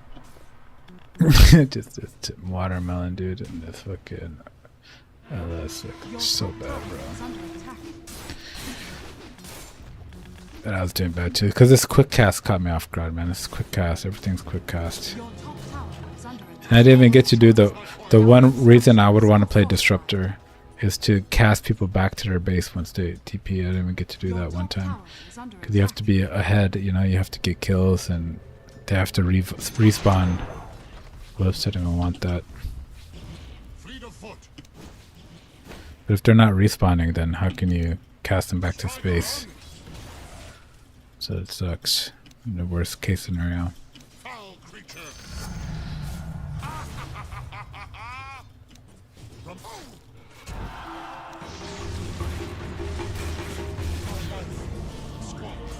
Shades up.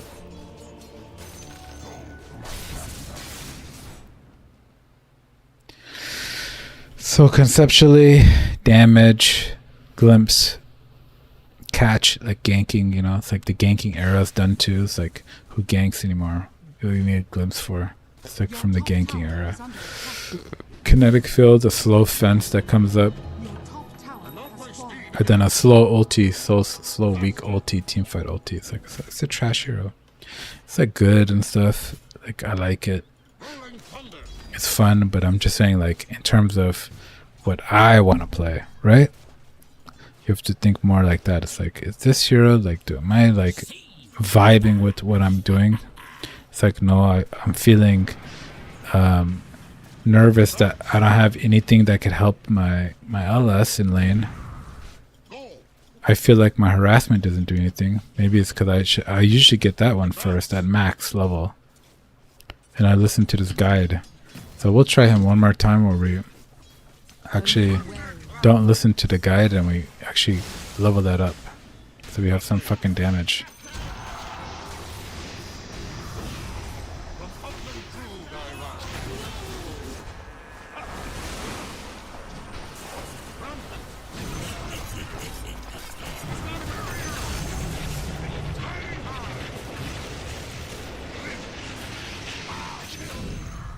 Immediate result.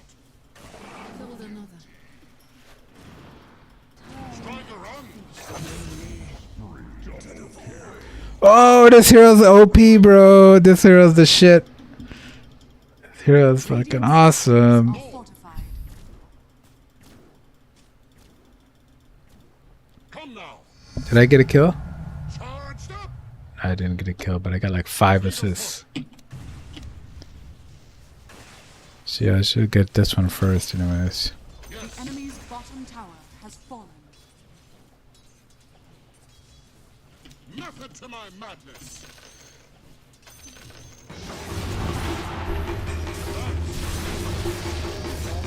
I mean, his little repel is kind of cool. Unless he survive a little bit. But I would need more HP to survive LC duel. On the wave, like dying right here, like shouldn't have died there. It's just I'm so greedy, you know. It's like, oh, let me get some farm.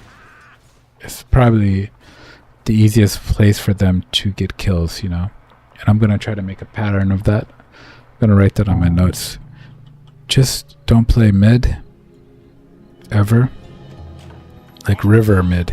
You could play mid like where Mirana is, but don't play river mid ever and just see if that helps. Because is there something about it where it's like it's easy for them to gank? You know, they're just like, oh, you're just farming right by my tower, then I'm just gonna TP here and then I can just blink and kill you or some shit. You know, it's like a best case scenario for their ganking. They don't have to come over here into your jungle. They don't have to come over there. You're basically coming to their front door and saying, I'm the easiest kill in the world because I'm trying to kill this wave. It's kind of like stupid, you know? So gonna do a thing that just said avoid that area for the next 5 games. Try to get in your habit, you know? Like, just don't go over there. I have 1,000 gold. What should I buy? I guess mana boots. I'll just be mana boots for my team. See if that helps us at all. Stacks. I could have stacked right there. Wasn't watching. Come now.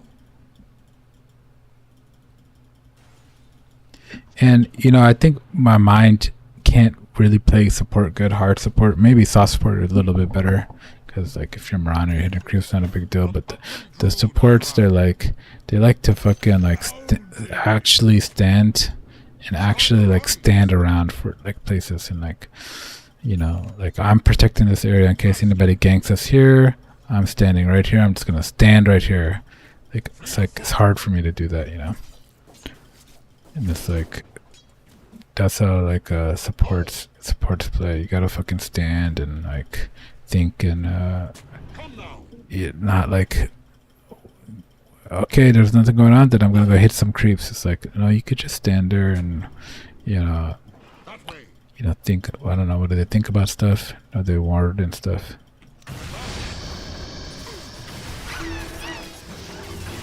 See, this is a good one. This is the first death that's a good death because it seems bad, but you know what? They were coming with Pudge and everybody, so I tanked the gank. That's what I'll do as a support and see if it helps me get some more wins. I'll just ward and then I'll just tank the ganks instead of hitting the camp. I'll just tank the gank and then try to stack. Because I know this is a dangerous area. You know, I'm not walking in there casually. I'm walking there because I know that's one of their roads to come into our zone. To come into our zone, they're gonna come up over here or over there, and it's like usually over here. So I want to go ward over there actually, but I also want to that's why I was coming over here to just ward. So now I can ward that area for my life stealer, so he feels a little bit more safe from the LC and stuff like that. They still have this tower up, so I'm gonna ward over here too actually, because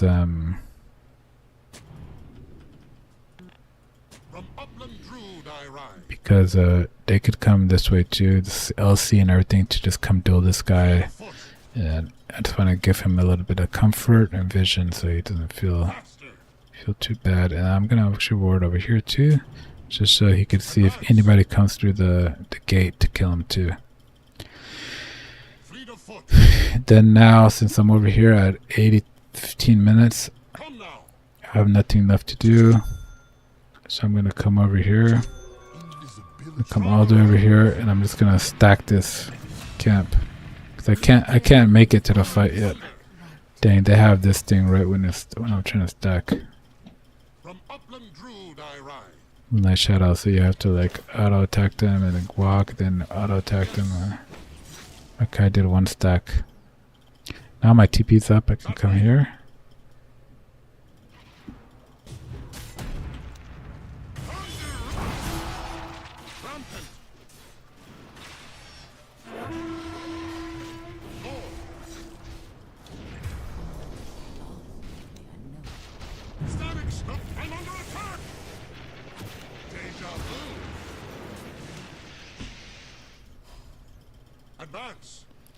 Should have helped them skirmish a little bit, but we lost that one. This guy's coming back. So remember, there's other players on the team. That's the cool thing about support. It's like your impact is infinite because there's everybody else will have their impact. They're already gonna win or lose the game for you. So it's like you could just tip the edge with just like a ward or a fucking gank, like, or a save. Like it's kind of cool that way. Striker runs.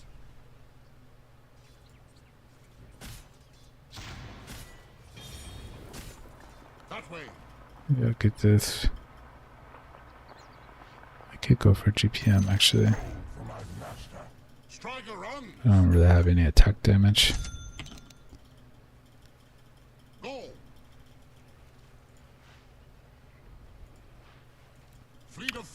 could get an LC just to help, just to survive this.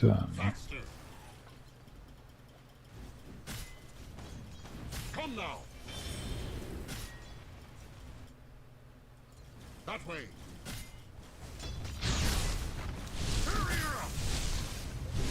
Rolling thunder. Vanish! Advance. Beware the curse. Yes.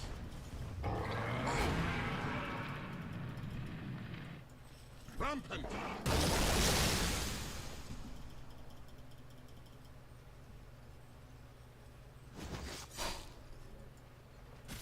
Come now. She invis or something? Oh, she had blink. I don't think they have an invis. Approaches. They do lich.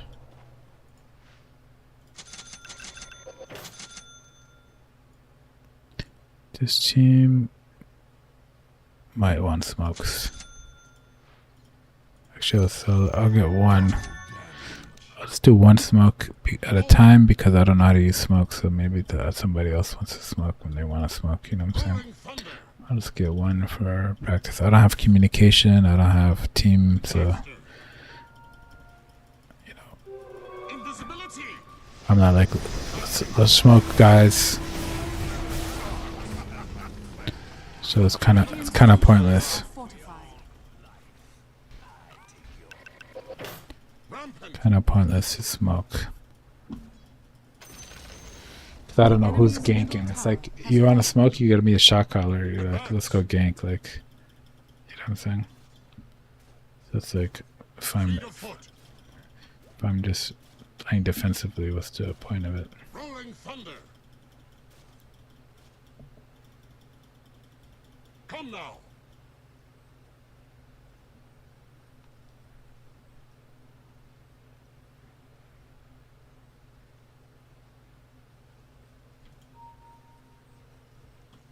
This thunderclap.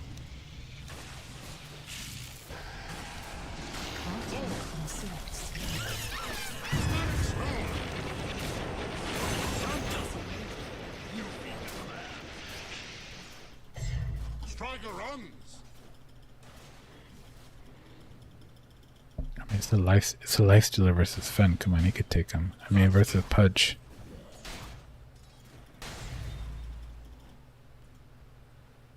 Yeah, he doesn't even have anything. He just has like blank dagger. Yes.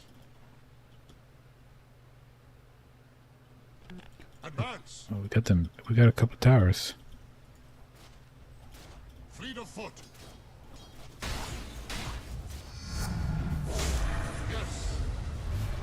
Now they give me thunder strikes. Does that even make sense? Go. I need move speed. Beware the rear. I'm under attack. Fleet of foot. The enemy's That way. top tower has fallen.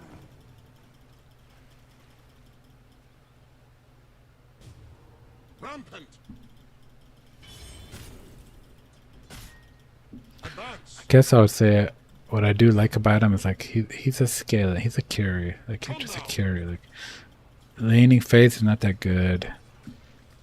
Maybe this could have been Striker good, runs. but Rolling thunder. late game the silence. It's like an AOE silence and the nets and the things. They just all add up. They start getting better and better as the game progresses. Thunder rolls. Rolling thunder. So it's like he does have value. Like Go.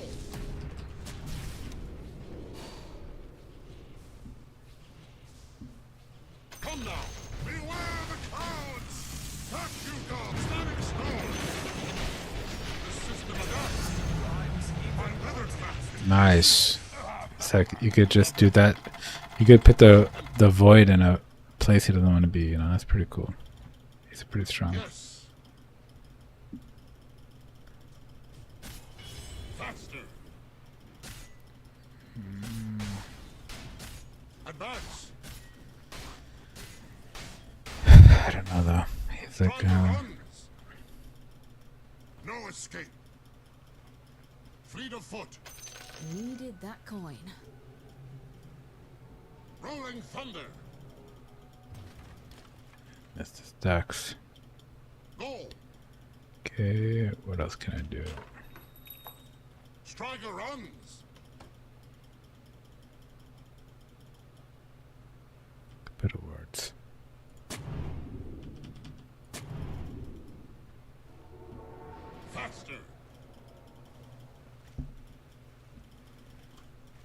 That way. I'll see my Thunder duel here. So that's good. It wasn't like perfectly fast, but you know what I'm saying? You gotta anticipate. This mid lane we're talking about. She already came and dueled me on the mid. She's definitely gonna come here for a free kill. So we gotta anticipate that. Then we glimpse them. You feel me? Even from the brightest light. Ti is good. That was a Ti move. Regeneration. What's next? 18,000 gold. 1,800 gold. What do I buy? What do I buy? A gem. I'm not gonna buy a gem. Should I buy? I should buy this for everything. They're just all attackers.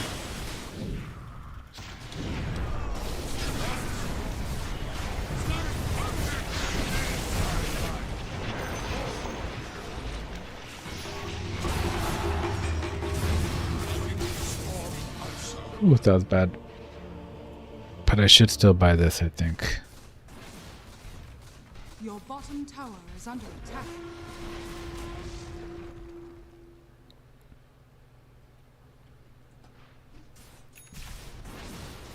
But it's like, what am I gonna do during that time? It's like, okay, Your bottom tower is under attack. they're just gonna kill you right after. Maybe I could TP or some shit. Your bottom tower is under That has a lot attack. of damage. Your bottom tower is falling.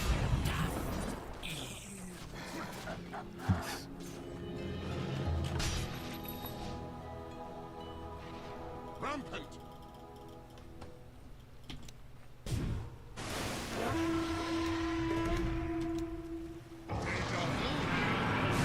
That way. Fleet of foot. Your top tower is under attack. Rolling thunder. Welcome to the secret shop. Come now.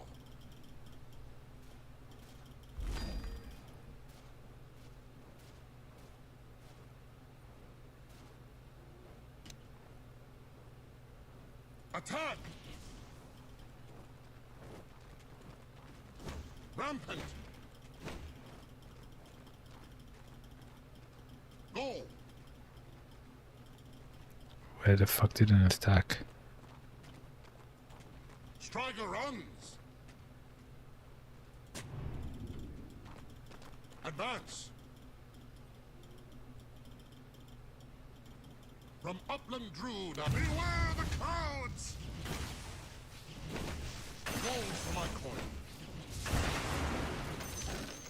Rolling thunder! Lucky find.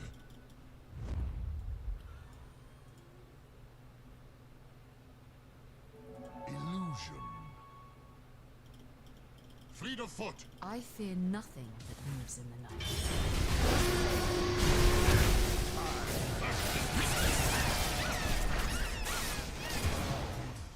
Come now! Fuck are they over there? Yes!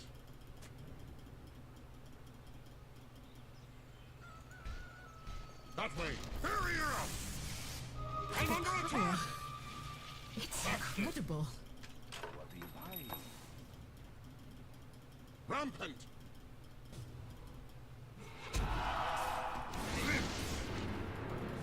Yes! Dismount!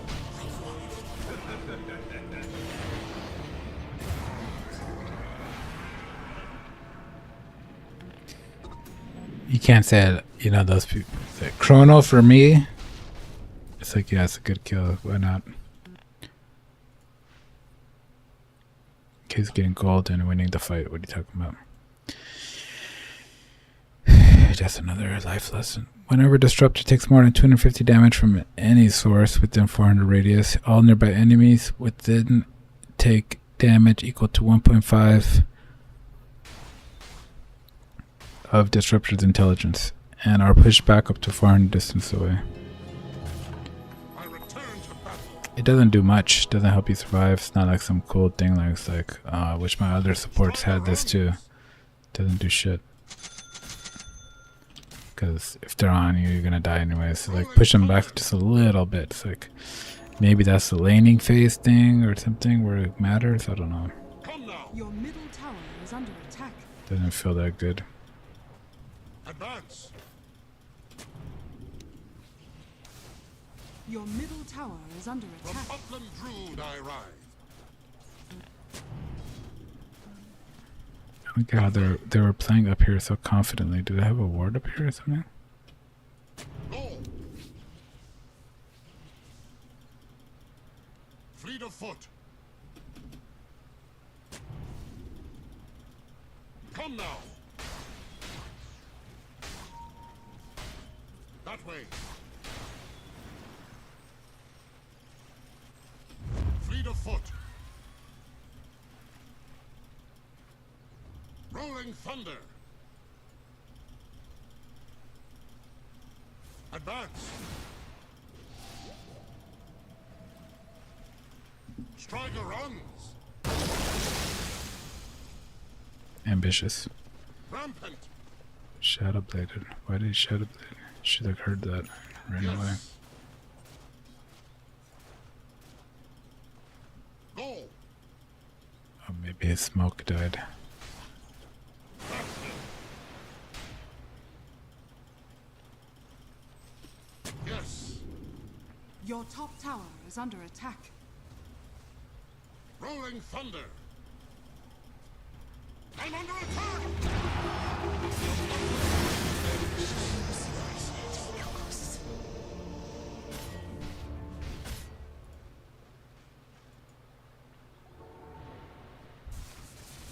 Okay, I broke their smoke. Or did I feed dual damage? I don't know. I need a 400 for this.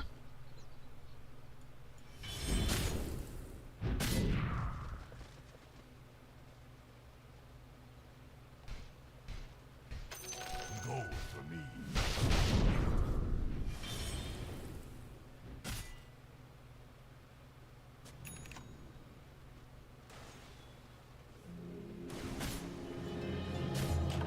What weathercraft is this? I mean, we're still in it. We're playing a decent game. It's like 25-19. They have a lot of killers on our team, but we're still in it. You could say Void late game is going to be too much, and Sniper late With all game my craft. maybe, but Your middle tower we is have under attack. we have like a LS, Go craftier.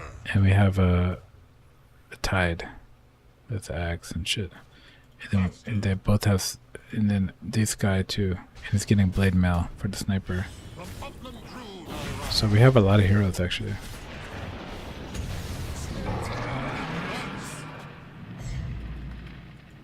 And we have a Marana who can scale shit Come other now. stuff, so we're doing okay, we're doing okay. Striker runs. It's just Fleet of foot. me and the LS who need a little bit more. LS needs a little bit more time, and then I need to not die as much. Rules. Rampant. Ended. Rules. Where you're going, the weather doesn't change. It actually helped. Faster. So hopefully the Aeon Disc will help me without dying less, but what are you going to do after that? I think I was afraid of the Glimmer Cape because of Slaughter last game. Like, I have no reason not to get a Glimmer Cape this round. Fleet of foot. Should have probably bought that earlier. That way. Yes. Beware the clouds. A gilded death. Go. Back you go.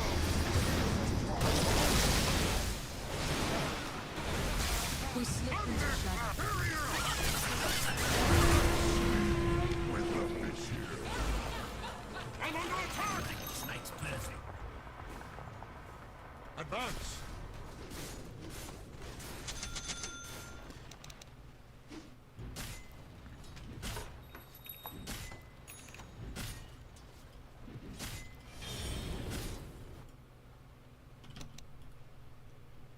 Rampant.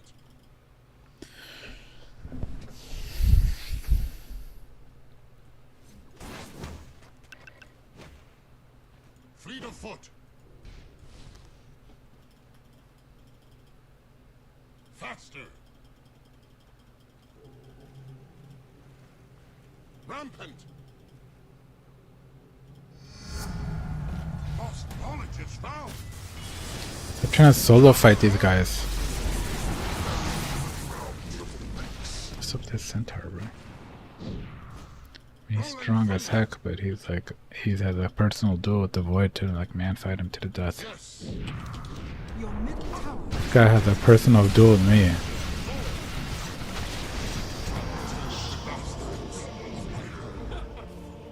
Your middle tower is under attack. It's like kind of good, like a solo late game void ulti on me is like cool. I like respond so fast, and he Your middle tower is under attack. Dire's structures are that's not so bad. Now my team can feel confident in their next team fight.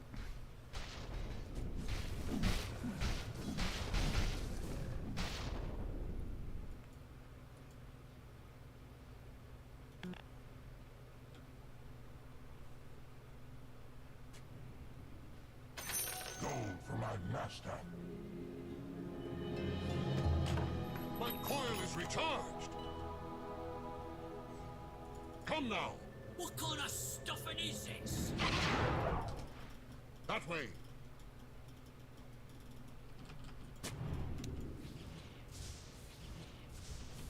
Advance.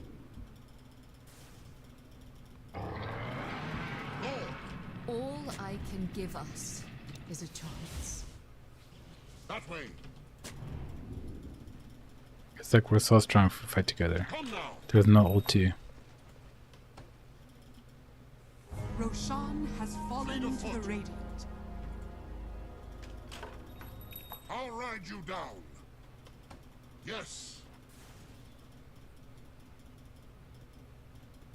Rampant. Storming in. Striker runs. Advance. I grow in power and craft. Faster.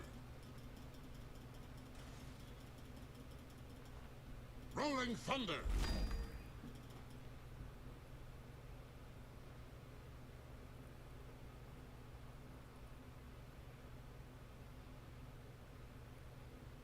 From upland Druid I ride.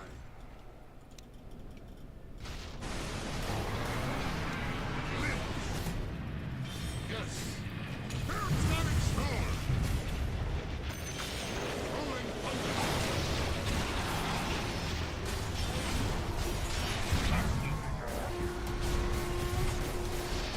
Beware the clouds. End in, deja vu.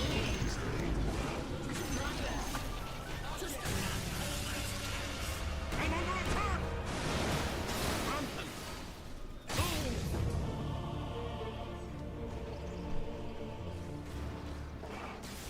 You're not as cunning as you think. Shit. Should I get this?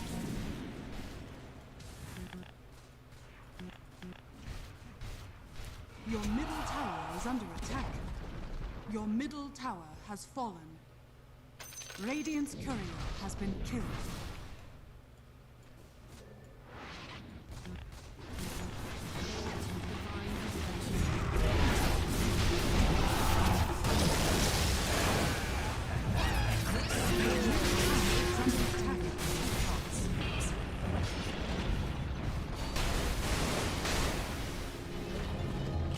Your My middle dishonor tower shall be has fallen. avenged. That Your way. middle barracks are under attack.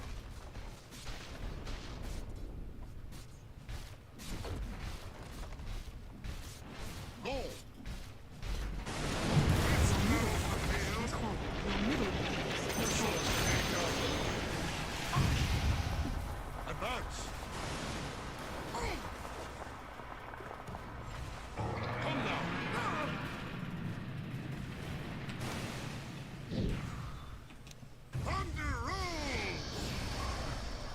foot.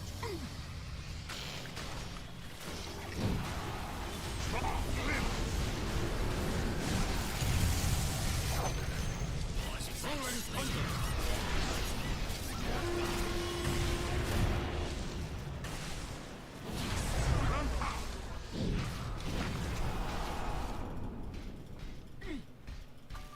Go. Speed of foot. Undergo. The system adapts. Barrier up. Come now. Under the weapon. Pretty fun though. I like being a master spellcaster, but unfortunately it's like way too hard to carry, or like way too much like only damage and control and things like it's not efficient enough. It's not efficient enough for me. Advance. It's more like, you know, I want to have a disruptor game because I'm playing support. Faster. It's like That way. it's okay. It's not like that bad. Like everybody has their strengths and weaknesses. Like it's not that bad. It's like just a character in the game. But I'm just saying like all the heroes are balanced like pretty good. You know, Yes. you can play them all. Rolling thunder. From upland Druid I ride. Glimpse. And in. With all my craft.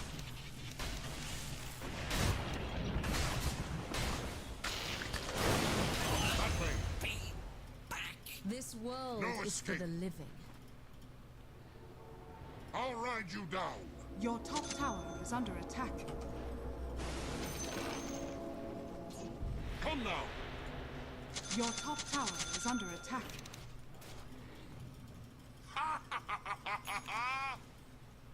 Go.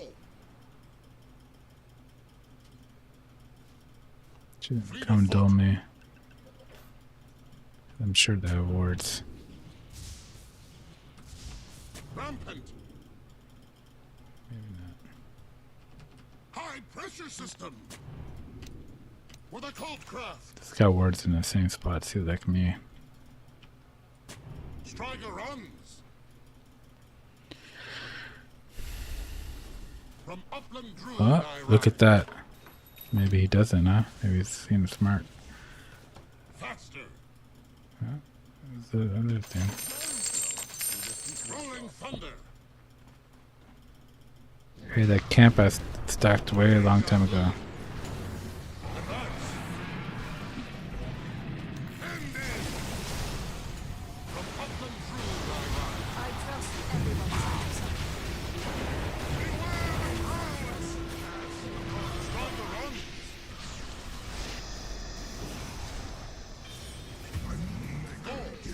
Damn, where's the sniper? He's just hiding in the back. We couldn't get to him. From upland Druid I ride. I fucking hate sniper. Fleet of foot. That way.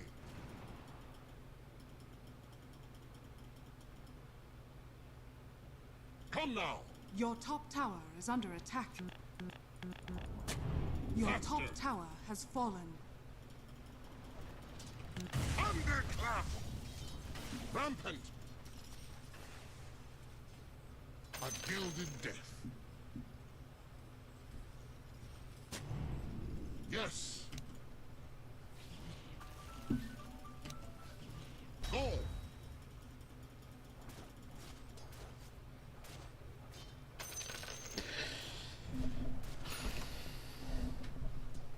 Yeah, but I'll put Winter Yes. and Warven in the same category. Like late game spellcasters, huge potential, huge glass cannons, huge can turn to fights and stuff, but not so easily practical. You know, efficient. Like you have to have a good ulti, you have to have a good glimpse target, and the lucky and all that shit.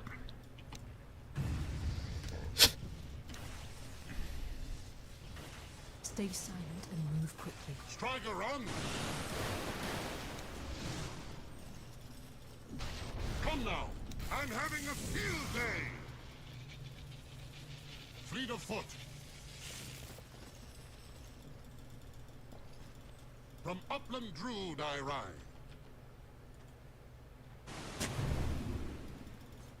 Stricken! No! Thunder roll! Faster! Your burden Your lift. top tower is under attack. That way. Your top tower has fallen. Rampant! Back you go!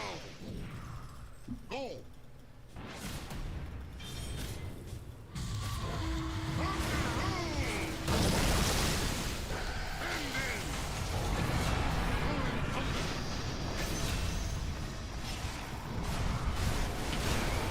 Beware the clouds! Glimpse! Rampant!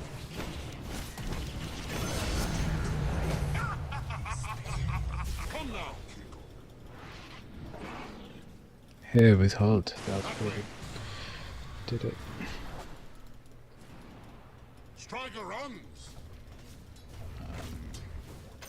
Thunderclap! Faster! Fleet of foot! And you know, when I'm thinking like, Yes! maybe I should play like a Marana or something like more to my pace. I'm not saying Marana is. I'm just saying like you could envision it like Striker run! skill shot plus auto attack, like what a carry already kind of likes to do anyways. Radiant structures are It's fortified. like then why not you know, you have a disruption game here or there, why not like, you know, it's like good heroes or whatever. It's like, because it's like the idea is to, it's not like The enemy's middle oh tower I have has to fallen. only Your play bottom tower Marana is so I under can attack. gain, so I can win or Only the something. wary may find. It's not like that. It's more like finding, I want to find my hero pool, like what heroes, what would make sense to me. You get what I'm saying? Fleet of foot! Yes! Striker runs! I grow in power and craft! Not yet. Yes!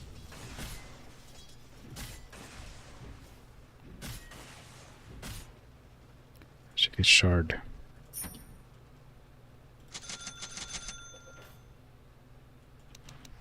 Come now!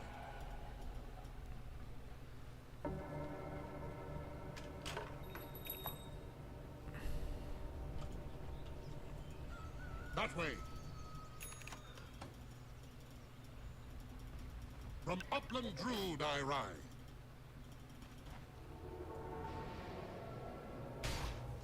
Advance! Rampant!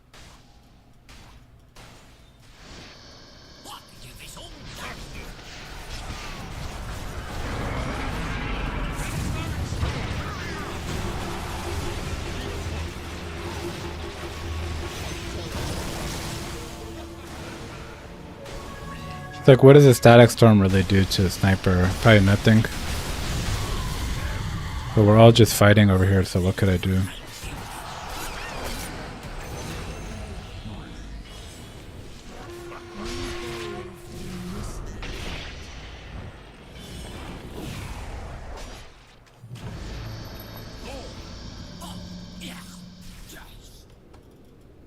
Rolling thunder!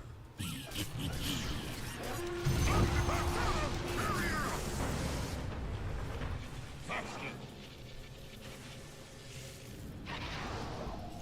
Fleet of foot! Thunder approaches! Rampant! Such storms of shape! And Come now.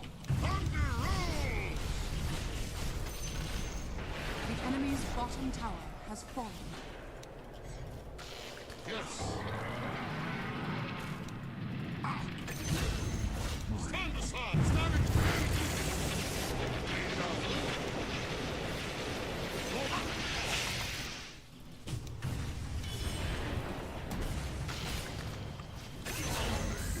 Jeez, it took a long time to die. Advance. The enemy's top tower has fallen. Striker runs. Oh, that's crazy. The sniper was already back up. That way. Just what I need. They have like way too much damage. Like, I don't know how I'm gonna survive any fights. I literally cannot show. Like, I just have to be in the shadows and shit. Radiant structures are fortified. That way.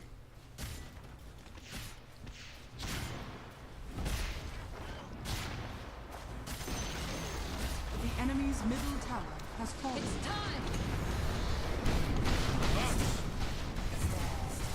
Static strike. Come now. Golden opportunity.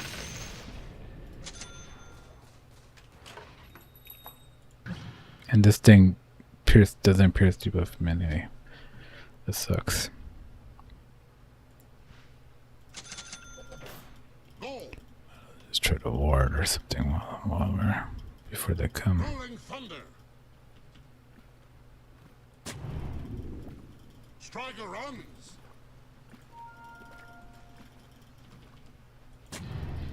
Yes. That way. I swear there was something over here. Rampant. They cut my ward. Where was it? Maybe it was up here. Did I get a sneak ward up here or something? Roshan has fallen to the Radiant.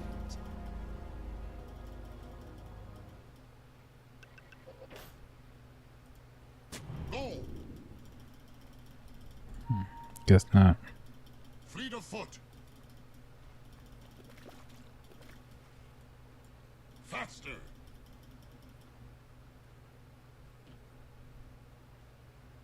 Striker runs. Come now. And then right there, how did that just appear? Did somebody just come and ward it? What the fuck? Rolling thunder. Somebody must have just came. Faster.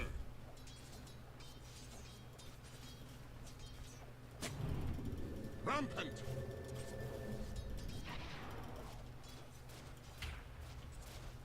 Your Come top now. barracks are under attack.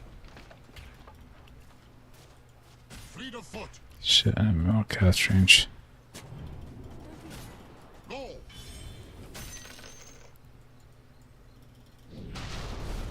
Stay silent and Advance. move quickly. Yes. Rolling thunder. Yes! Striker runs. That way. Faster.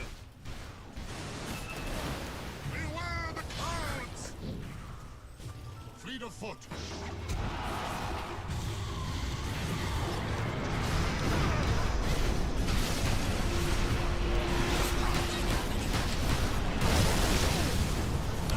Why did nothing work, bro? I clicked 2 different things, nothing worked.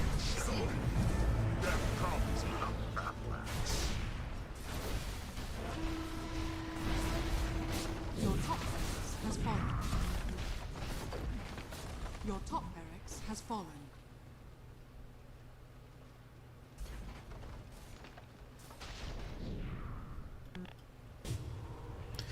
But who is the better, more consistent hero? Maybe Jakiro? You know what I'm saying? If you're gonna be a magic dealer, you could be like Jakiro. You just throw out your fire breath and some spells, you know? Structures are fortified. Your bottom More consistent throughout the game.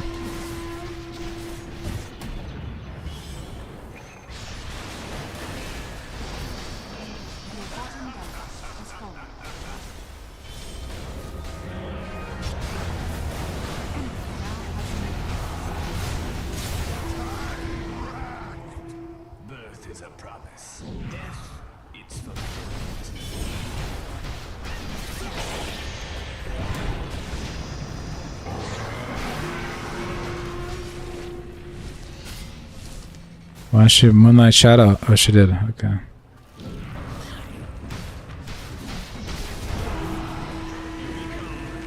It's just sniper. He just sits in the back like killing us. Like nothing we could do with this. Like bonus auto attack turret in the back, just fucking killing us. Like it's hard to play Dota like that. Middle tower has fallen.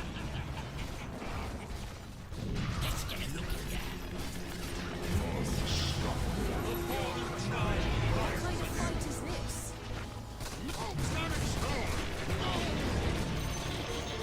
Your ancient is under attack. Oh, I know why it didn't work. This Glimmer Cape, because it's on quick cast. Oh, it's 11:39. So we did a good review. Played two hard heroes, two late game carry type, powerful supports that like have this team fight game impact, but just don't work in pubs where it's just snipers and shit. You gotta play more skirmishing like them. You gotta match them, you know. You can't play some like high-minded fucking TI2 fucking disruptor. And catch the void. The void won't be able to ult. You know, it's like it's not I'm gonna get rid of him, and that's good because I was gonna put him in legacy support, but it's like I believe in maybe Jakiro, Shadow Shaman. You lay down wards, it could help. Practical stuff. You have Shackle, which is the stun, and then in him, like you know, they could battle out with the other ones to like see who's really valuable. But someone like Disruptor, where at least like these kind of heroes, they have like, you know, like I want to play them to get good at them because they have skill shots, they have save, they have, you know, like this ulti is cool. You do the ulti, then you whip people into the ulti, then they're like stuck on the ulti. It has a cool sound. It's like a fun kind of hero. He has all these whippy cushions and shit and strength mirrors. Like, okay, I can see the scaling, the learning it, you know, like not scaling the hero, but scaling like the, you know, getting good at this hero, playing 100 games for example, would be fun. It would be fun to do that. Like I like the idea of that.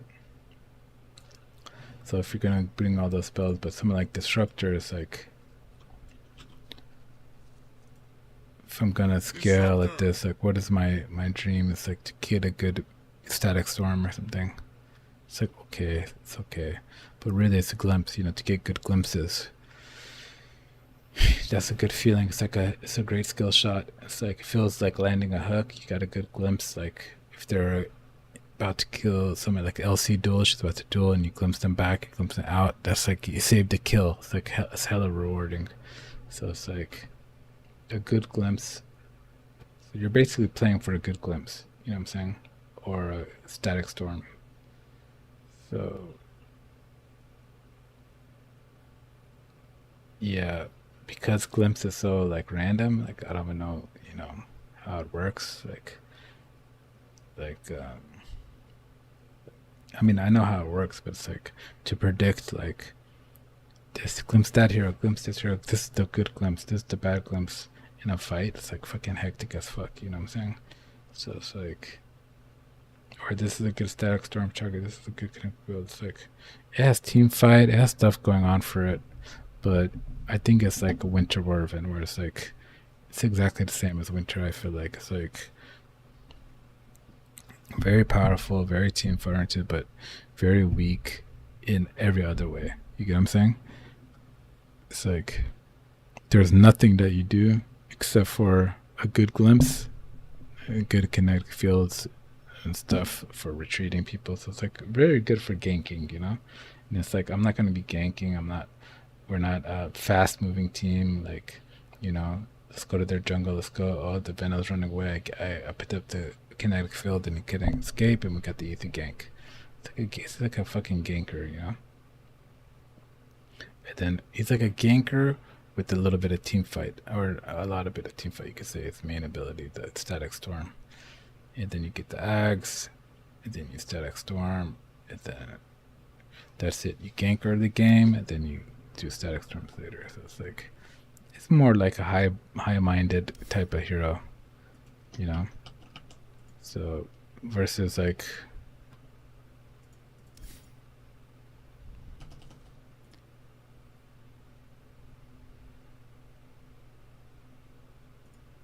let's say some of these are just more simple-minded. Like you just throw a casket and it'll stun them. You could heal. You could put maledict on them. Then you just ulti for damage when it's the team fight comes and they're trying to kill you. You just ulti. It's like more individual, more straightforward, more normal. But these are like legacy. I call them heroes. But people play Witch Doctor. Tofu played at TI, so it's like it's not 0%. I think maybe Lion went 0% picked. Shadow Shaman, Soxa played Shadow Shaman, I think. And I think there was a couple Jakiros, or maybe not. Maybe Jakiro was the one that was left out. There was a couple heroes that didn't get picked. But yeah, these guys seem more valuable for the position 4, or more easy to like relate to. Okay, Wind Ranger, I play her carry, so it's like it wouldn't be that bad playing her 4. Even though I didn't like her 4 and I got rid of her because I just feel like, you know, what do you do? I'd rather play Rubik. Like you just cast spells or something. It's like all you do is Shaco Shock, Power Shot, Focus Fire, and like you just play like a weak Wind Ranger with like your auto attack sucks. So it's like I don't know. It just feels off. I'm gonna try it though because it's like the hero of the TIs and the EBWC is like the second. Like if you didn't get Hoodwink, you can get like a Wind or Marana. Both of them are like kind of viable. Dark Willow's always been viable, so we'll try it. We'll try it out. We'll see how it feels. I might hate it, and I might say, you know what? But I wouldn't say I'm running out of heroes, but I would just say, like, you know, Hoodwink. Choose one. Choose like Hoodwink or Wind.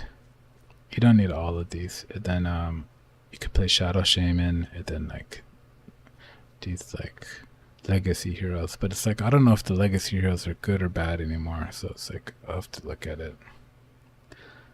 But that's the point, to just figure it out. So we already got rid of 2 heroes. We're already down to like 4 melee, which is good. Like, you know, it's like you could just play Tree or Clock or Undying, or you don't need that many, and I could even get rid of one of them because the whole point is you're just playing support. And I'd rather have like 5 good supports that I play. You know, that's the main point. And that like it makes sense to my brain. Like Clockwork, it might be. I'm well oiled. Like you get a hook shot. So it's like an initiation and a stun. I kind of like that. It's like a skill shot. I like stuff like that. Like hook on Pudge. Stuff like that, skill shots, I like it. Gives it the entertainment. And then he can do the battery slow cogs thing where you just like trap people and just take up space in a fight. But you know, it's like I can't go into the minutia of it because I don't play it that much, and then say, you know what really sucks about him is this, or you know what's really good about him that Undying doesn't have is that. I don't know, so that's the point, to shrink my pool, then to play them more, and to really see if I like them or dislike them. But yeah, I like it because, you know, we have like the 4 legacy heroes. We could call them like old style heroes. Like I don't know their value right now. Then we have the unique scaling hero that you could just play more. You could play Rubik and Ringmaster, or I could play that more. And then you have like the Hoodwink and the Dark Willow, which we would call the standard position 4s right now that every team was playing. And then I can get rid of Ench, because why make it more challenging? But I'll try like one game for fun. Dazzle. I'm probably going to get rid of Dazzle because I don't like Dazzle.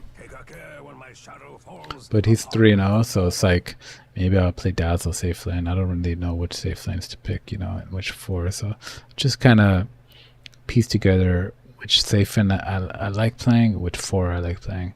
And the part about Disruptor is like when I was standing there in lane, I feel like I couldn't contribute, and it's like you can contribute with a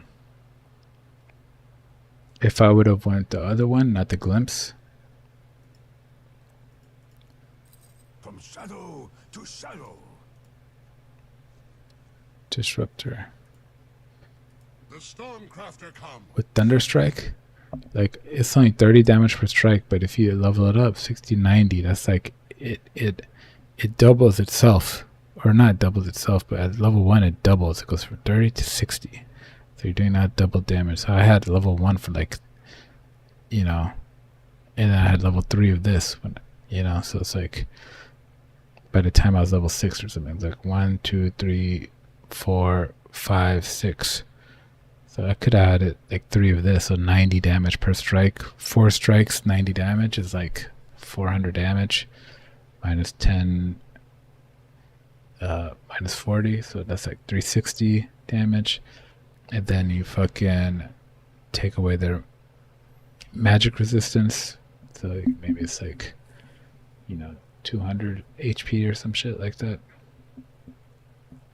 That you could just do every 12 seconds, 10 seconds, 960, the cooldown goes down to. And then you just spam that and you can try to win lane with it. So it's like, I could have played him a little bit better, but even if I do play him a little bit better, and but you know, they recommend getting glimpse anyways, but even if I did play him more better and just maxed out Thunderstrike and just try to win lane with it, you know, it's like still at the end game, it's still the same character. You're still going to be this magic, all in magic damage, super magic, controlling team fight, pseudo team fight kind of guy. And it's like, it's just not consistent, you know. It's like a specific, like wizard, you know, with no stun, you know. So it's like this guy's stun guaranteed, hex guaranteed, suck away their mana guaranteed, mana drain, and then just like if you want to do damage, finger strike them. So it's like that's much better. The only problem with him is that he doesn't have much harass. So you try to stun them, and then drain their mana, and then stun them again as you harass, you know. So I don't know. I just, maybe it's because I'm used to the legacy ones because I used to play them as a, that's the support you think of. But yeah, let's I guess I could look at it real quick before I go to bed. It's a lot to think about, but let's look at the, do they have the,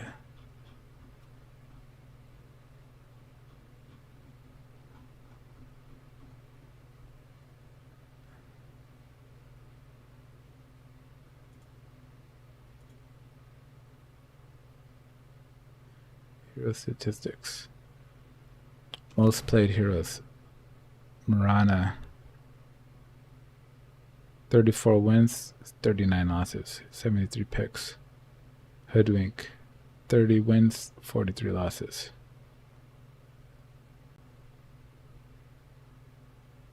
So they pick them in a lot, Hoodwink and Marana. So I would say those are pretty valuable. Winter Werven at 51 picks, Undying 49, Centaur 59. Lena 45 picks, Earth Spirit 44 picks, but those are carries. Dark Willow 44. Just look at the supports. Wind Ranger 37, but we don't know if it's all support or.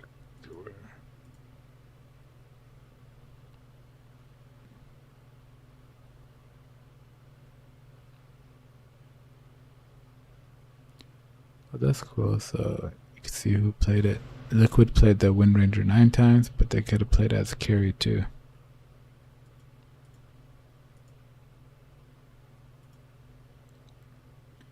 Clockwork. I'm just trying to see if there's Rubik. I'm just trying to see if there's any obvious supports that I'm kind of missing. Nature's Prophet. people used to play them before. Keeper of the Light. I don't play Keeper of the Light, so it's good. I have one automatically off my list. He's like disruptor, all that shit. Like magic damage, magic nuke, farm needs items. Like skill's good. Like, but he's like his wave just takes over half the screen. Like, I don't want to play support with such a big wave that just clears waves and stuff. It's like it's kind of greedy. Maybe not greedy, but like it's good if you want to do that. But I'm saying it's like too much from my support. You know what I'm saying? In my opinion, just like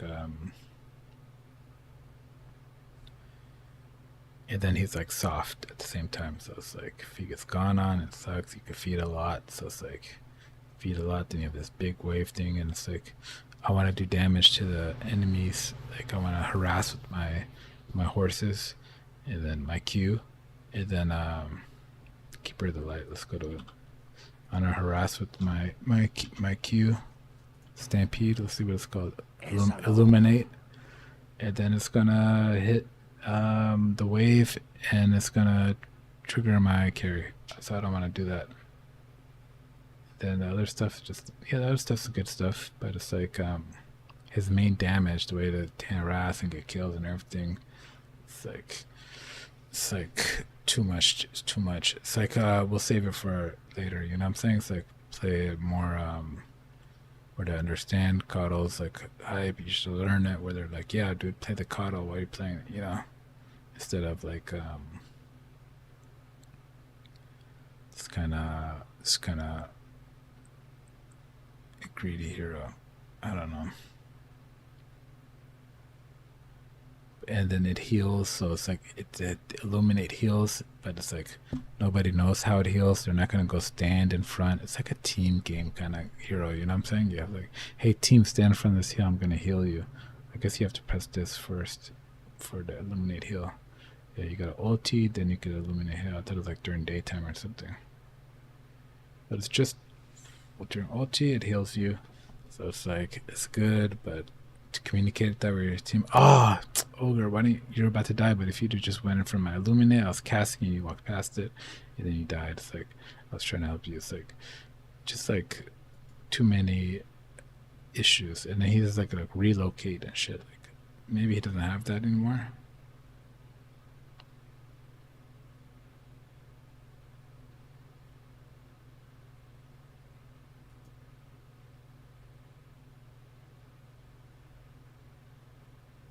Maybe he doesn't have that relocate crap. Okay, that's good. Made a little bit more straightforward.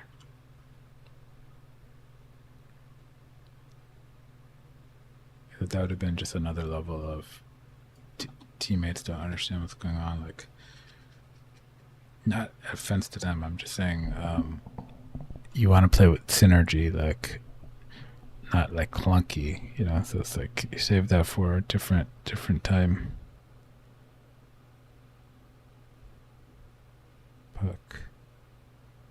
Go Ringmaster. So Ringmaster is on the 18 times. IO, same like IO. It's like I'm not gonna play carry IO. It's like save those kind of things for a different time, where you know your teammate will understand why you picked IO right now. Why the fuck did you pick IO, bro? It sucks. IO carry or whatever. So it's like some things are not meant for low level pubs. And for good reason, because they take communication. It's not like, oh, you're trash, you shouldn't play IO pubs.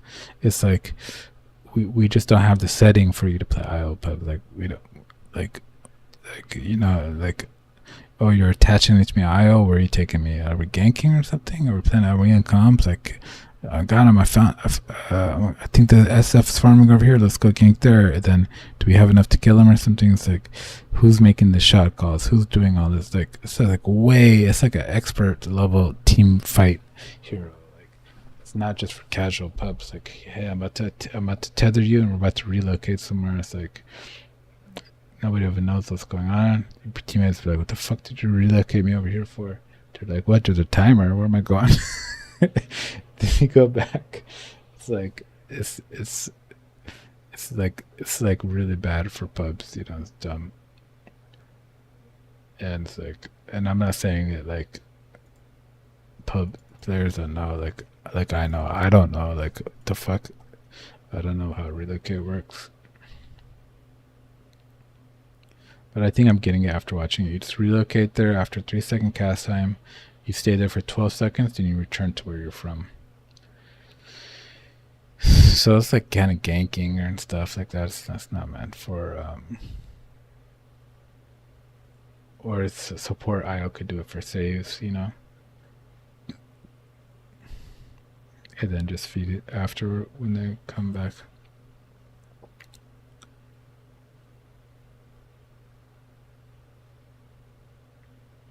I think the percentage doesn't really matter. Like TI, Joe Ranger, 41%, 7 and 10. It's like, that doesn't really matter because it's like, it depends on the game, depends on who picked it, what hero, stuff like that. The percentage doesn't matter much at all. Lone Druid, Shadow Demon. That's another one that's like too expert. Save your heroes. Cat magic, full of magic and power, but trash as a hero himself. Like it's these spellcasters that like you get gone on for 2 seconds, you're dead. Like, and then like you're not some expert in other two. So you have the good positioning, standing in a tree, and then I do one shadow realm thing that saves my core and wins this team fight. But it's like that only exists like in some kind of high pro game where you saved Yotaro and he's about to go on a triple kill afterwards. Like everybody else is like pointless. So it's like heroes like this are kind of pointless in pubs. And Bounty Hunter is kind of interesting in the off lane. I might consider him, but I really hate invisible heroes. And I hate heroes that don't offer anything like in the lane. Like he's like he doesn't want a lane, he wants to go somewhere else. So it's like I'm leaving my underlord or my centaur, like I'm imagining me, I'm like, hey man, help me with this lane, it's gonna be tough. And then my bounty hunter is like, peace out, I'm roaming to go like get a career or a deward or something. It's like, bro, like let's just get these creeps. Like that's the main point of the game, the economy. So I don't like it. So I don't want to do that to my position for it, just leave them there without like a solid lane partner. I could try mid one game, no one. He played the SK, so I'll try that. Try the SK one time because it didn't look that bad. It's like get a stun plus magic damage. It's like okay. So Bounty Hunter, I don't want to play for that reason. So that's another support I could cancel because he's like a roamer, but he's never in lane. That's why I don't play a Spirit Breaker either, because I'm just gonna go charge for like all over the map, and then I'm gonna be like at level 3 and everybody's like level 9. It's like, what the fuck have I been doing? I've just been charging all over the map and then I didn't get the kill. So it's like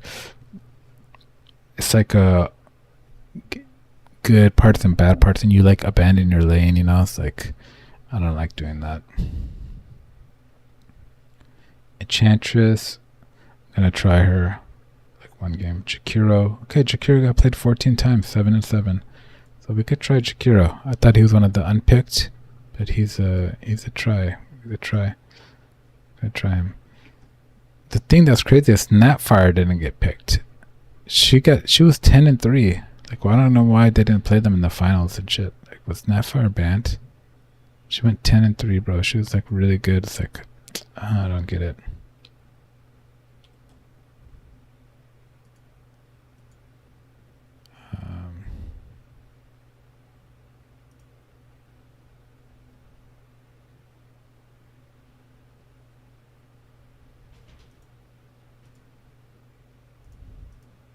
So I'm gonna play Snapfire mid or try her out. But I wonder why people don't play her support. Like her kit's still good. A cookie thing, auto attack. Oh, it's because it's like what support's gonna play Snapfire? Like position 3, 2 or 1, or position 5 or 4? Because 4 she can't really rotate. So what exactly is she doing? Just putting hella damage on on the carry. Who cares about rotating? On the enemy carry. Position 5, what is she doing? She can't really save her teammate, so she doesn't really have save. She's so much damage and stuff. She's like, she has one thing that makes her a decent support. It's like her cookie. So I'm glad she's mid. You know, I like mid because she's like everything else is like damage. So it's like it makes more sense. You know, it's just like damage and magic damage and stuff. Like her one cookie doesn't really make her that good of a support.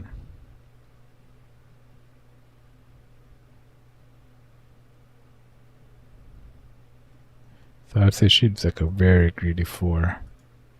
We could sneak it in there, but it's like we already have so many greedy 4s. We could play Ringmaster, we could play Phoenix, we could play Rubik, we could play Hoodwink and these other scalers. Like we have enough greedy 4s for instead of trying to force another one. Because you only need enough too. You don't need to overlap and have 10 that are possible. It's like I get the idea of like, yeah, I want to learn what's possible so that I could know what's good or not. But I think Snapfire, just because she shows all damage, it's like no mobility and just one cookie. It's like there are better options. Like Hoodwink, you could just stun and you could scurry away. And then you have some magic ulti too, so it's like it already does basically the same good job. You know, you don't need like 5 heroes that do the same thing. Like Wind and Mirana do exactly the same thing. Like they have the stun. Like I'm saying, the damage part, forget about it. It's like you think about the stun. Like what do you do to support in this lane? It's like I can cookie somebody and stun them. I guess you can cookie somebody, so that's the good thing. You cookie your ally. You can cook your ally to get the kill, or you can cookie him away to save him. There's not that many people who do that, but that would take teamwork and synergy and allowing him going in to cooking me. Or like if you just cook people without their knowledge, it's just they don't like it sometimes, and they didn't know you're cooking, so they turn around or something. It's like a miscommunication kind of thing.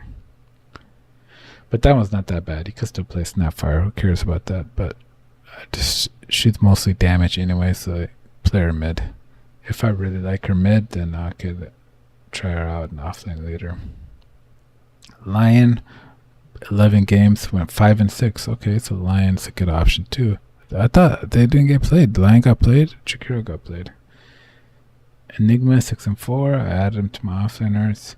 Dawnbreaker 5 and 5. Tidehunter 5 and 5. Elder Titan 4 and 6. I already removed Elder Titan to complex. Earthshaker 4 and 5. Too greedy.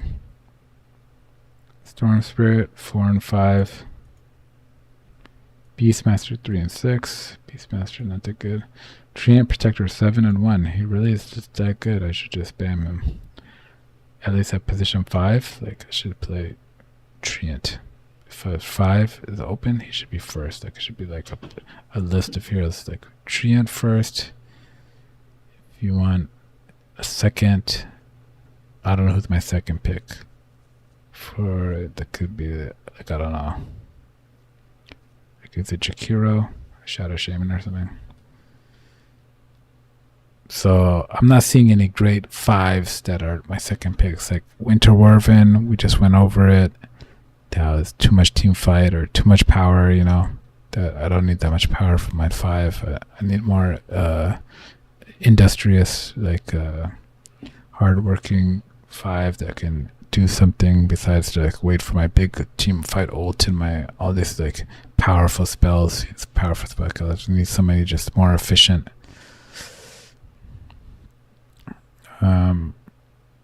So we start with Treant, and then we go from there for someone else. But the 4s are great. The 4s, Hoodwink, Ringmaster, etc. are really good. The 5s, people just kind of play 4s as 5s, but I don't really want to do that. It's like they could play Clock and Dying as a 5 if you want. Maybe these melee guys, but I think that's for a specific reason if they're playing like a range core or something. So it's like you kind of have to pair it up right. But I don't, I'm down to my legacy 5s. These are my 4 legacy 5s, and I don't know anybody else.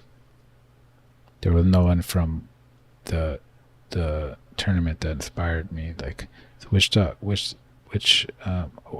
like I said, Winter Werven, which are big spells, and then it's like Bane with his crazy spells and his the Nightmare. People don't know how to play it around Nightmare. Last time I tried it, so it's like I don't want to really play that.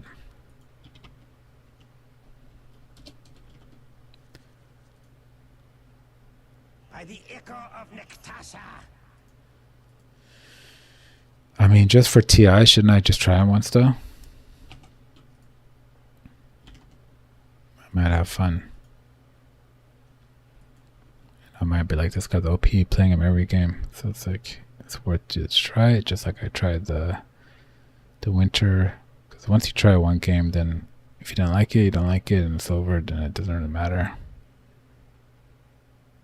It's just a game, Again, you can get back to your normal heroes after that. Trian went 7-1. Clinks 5-3. Lycan 3-5. Alchemist 2-6. Templar Assassin 2-6. Shadow Shaman 4-3. Shadow Shaman. There we go. 1, 2, 3. 3 of our heroes picked. Lion was 5-6, and Jakiro was 7-7. Shadow Shaman 4-3. So they're all about 50%. No give or take one game. Well, then what was the Bane though? The Bane should be near the top.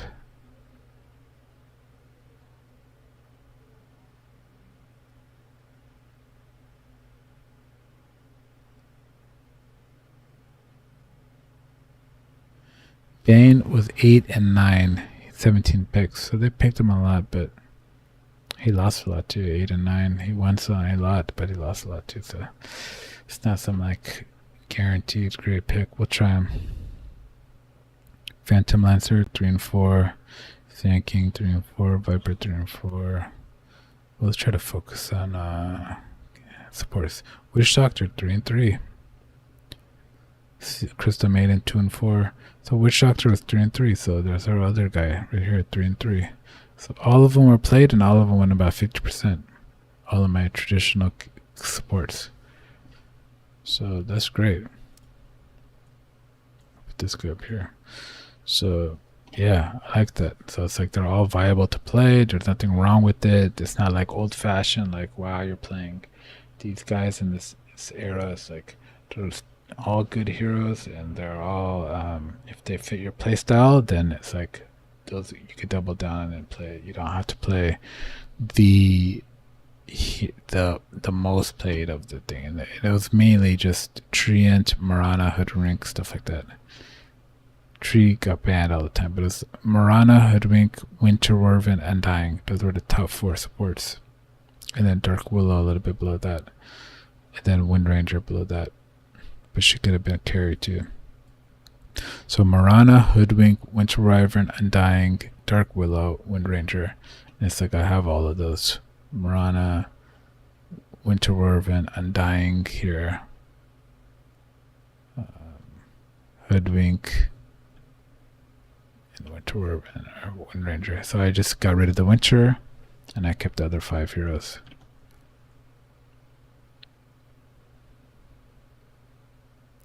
And you could say, yeah, why don't you just practice Winter and get better at him? It's like that's that's called advantage here. It's like playing with advantage. You want to play with Winter Wyvern, get to ancient rank, not even legend. You gotta get to ancient rank. You want to play with the fucking IO, you have to be divine. No, maybe ancient. I think maybe all heroes open up at ancient. You know what I'm saying? But until you get there, it's like, why do that? Why, like, because I'm just looking at its win rate. It went 29 and 22. Like, this hero's good. Winter Wyvern.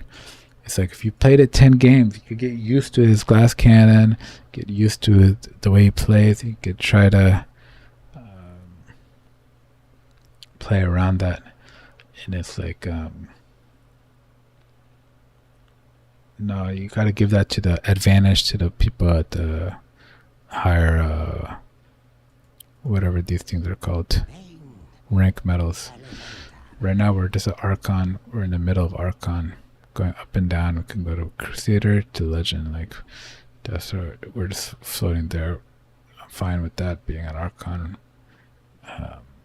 So if that's the case, then we'll build a solid base. You get what I'm saying? For now, then we'll Chikiro, Shadow Shame, and core heroes. Then later we can give those more bang for your buck heroes a try on top of our foundation. But first, if you're building the foundation, you don't start with the unique tough heroes, And just thinking about that, it's like I should get rid of Bane. But I just want to try once. I want to do a Fiend script, man. Just like you try to do a curse, it doesn't come off. Or I had a couple of good curses where I got kills. Like, there was a couple of curses, so it's like I feel satiated. You know what I'm saying? Like, I did a couple of curses, and it's like, even though we lost, and it's like, yeah, like, it's okay to just try it, understand the hero, and then move on from that. We did our post TI try. We're gonna do the post TI try for Bane, and then we'll give them our fair shake, in a match. But all of these heroes were played, so I don't feel bad about it. Like, still playing them. Like, Rubik went 14 and 12. Like, it's a great offlane choice. So it's like, where's Ringmaster? Did we see Ringmaster? Clockwork went 18 and 15. So it's like, he seems so boring when you look at him. Just clockwork, like cogs.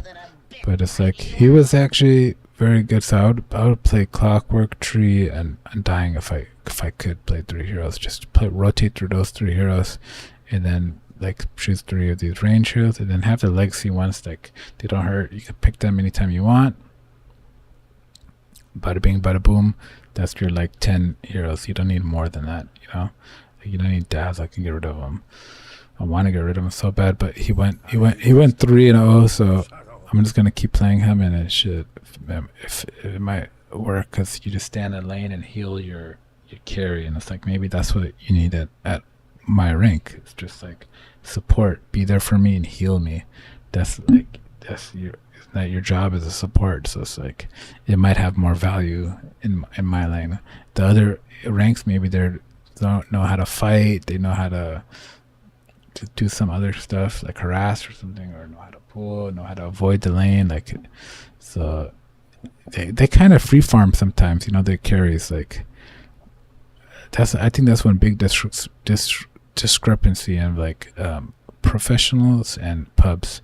And the pros are higher levels. It's like the carry never usually goes like 0-3 or 0-5. Like, they get ganked, and like they could be like 1-2 or something, but they never like really like struggle to find farm.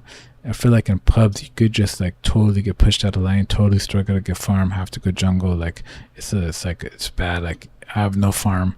I can't lane. Like, it's like usually pros, they like, for some reason they just let them farm or give them a free lane or some shit.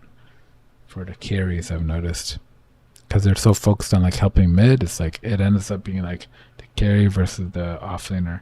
It's usually the offlaner who has to go run back to the back camps and farm back there somehow. It's like, I can't lane here, I gotta go farm a little bit. It's like the carries kind of just like have free farm more than not, which is kind of like crazy. Like,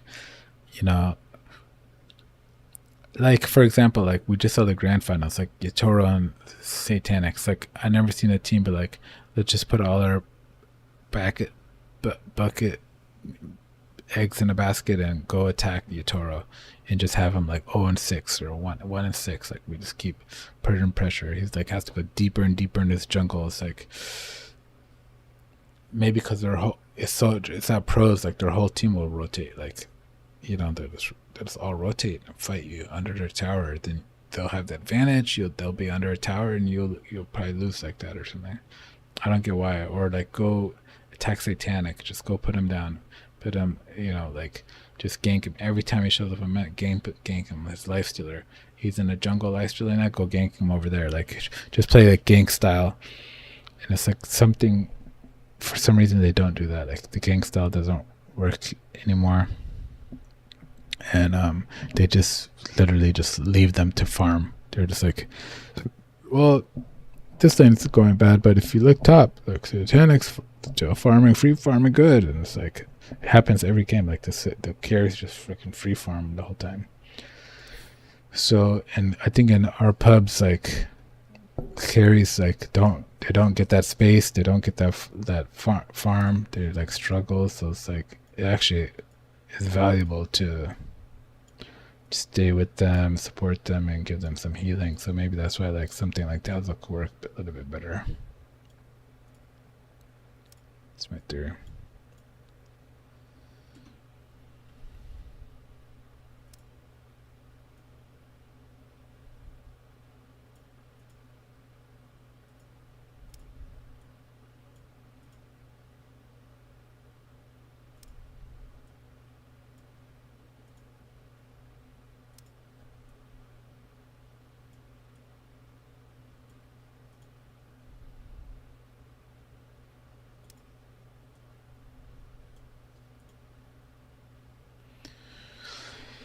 Yep, that's my theory. So it has some value, It's like judge it on what works in those games, not what works in like a team environment, kind of different type of higher level gameplay. If healing works at our level, then it's like pick the healing hero. But I've tried Omni, and Omni sucks. When I play him, I always lose, so it's like, what's the point? Kez was 17-10. Why didn't they just pick Kez instead of the Juggernaut? Could somebody explain this to me? I'm going to be tripping about this for a long time. It's like the laces were out kind of shit. It's not that bad. Like they played good, they fought good and stuff. But I'm just like, I just don't get it. Like if we put on our the laces were like why would you pick Jug? If you just lean into it a little bit, it's like the Kez wasn't banned, and it's like, is Kez really bad against Lifestealer? It's like, or Pangolier, or like Bane. It's like Darkseer. I don't know. So it's like it could have been a terrible Kez game. I don't know, but and they believe in Satanic. They believe in his spin. He could spin and against the Ion Shell. But I think it sucks, bro. To put your young carry, 18 years old or some shit, in the TI Grand Finals, Game 5 against Yutoro, against Spirit, against the greatest team and shit of all time. And you're telling him you have to depend on your ulti if it pounces on a creep, if whatever, you gotta depend on this Juggernaut ulti instead of a Sven or a Kez, more consistent, more normal damage, like just a normal gameplay. It's like it's kind of dumb. It's kind of dumb. Then you put Ember Spirit, and the first game made him play Ember Spirit, so it's like you kind of. I mean, Jug, he probably want to play Jug, so I can't even blame the drafting. But I'm just saying, he definitely didn't want to play Ember. So it's like, I don't know. Overall, I feel like they lost. They could have done better. That's what I'm gonna say. I'm not gonna say they lost. Spirit didn't win it. Spirit definitely won it. They fucking played to the craziest level of all time. And it's like, that's what I'm saying. They could have won the greatest grand finals of all time. It could have been them. They would have just picked a better hero, I think. It's something off about that draft. And just throwing away game 1 for free like that was crazy. But what can you do? I'm still mad about it. Juggernaut went 8 and 5. It's like Invoker, you can't judge the Invoker. He went 1 and 5, but it's like Invoker is just hit or miss. Just who knows this hero? I don't want to understand this hero, so can't even complain about it. The Lifesteal hero went 7 and 4. Like they were killing him. It's a close game, bro. It was closer than I think. Notice went 11 and 5 on the axe. Yeah, but basically all the support's viable. So we could look at this list for a while just to not like right now, but looking at the core heroes and our off lanes and just seeing what's played. Then we can make a better informed decisions. Like Sand King was played 7 times. He went 3 and 4. Viper went 3 and 4. Husker went 2 and 5. Husker, don't like Husker. Slark went 6 and 0. But that's because he was playing against Slark mid. It was like a specific thing. It's not supposed to be played. It's like for some reason he just wins mid against Ember. Monkey, I wonder who invented that. 'Cause somebody invented it, and then they were like, "Oh, okay, that's Tom's Ember. That's a new trick we can use in a draft. If you specifically already see the Ember first pick, you can just counter with Slark." And then it's like, yeah, that's crazy.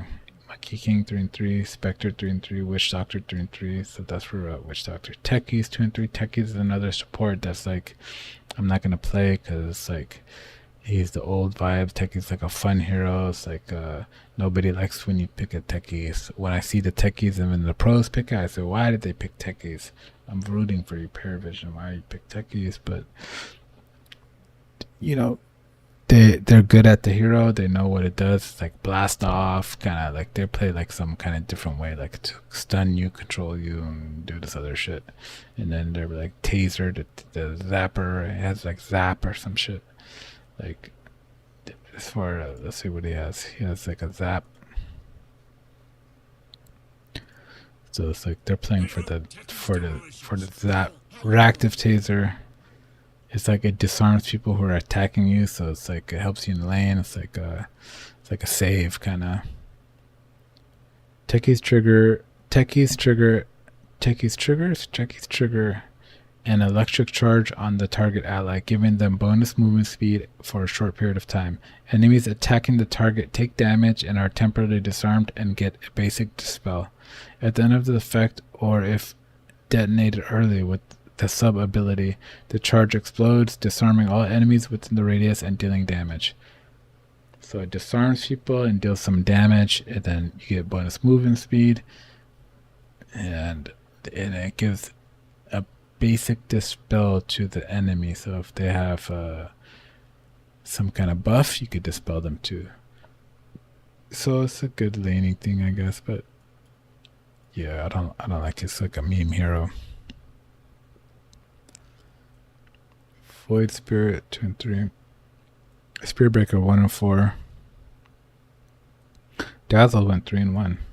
I think that's Karuk or GH Dazzle. That's why. You just get on the hero and they just happen to win some games. It's hard to judge those numbers when it's only like 4 games played. Luna went 2 and 2. Magnus 2 and 2. It's like saying Magnus is back. He went 2 and 2. He went 50%. It's like he only played 4 games. It's probably some specific games. Phoenix went 2 and 2 too. So that's another one of our supports. Phoenix went 2 and 2. So everything was played. That's on here now. Everything was played. So it's up to you to choose which one fits you. You know, that I'm talking to myself. You know, it's like it's up to me to choose which one fits me good. Juggernaut went 1 and 3. Oh, sad.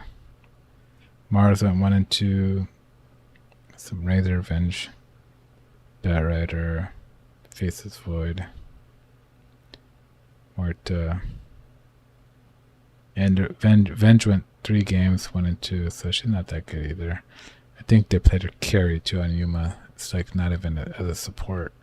So as a support, I wouldn't want to play her because I don't want to swap people when they don't want to be swapped. All this stuff, they don't know where they're at. Ogre Magi went 1 and 1, 2 games, so it's like official. Every hero's been picked, some more than others. Ogre was like the lowest option, but it's like he's in Lego support, so he is a good option, especially like I said, pubs, things, ease of use, ease of thing is an option. So it's like when I'm playing Ogre, the feeling I have is the ease of use is there, like a slow entry ramp. Like, okay, I can stun people, I could do this, I could do a couple spells off cooldown, and that's fine. So I just do that for a while, and then I could learn pooling, I could learn getting the Lotus, I could learn remembering to get my 7-minute wisdom. I can just play the game without having to worry about Ogre. Now the problem is when you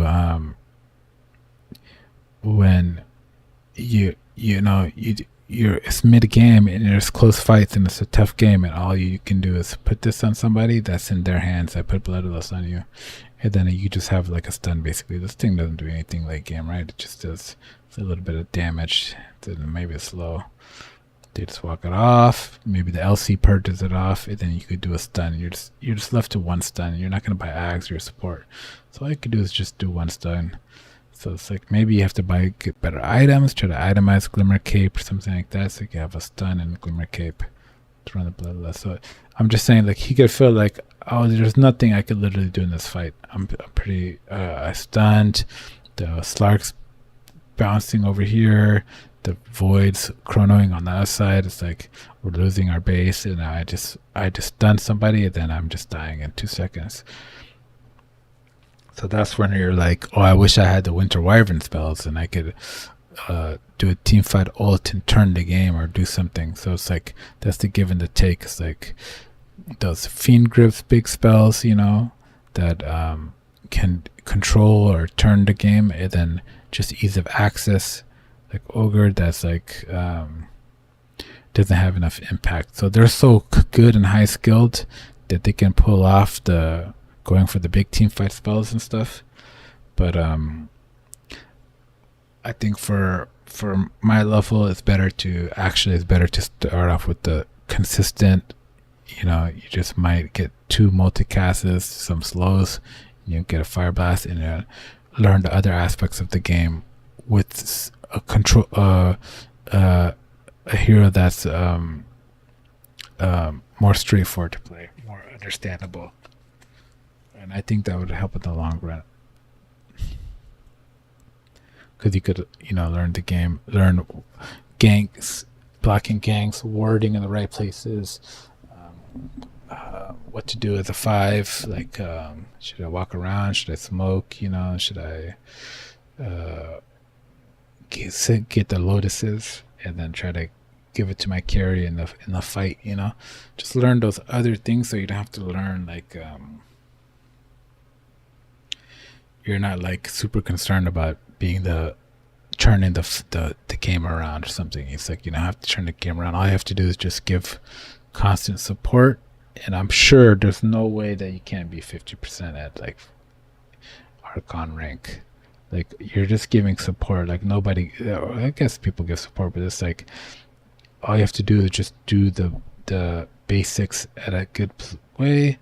Try not to feed too much, and then pools and things like that. And if you do that stuff, it's, I don't believe you can go wrong that way. I believe it's harder to go wrong, like trying to play the skill heroes and stuff like that, making mistakes or something. I think that's worse. Or somebody, play somebody more survivable than someone like Wintered, just has no survival skills.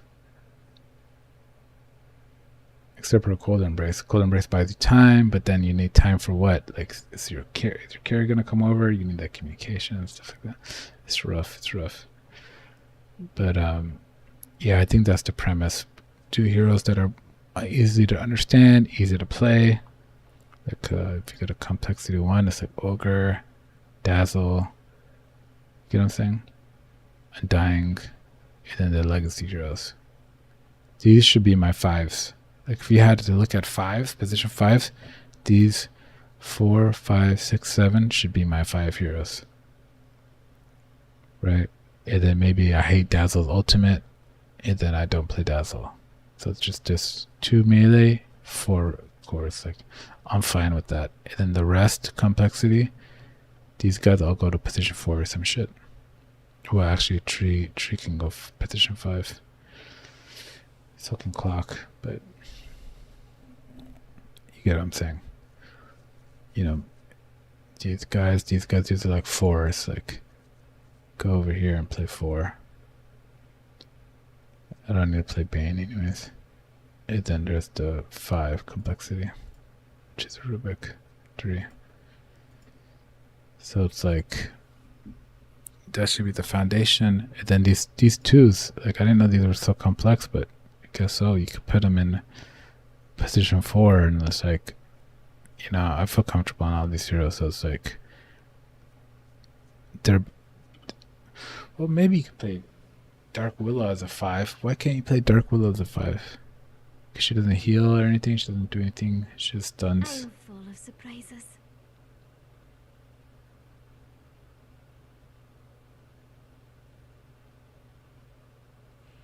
Yeah, I don't know why. She doesn't have any mobility.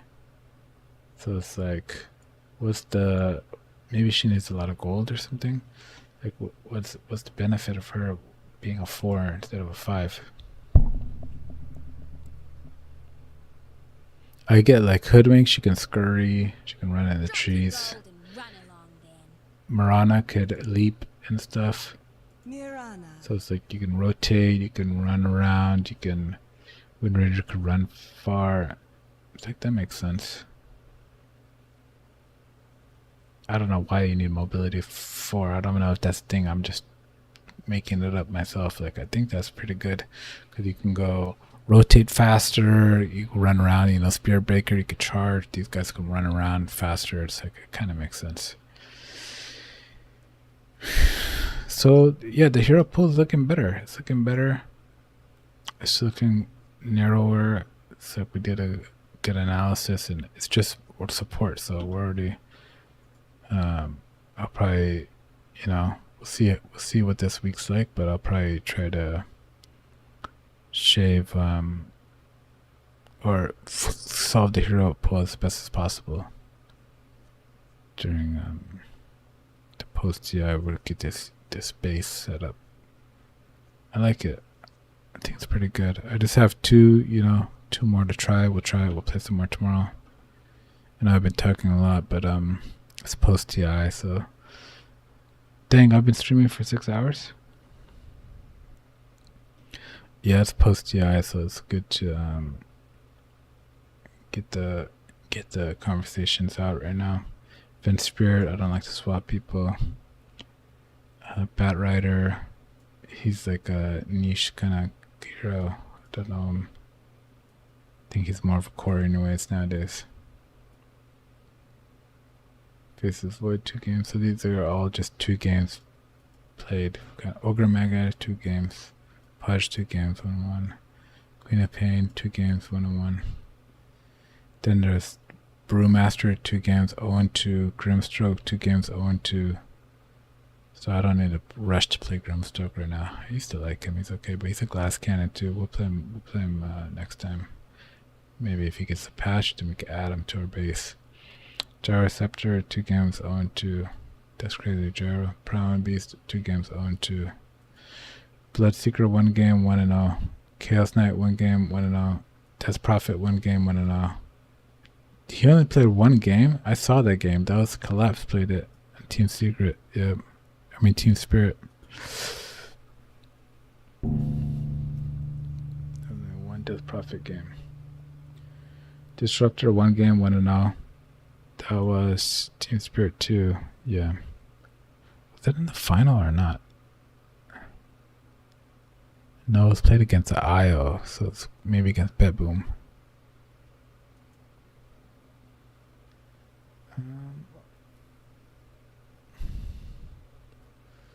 Legion Commander, 1 game, 1-0. Who played Legion Commander? Boom Boys.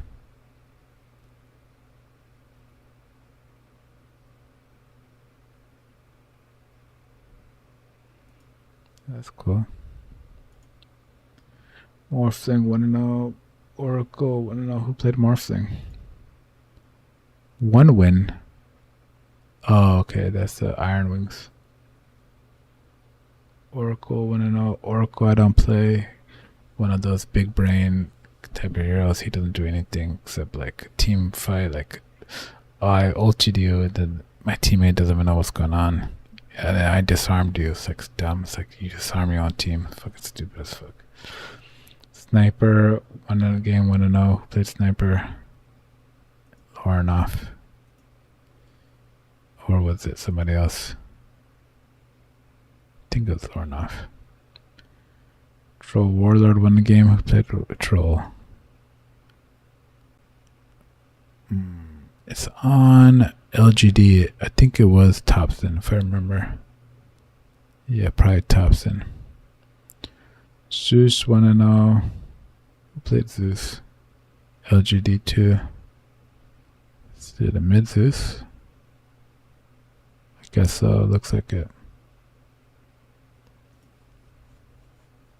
Yeah, I would say LGD did really good. They were hype. Thompson, when I was doing the predictions, I didn't really talk about it.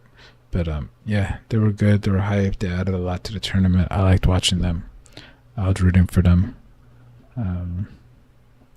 Not like to win TI or anything, but you know, the further they go, the better. I wanted them to make playoffs. Because just Thompson is just like, he still got it. Like, I wasn't even that hype when he got selected. I was like, yeah, who cares? You know, it's probably washed with me, but it's like, when it's like Thompson, he's just consistent. He's just doing his thing. He's just playing his builds, and they're fucking winning and shit. It's like, the hype comes back. You're just like, hell yeah. I like look forward to Thompson games, like LGD games. So that was a bright part of the tournament. It was cool. This tournament had a lot. It had Sumail fucking come back, doing pretty good with Nigma. Lornoff popping off. It had Thompson doing good, doing weird heroes and builds and stuff. It had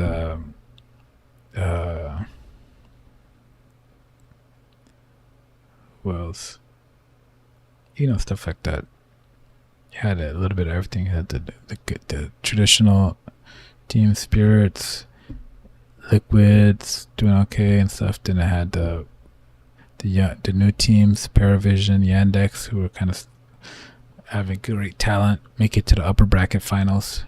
Like they're still they did show that there were the 2 good teams this year, and yeah, they shouldn't be too disappointed. Like, I mean, I'm sure everybody's mad if you don't win to I. Like, nobody's happy, but I'm just saying, like, it could have gone worse. Yandex could have been out so fast, you know. It's like, I'm glad that they at least showed, hey, we actually got top 3 and we were in the upper bracket finals. After that terrible group stage, to be in the upper bracket finals, top 3, that's still a good sign for them, I think. So yeah, that's pretty cool. Let's see. Zeus 1-0, Arc Warden 0-1. BZM played it, I remember. But I liked that. I added it to my thing to try a build. Lesharak 0-1. Sumail played it in the last game. Marcy 0-1. 9 class played it in the finals, grand finals. Ricky 0-1. I didn't think the Marcy was that bad. It's a good try. Ricky 0-1. Played Ricky. Thompson. Or yeah, Thompson mid. I think I remember it. Or someone on that team. Tinker 0-1. Nothing to say. Tried it probably. Yeah, XG. Nothing to say. Okay, Ancient Apparition 0-0. Kunkka 0-0, OD 0-0, Pugna 0-0, Ursa 0-0, Weaver 0-0.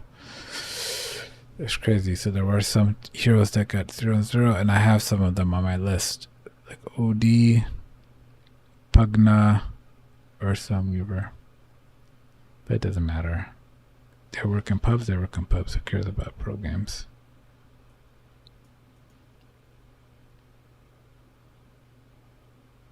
Unpicked heroes, 23 unpicked heroes. Unpicked and unbanned heroes. So Wraith King didn't get played. Warlock.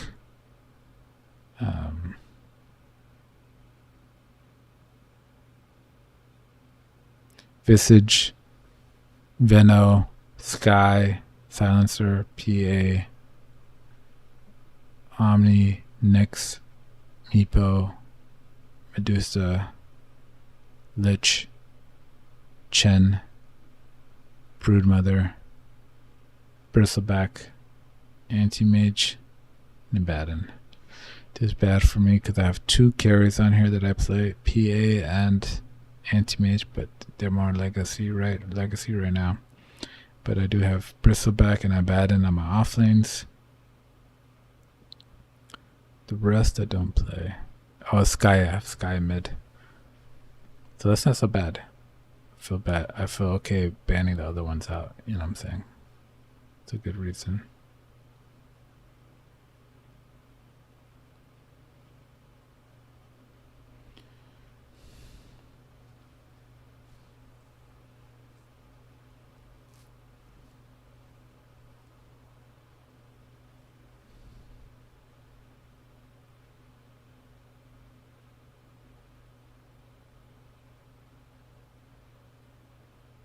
Oh, there's more unpicked heroes.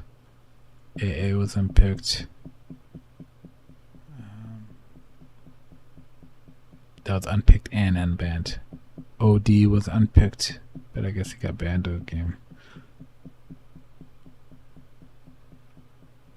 Pugna was unpicked. He's on my mid too, so Sky, Pugna, and OD on my mids. But the reason I would play it is because I think in pubs, like, someone that's earlier game with these magic dealers, Pugna or Sky, might just be able to give you a little bit of a lead in the game. You could lose, then you're in a doubly bad spot, of course. But I'm just saying, like, maybe if you win the lane or you get a couple kills and you rotate, you get a kill. Pugna, you pressure the tower mid. It's like you might just set your team up for a better start. On a better rotation, you could do a little bit. It's like it just gives them a better chance, I think. And then mid game fights, I don't know. Maybe you have to see what the give and take is. Maybe you just fall off too hard and you suck. But my theory is like if you just don't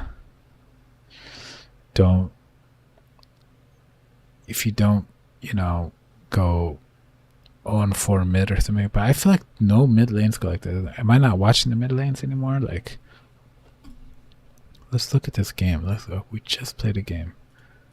Let's look at that game. Let's look at this game right here. Like, mid lane. Like, what was his deal at minute 10?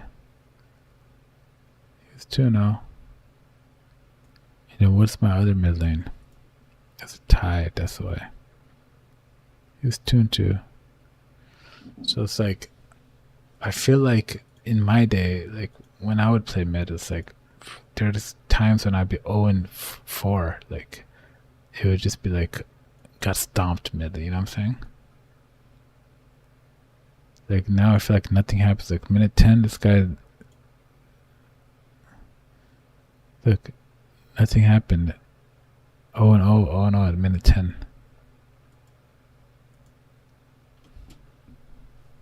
How the hell this guy 1-9?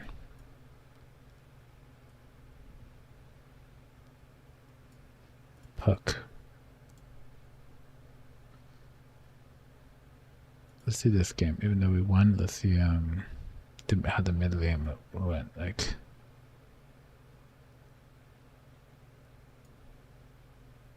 2, 2 and 1. Yeah, like crazy, bro. The mid lane's just like very stable. Like, so it's like it might not get anything out of playing a Pugna. It's like it seems very stable. Like maybe it's because we were playing draw mid or some shit back in the day. Sniper, where you just get gang Spirit Breakers charging you. You know those games like Spirit Breaker? Like I played this game with Spirit Breaker and he was just charging me, but like fucking if I was mid, it would be Spirit Breaker non-stop charging me mid under tower, and I'd have 3 deaths. Like, you know what I'm saying? Like what happened to the mids? Like there's like zeros, 2 and 2, 1 and 1, like 0-0, like crazy, bro. Like there used to be like 3-0.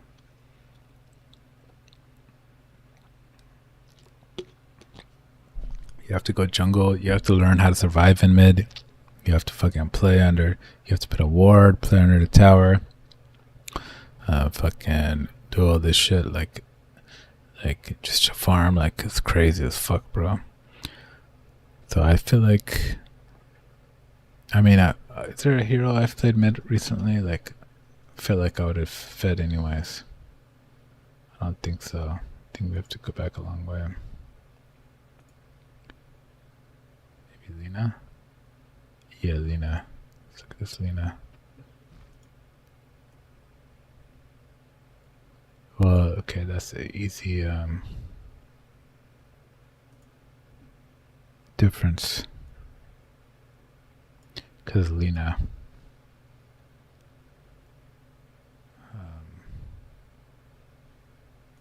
Let's try one more.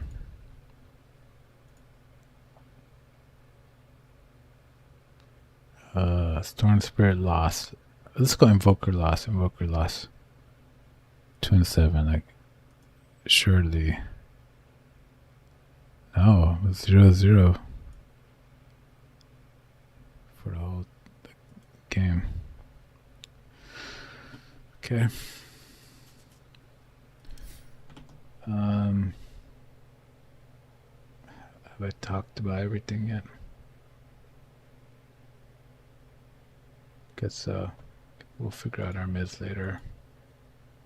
You know, I guess I didn't really try to say anything. Like, Lauren off played this guy. He kind of popped off with an NP. Laurel played him, I think. Couple people played him. It's like, okay, I'll try that, but I don't want to try like a Maelstrom build. Have like a role, just play a role kind of idea, and it's like mid lane. He doesn't build damage. He's just gonna build utility. Go to the site, Rod of Atos, build or if you do damage, do magic damage. So you have mixed damage on your team. Build what's it called?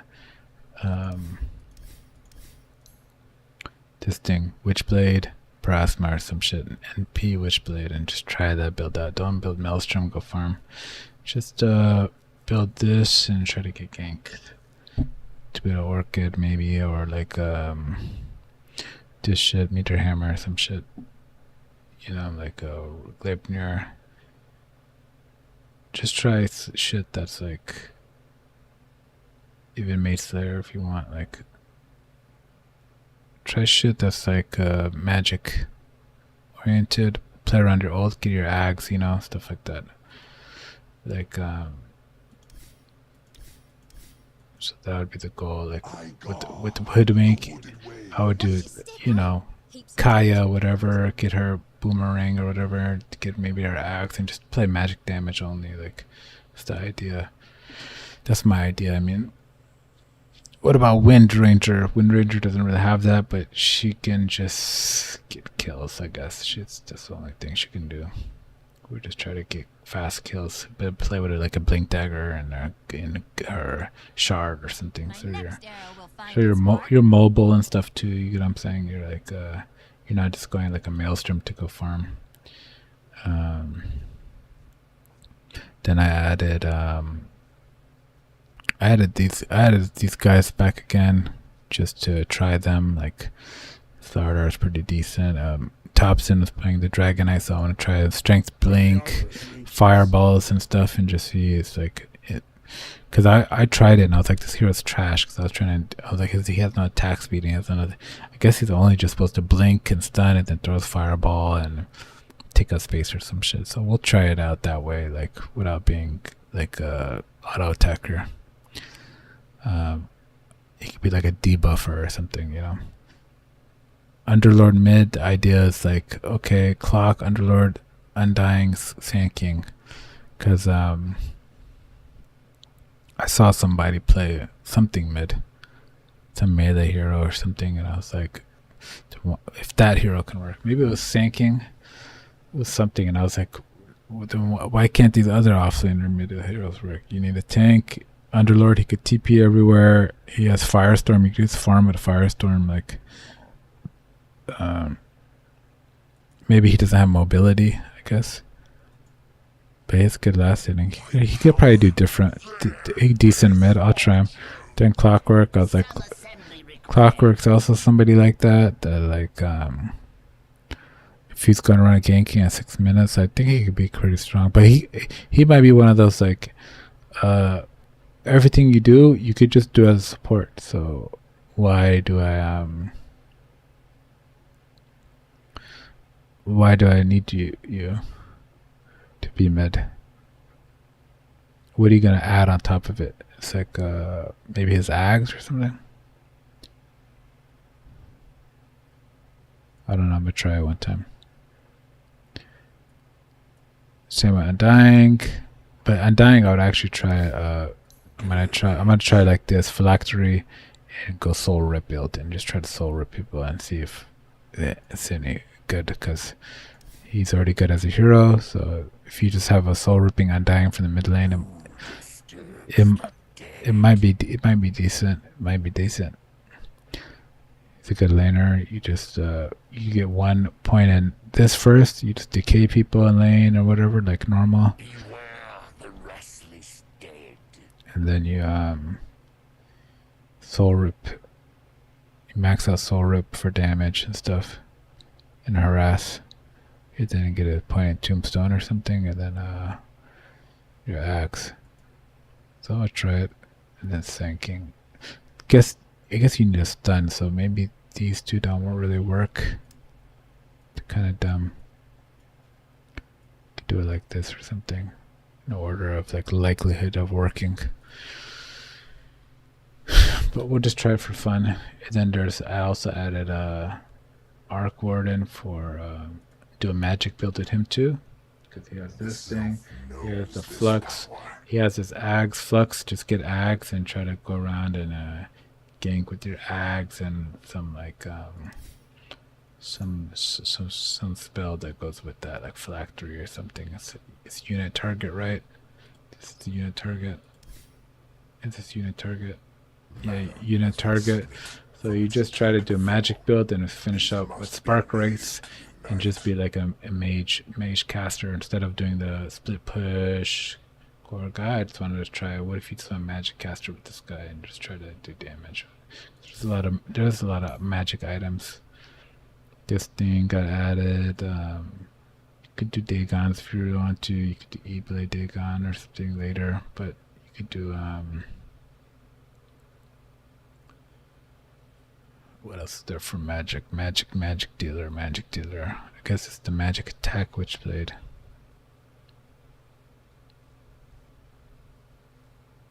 Yeah, that might not be so bad either.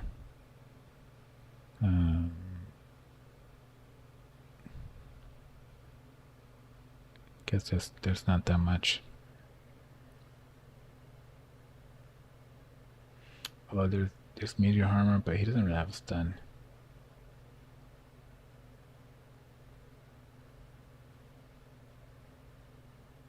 I'm definitely gonna get Meteor Hammer too, like on Undying, on my Undying build, and then when they're hitting the Tombstone, I'm just gonna stun them with Meteor Hammer, and then Soul Rip my Tombstone back, and then I'm gonna get a triple kill. They're not gonna expect the Undying with Soul Rip maxed out and a Meteor Hammer that lands on their head when they try to hit the Tombstone. and then I just healed the tombstone back up, and then decayed them, and then this should be off cooldown again. Then I'm gonna soul rip another one of them, and then gonna win the team fight like that. Yep. All right. So that's it. Support off lane, mid, safe lane. We'll keep playing and have some fun. Thanks for watching, guys. Have a good one. Good TI review. We feel bad for Satanic and Paravision. It's a tough loss. Still have a loss hangover. A brutal one. But it was a great TI. Very happy to watch it. Very inspired by it. Can't wait to play some games, and can't wait for the next tournament. Very good TI. Very good. Happy for Yotaro and Team Spirit. You know, they're a great team. Legends of the game. Like the best of the best. You know what I'm saying? They fully deserve 3 TIs. Really, really,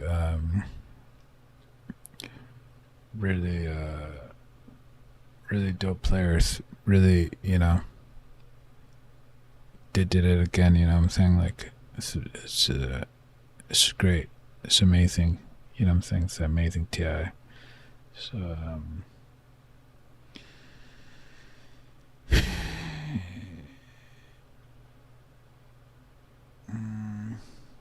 I guess that's all. All right, have a good one.